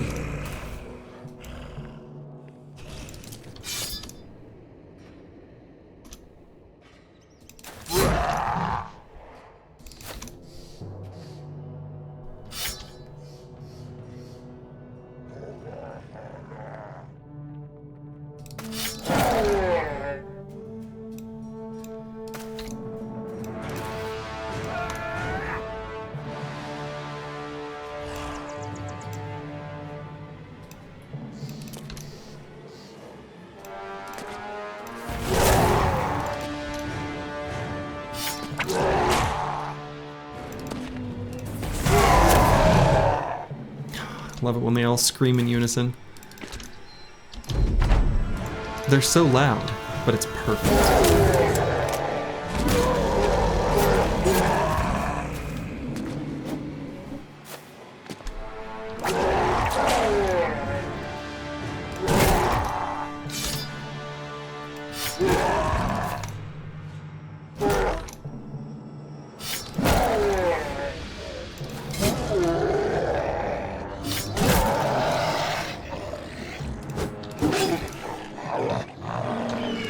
Caw!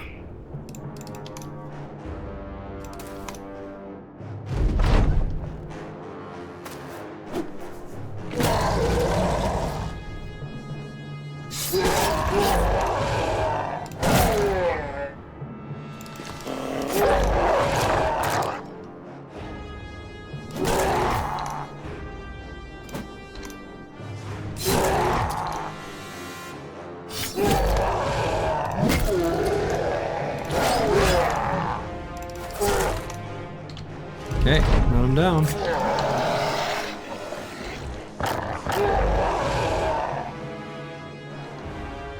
We'll let Eagles Fly get the kill here. Alright. That was not, apparently, the location of the fancy named shield. 19 dire wolves? Okay.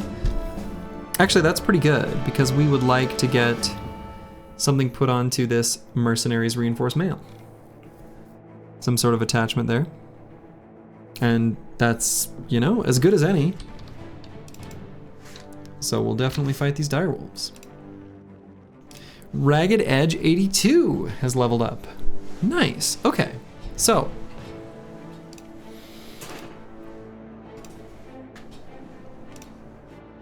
thinking about nimble and forged armors for a moment.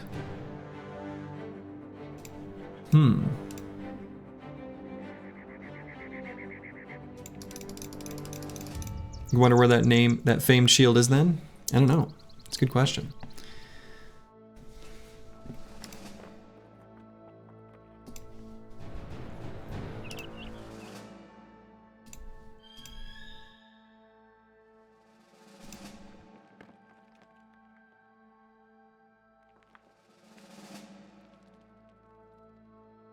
The final lineup is going to be, so Nixlarfs won't be in it, it'll be this group right here.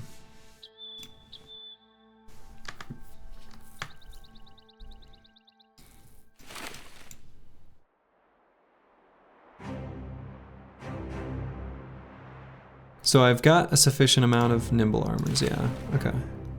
With attachments already, with the exception of this one. Okay. Yeah, so what do I do with Ragged Edge 82? I make him nimble so he's actually got some fatigue to work with. He's like kind of terrible at being a banner. He's really good at standing in the front line and being in a dangerous spot. I don't know, maybe I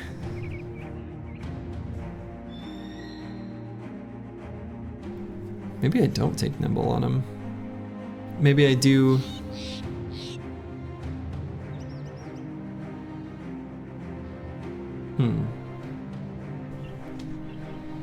He's not. I mean, he's kind of just holding the banner for posterity.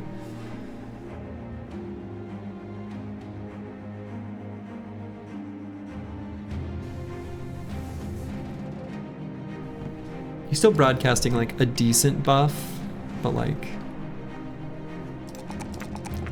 This is a terrible banner.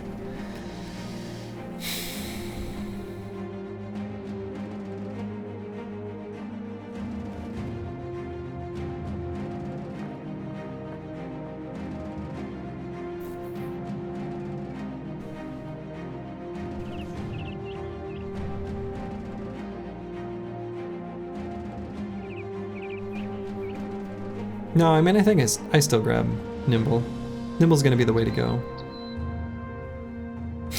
How do you do, fellow mercenaries? I'm a banner man. Yeah, he's definitely an imposter. A bit of an imposter banner. It's true. So what would be the other perk if I took Nimble to go along with it? Just like polearm mastery so we can stab stuff a little more efficiently. I mean, his melee skill's only like okay. It's pretty good. He's mostly just like really good defensively.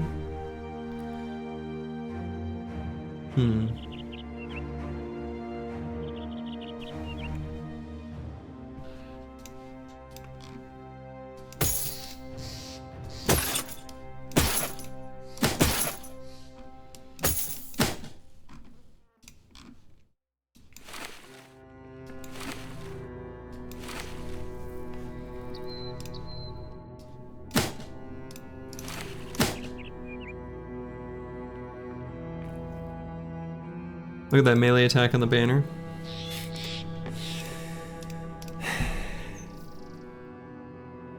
He's a bit of an imposter.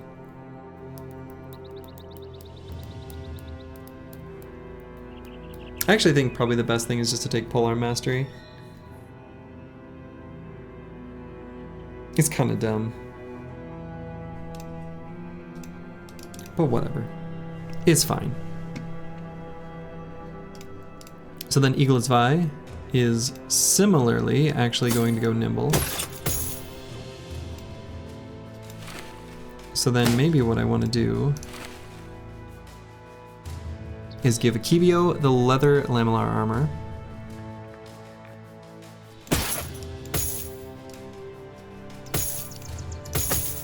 Move those over. This Black-Eyed Einhardt's coat of plates will go on to... Actually, hold on. This will probably go there, this will go here.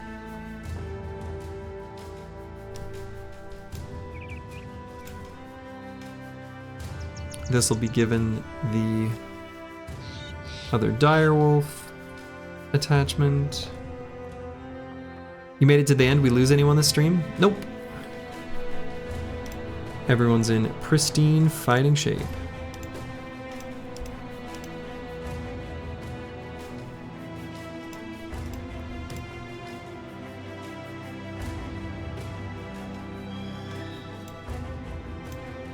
Everyone's got enough fatigue to work with.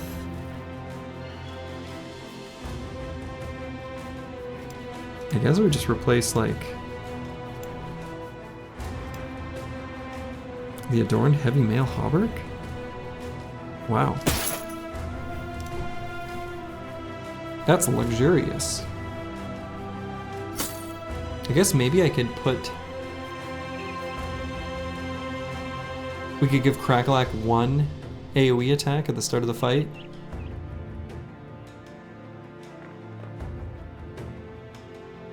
Or the ability to use the spiky stake a bit better if he recovers a little fatigue mid-fight.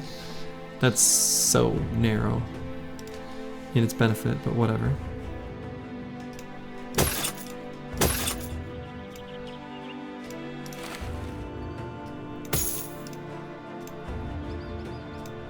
Yeah, I guess this will be the final lineup, and the team is basically fully assembled. Need to get just a little bit of extra, you know, zhuzh on Eagle's Vi. He's getting enough fatigue. I think he probably can use the Battle Ravager. We'll probably give Akibio the Legion's Mangler.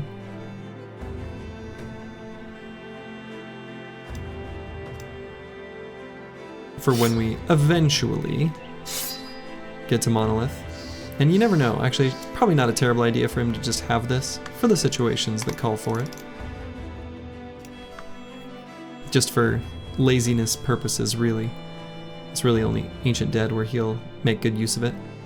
And then Eagle's Vi. Let's grab a little more hit points.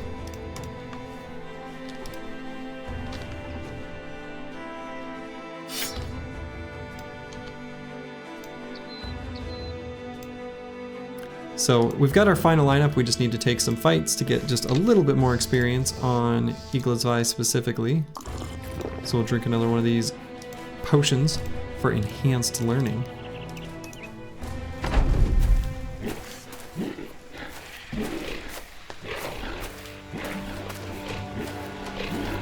We could clear the temple. Oh yeah, ancient temple should be updated. Thank you. I need to update that command for the ancient temple.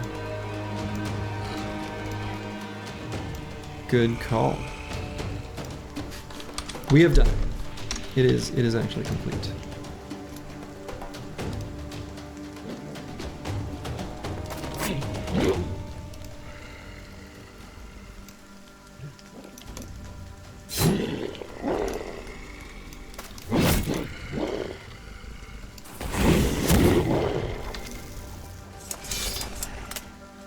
There's a lot of wolves. Like, actually.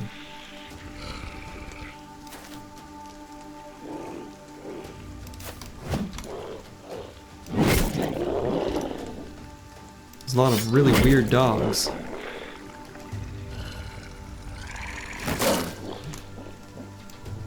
These dogs are really mean.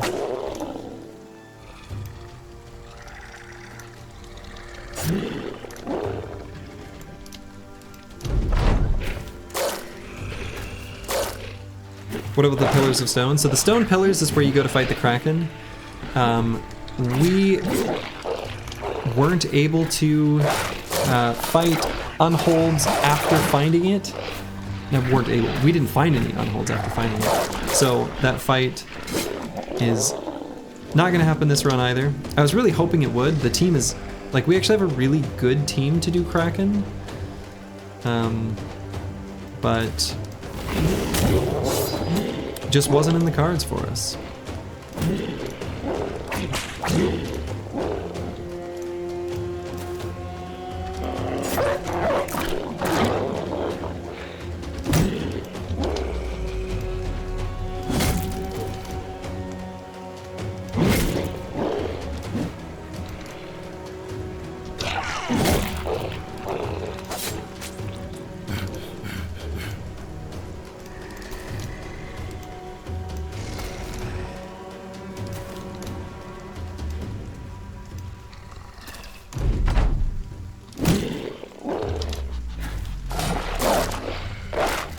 Yeah, I was kind of hoping in this run to demonstrate the Kraken fight, because if you've got one, like, combo offensive / defensive bro with Lone Wolf, that's actually, like, perfect. And you have the Goblin Trophy, which we have. Then all you need is a few reasonably fast bros, which we have. And then you can do it pretty comfortably, actually.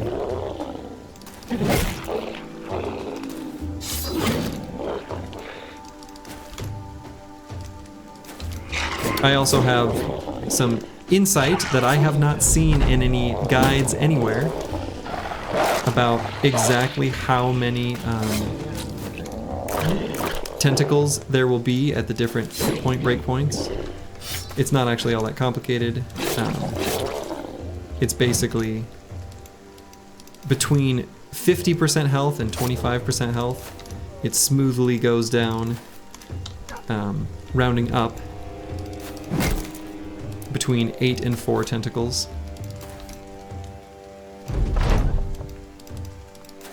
So if you're below 25% health, you can always destroy tentacles down to 4. But if you destroy any tentacles while he's still above 50% health, it won't do anything. Arcatal bro could use the Hexa Knife from the Witch Hut. We don't know where the Witch Hut is.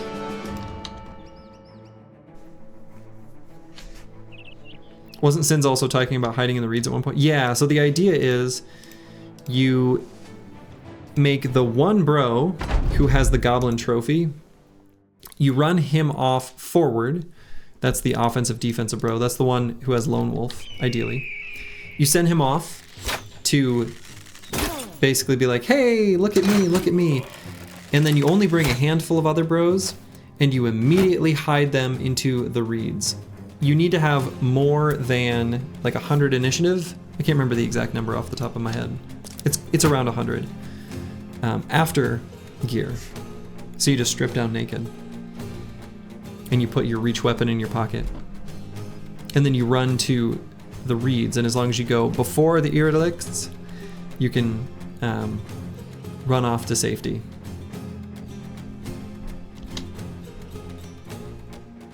I haven't actually done the fight in a little while, but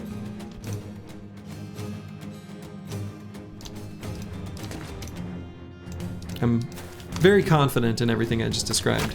Confident enough that I was hoping to demonstrate it, but what you gonna do? Next run, you know?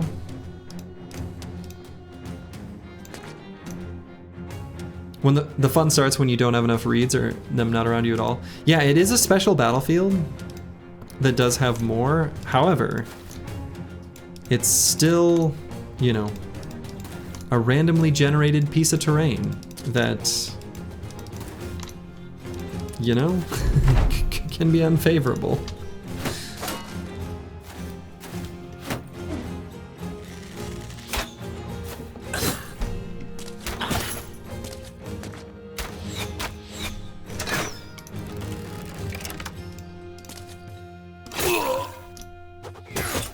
So do they not see you in the reeds? Correct. They do not. That's true in like any fight too. You just have to be really careful how you do it, because just like how the enemy is revealed if they attack out of the reeds, the same rule applies to you as a player.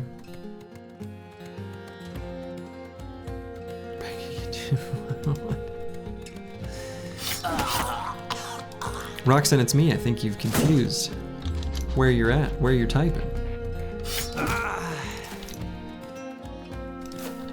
That's a drive-through.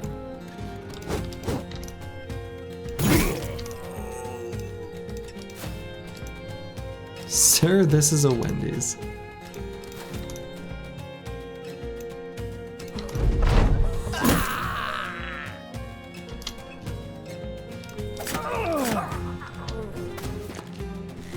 Sir, this isn't a Wendy's. I don't eat fast food too often, and if I do, it's rarely Wendy's. However, the one time in recent memory I went to a Wendy's, it was specifically to get a Frosty, and I know it's the cliche but that their Frosty machine's always broken, but their damn Frosty machine was broken. Couldn't believe it.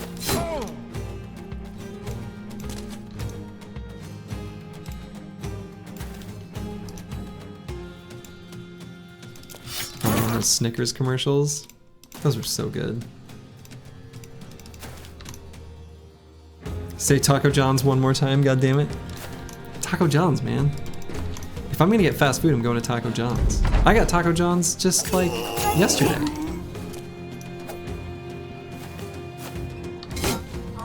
It was everything I hoped and dreamed. Wendy's is the only good place left with good deals. Can't beat the 5 for $5. Yeah, dude, fast food is stupidly expensive. When they like have a really bad chicken sandwich and they charge $6 for it, and it's like not any better than literally like a microwave thing you could make at home. It's like, no. You could go for some Taco John's. Oh, hell yeah. Hell yeah. Hell yeah. Next you're gonna talk about Runza or Culver's? Yeah, I mean Runza or Culver's would narrow down the location a little further. No Runzas here. Not Nebraska. Now I live in Minnesota. We do have Culver's here though. Not as many as you'd find in Wisconsin, but we've got some.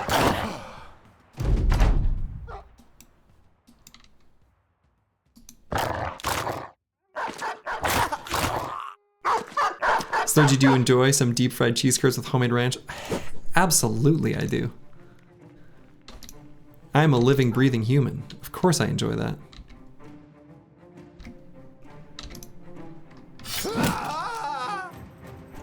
Minnesota's a real place, people live there. Yeah, it's true. People do live there. It is a real place. Kind of incredible.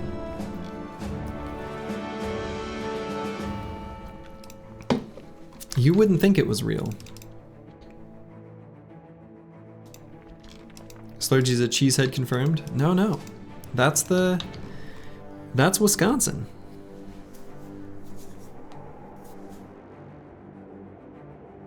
That's right, the land of 10,000 lakes.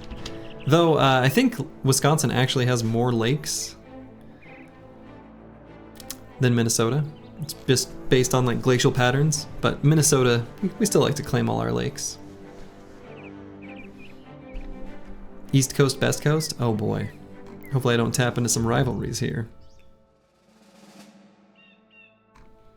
The land of tall pines and virgin girls. That's right.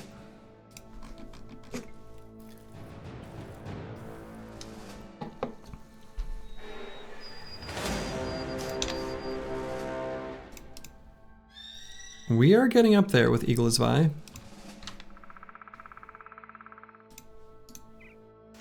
The best coast is Texas? Get out of here.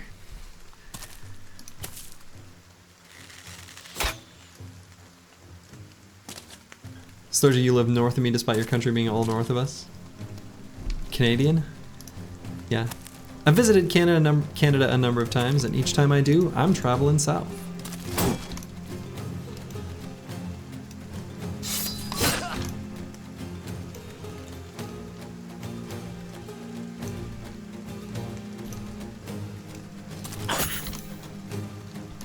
Well, I suppose not each time. If I head up to like Thunder Bay or something, then I'm going north. But most of the time when I've gotten to Canada, I've actually traveled south.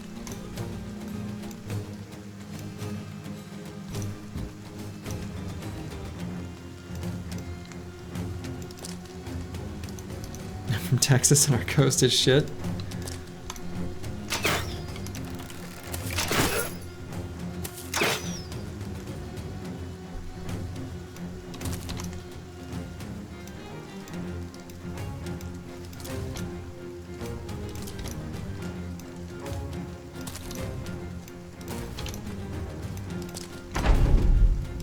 No coast is as cool as the Bay of Fundy? What is that?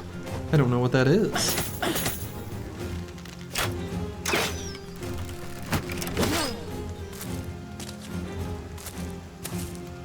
The Bay of Fundy. Fundy? May you post a link? You may.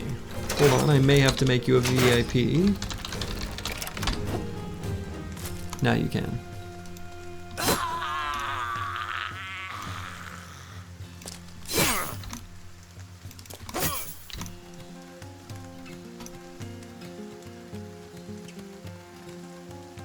In Nova Scotia? Oh my.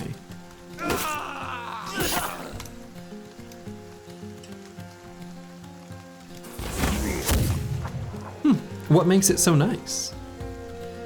That's not a place I would have anticipated as being... I don't know. I mean, I'm sure it's fine, but like... Has the highest tidal range in the world. Ah, okay. So like really like big and deep tide pools are probably the result.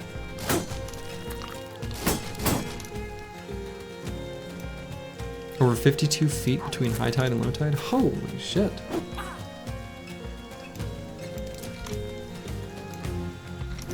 That's kind of cool. Huh.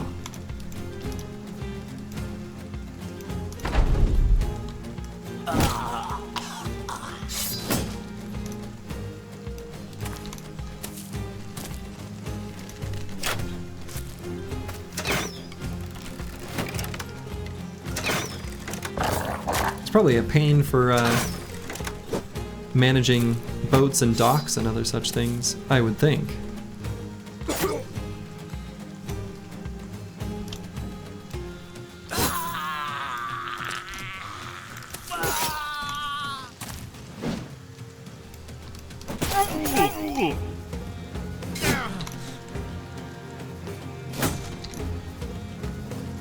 At high tide, the boat sits by the docks.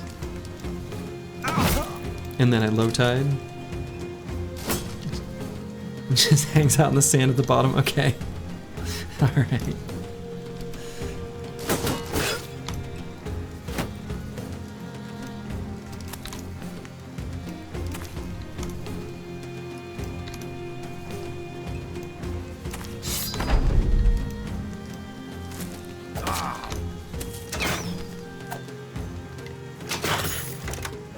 I suppose if there's that much of a difference between high tide and low tide, you probably don't have much for choices.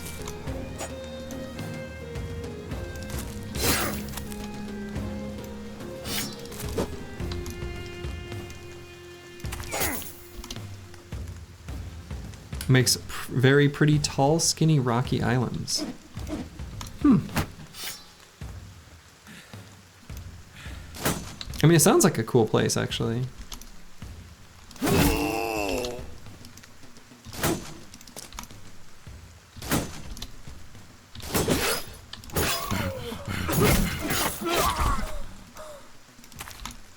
Isn't that near where Artosis moved?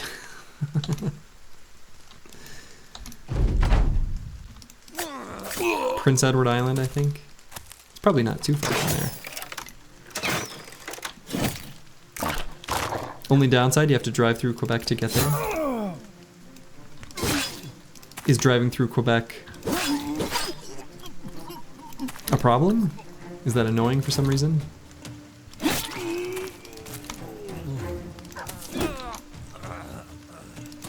Or just that it's big. It's all in French, I suppose.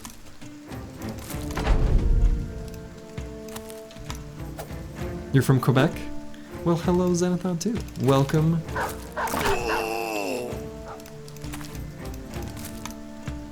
One of my favorite guitarists is from Quebec. Antoine Dufour. If you've not heard his music, look him up. He's incredible. All right, we got that long axe. We actually kind of needed that long axe, so I'm pretty happy that we got that. Der Hirnschmelzer has been wanting a reach weapon that he can move and attack with, and now he's got one. You love to see it.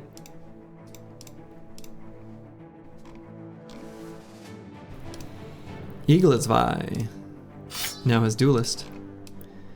We don't need to give him anything else now for a backup weapon.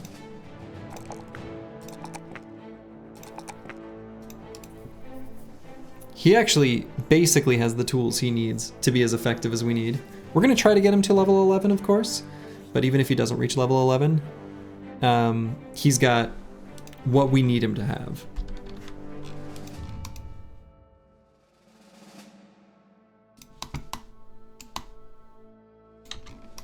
Alright, let's head down to Brackenvocht and get ourselves some doges.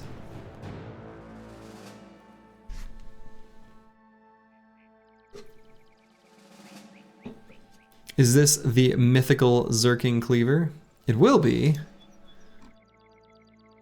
That'll be the point of it.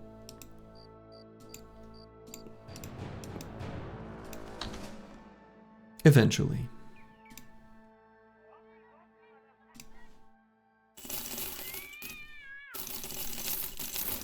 Alright, let's grab the 3 dogs with armor and we'll take a look at where we're at.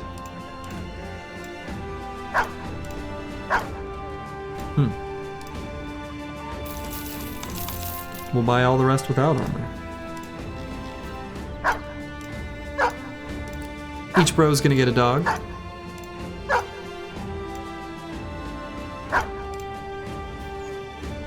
Xerxes 2.0. Chad sitting on the bench. Sad times with no ambition. It's true. Walking around with no ambitions is indeed very sad.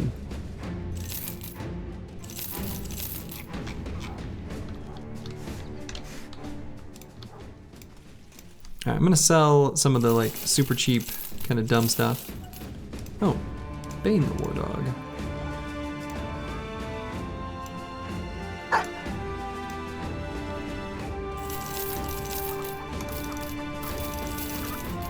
We'll hang on to some of the more expensive items just to sell in one of the southern cities.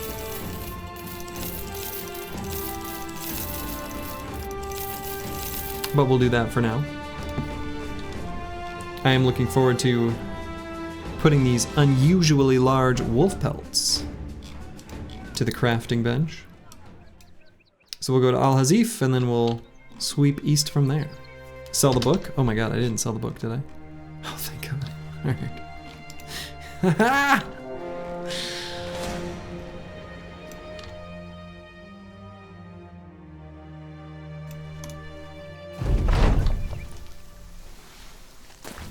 Ever since I did it that one time, totally, like, accidentally, I've been paranoid. Got him! I was got. Even if that wasn't the intent. Even if it was a, you know, request and not a question. You fooled me.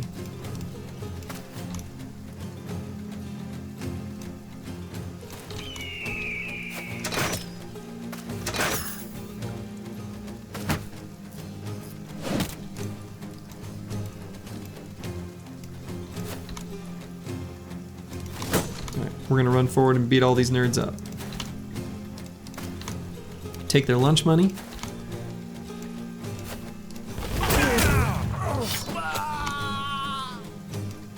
Prank call their mom. What else are we gonna do? Other mean stuff.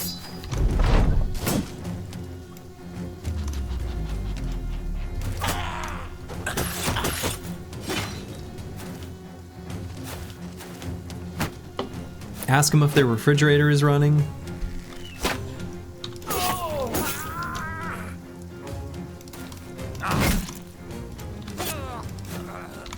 Tell them they better catch it.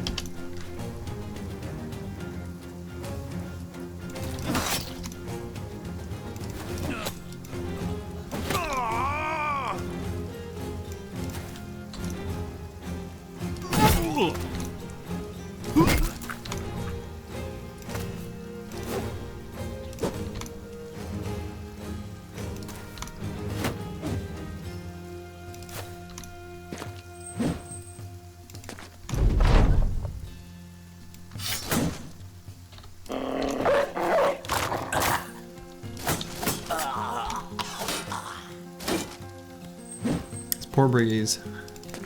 They are no longer a threat. Scheduled YouTube greeting. Hi, YouTube. We are actually live on YouTube now, too. I did figure out, by the way, the widget that I use to combine chats does not support a combine. So before my next, but since it's, I don't want to break it midstream, before my next series for anatomists, I'll try to get a different widget that can combine the two. Such things do exist. Can YouTube see our chat live? Yes, they can, actually. But we see nothing there. So I can go back and look after the broadcast. Like, it keeps the chat.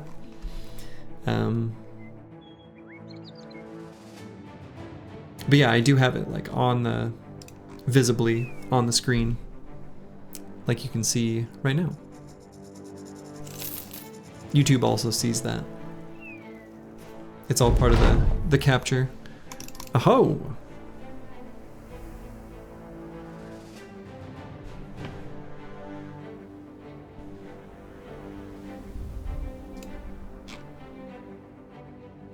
Mortimer Drock, making everyone happy. 28 efforts, making everyone sad.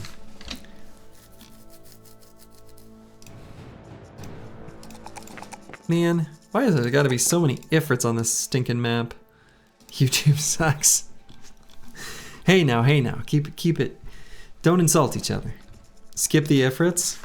I mean, I'd like to. I need to get to this town before nighttime, but I can't run around very easily. Ugh.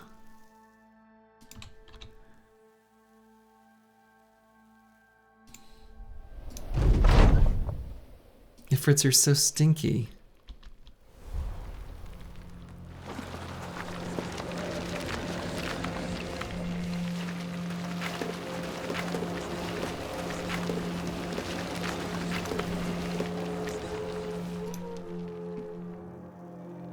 Is your refrigerator running? Yes, but I caught it. That's good. It's a lot of big Ifrits. It is. Ifrit fights just sort of suck. They just do. Caca! Let's watch them combine. We've got onesie twosie little brave Ifrits that is kind of weird.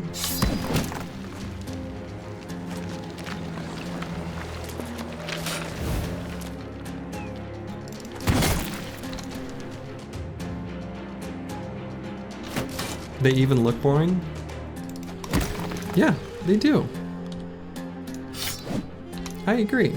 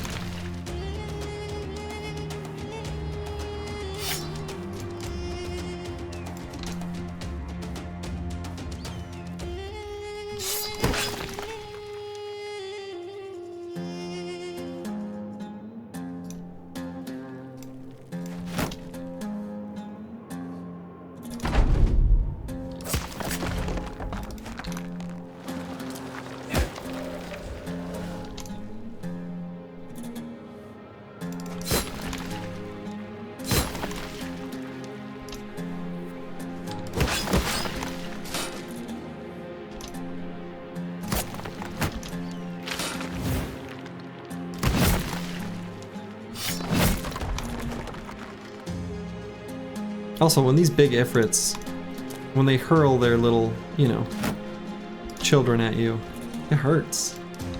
It hurts bad.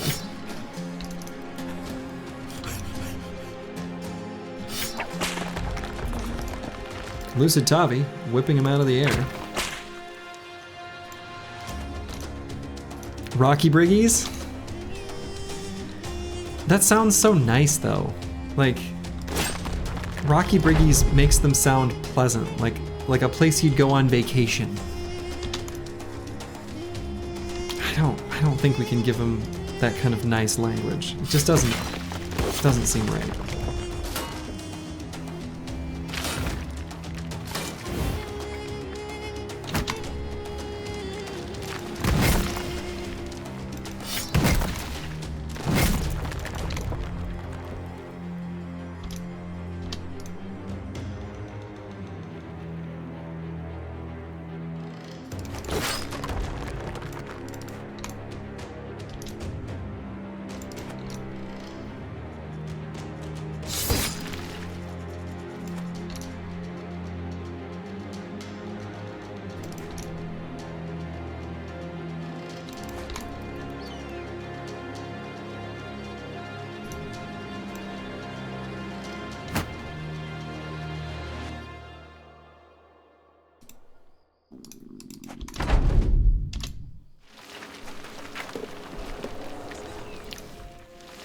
Useless Rocky Briggies?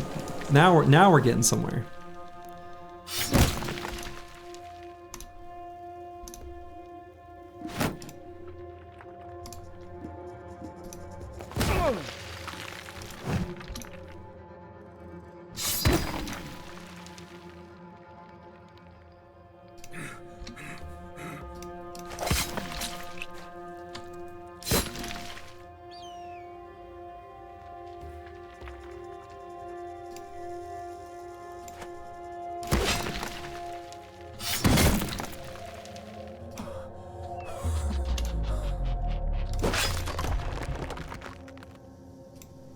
Math Briggies, because they're always combining and dividing. And if you think about it, I'm playing this game on Ifrits. It's just sand. Silicon's just sand. All these little, you know, computer chips, these microcontrollers, they're just sand.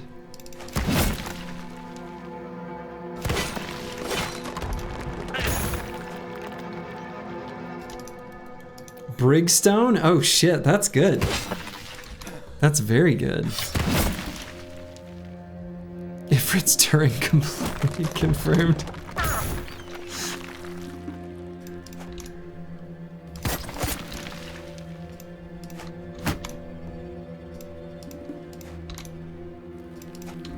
Ifrits are the singularity, the tech utopia that the tech bros have been dreaming of. It was just Ifrits all along.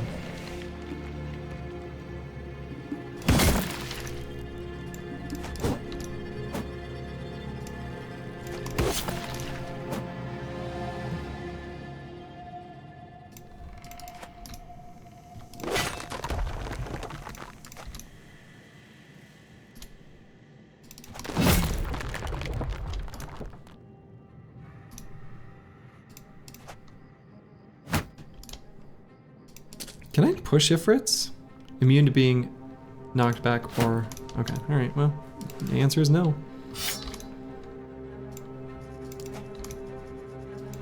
The only other thought is that they're kind of like nesting dolls, if anyone could do anything. Ooh.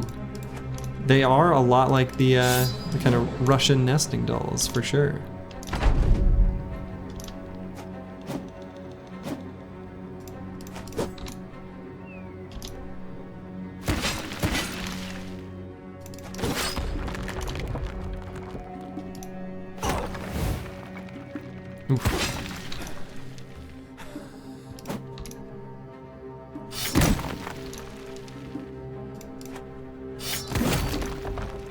Lucid Tabi took some hurt there.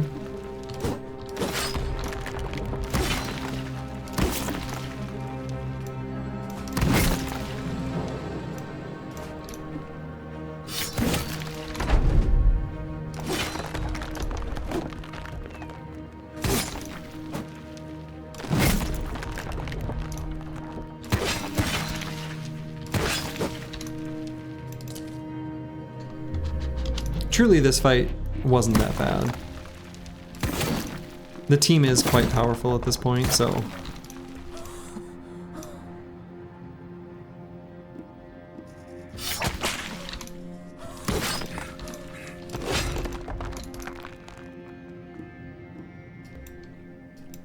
You're casually like, oh man, I'm fighting 30 mobs and I had a guy take some damage. Yeah, but I didn't want him to take damage, you know? Yeah, that fight went really well, and we got pretty okay experience from it, right? I mean, EELI got like 320, and that's what we really care about. So, whatever. How can you whip a dust ball? Good question. It apparently works though. God, Searoy 7 is such a Chad.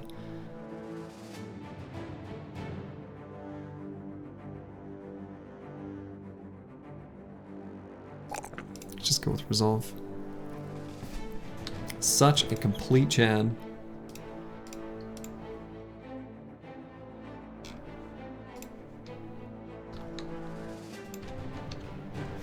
Fatigue?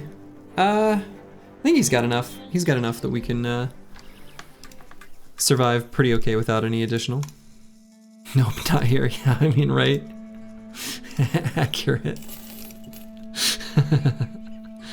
I will click the fatigue button sometimes though. It definitely happens. Those with a keen eye will have seen it happen, I'm sure, this stream at some point. One must imagine. Bonk in store. Now that we don't need bonks, there are bonks everywhere. It's a real tragedy.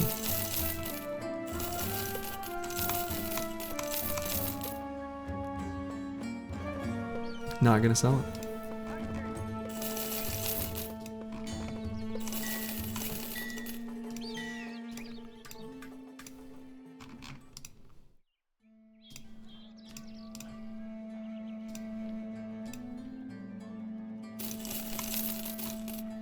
We're gonna buy some of these consumables. We're gonna make sure EELI is always cracked. sucking down potions of oblivion, or whatever. Potions of learning. I guess potions of oblivion is a totally different thing. There is a gladiator with a bonk, yeah, exactly. There's multiple bonks here that we could acquire. 2 gladiators, no problem. Searoy 7, only 1 fight away from graduating from pit fighter to arena fighter. Rugged Edge 82 is at 1 fight.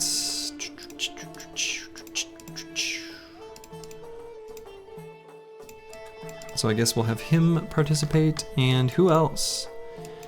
I guess we could put Iglisvi out there. Just to, you know, get some experience. Battle banner time? I'm thinking so.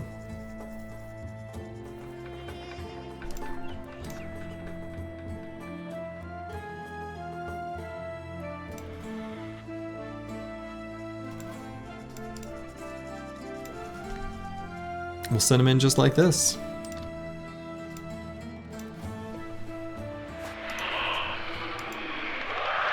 Well,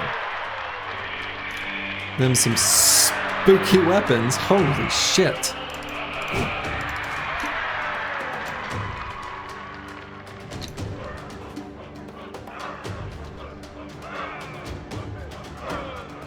You think I'm gonna move towards you? Uh-oh. No, sir.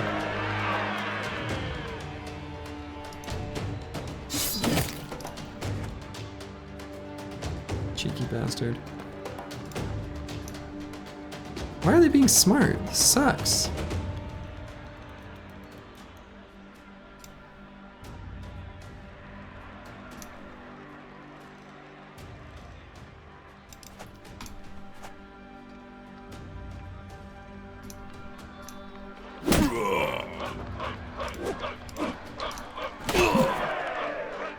Okay, we are going to throw the smoke pot and back up, but we'll let Searoy 7 get an attack first.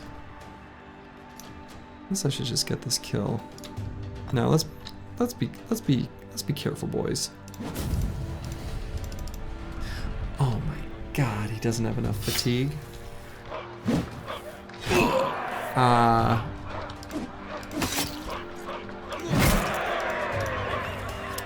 Oh my god.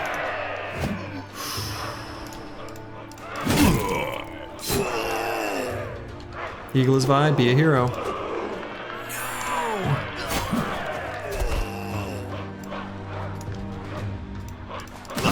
Okay. Holy shit. Not having enough fatigue to move after throwing the smoke pot was a big, like, whoops. But everything's fine. We're all fine here. Hey, how are you?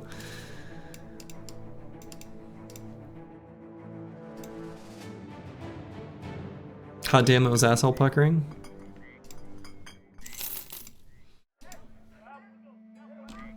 Boy.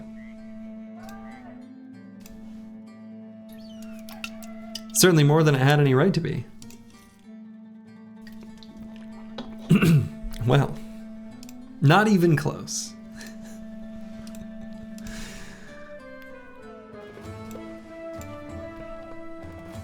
Yikes.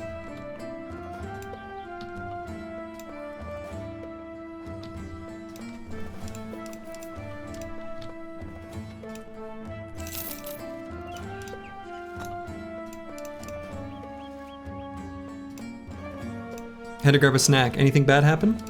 Nope. We're all fine here.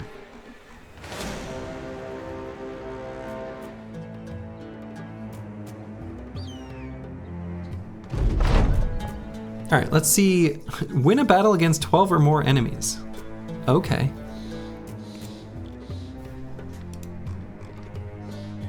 That should be a pretty simple one to complete.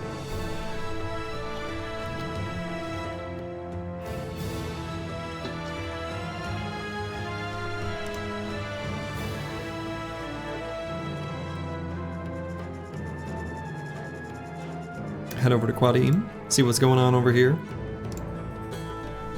We'll check out what they've got in their alchemist. Boo. Ambush trade routes means probably not too much. And probably not too much otherwise going on here either. Lame. And I guess we'll make our way to Tanware. We're gonna use their taxidermist and see what they've got in their alchemist. Wow. A plethora of conscripts, a few officers, a few engineers, and a few mortars? Wow. What an army.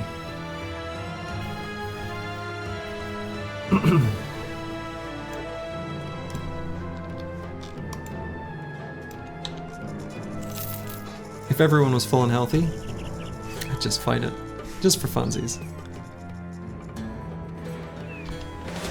The Northern Raiders do as they want, you know?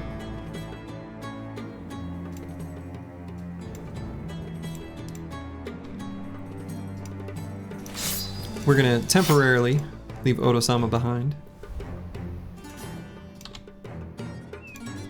Or excuse me, bring Odo-sama out, leave Ragged Edge 82 behind.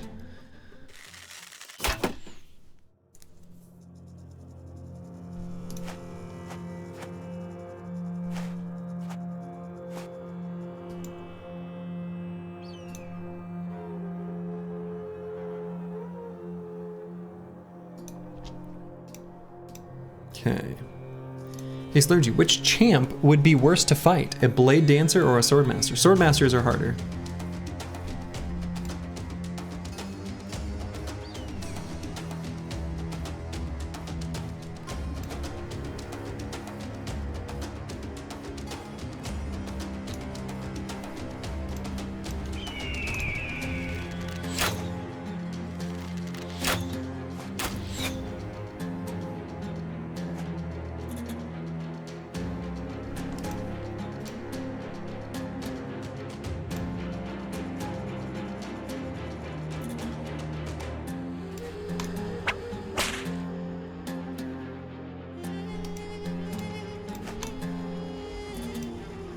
Okay, let's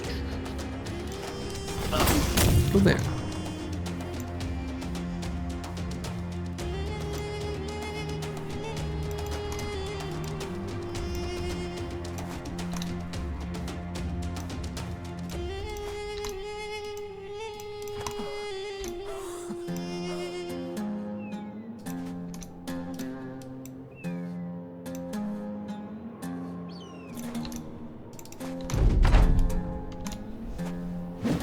Okay.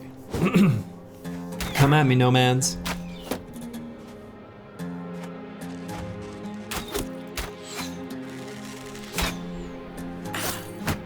I'm liking the gun blast that I'm seeing lined up.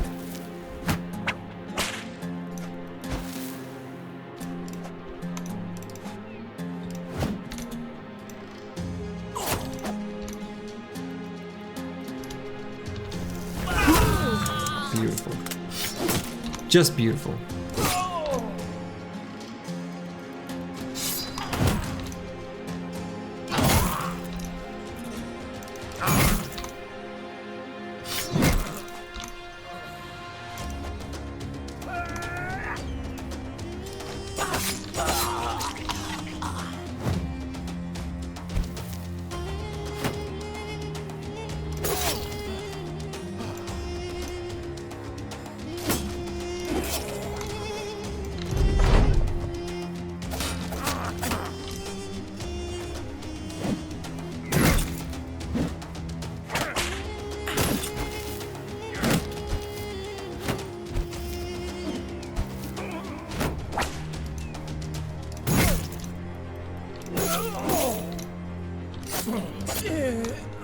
Alright, not too much left for enemies here.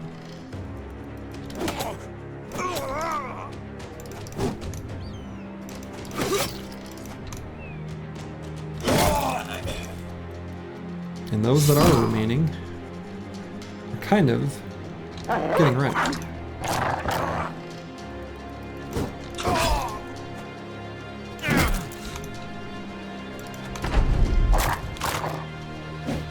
Shame Fearsome Skeptic not in chat today. I know, right?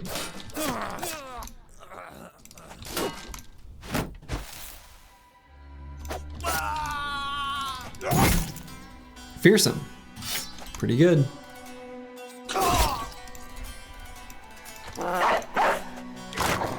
More than just pretty good. It is excellent.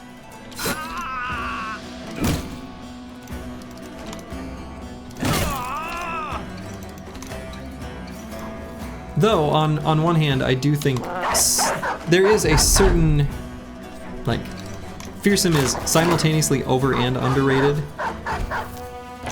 Like, you could definitely still get enemies to flee without it. It's just a matter of how quickly that happens, and since that is the win con, that's what you gotta, you know, that's where you get the most value.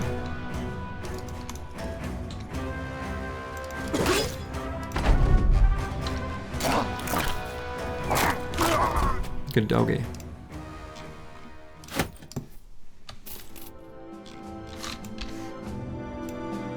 Come on, Eaglesvi. Looking for you to be an experienced boy. Oh yeah, that was a fight against 12 or more enemies. Okay. Right. Okay. Good. Chaining these ambitions, keeping the company's resolve. Mood nice and high. Boy, my words are starting to fail me. Except with undead, then Fearsome is completely useless. True. With the asterisk of your fights against the undead will go better if you're going at them healthy, with high mood and good gear that you got from your fights against the living that you won using Fearsome. But it has no direct benefit like on the battlefield. That part is true.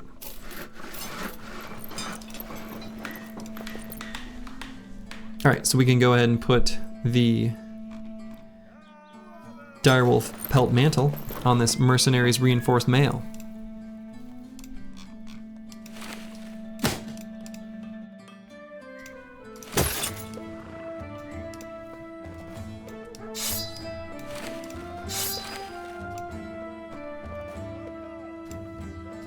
Kibio's gained a veteran level. Actually, I might use a tiny bit of fatigue on him. See, I clicked the fatigue button right there.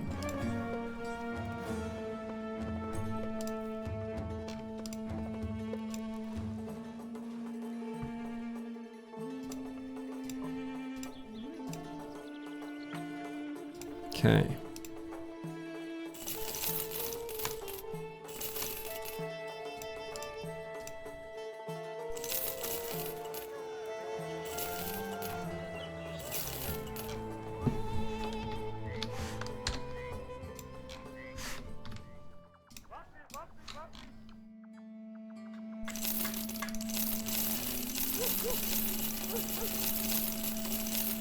Team's in good shape.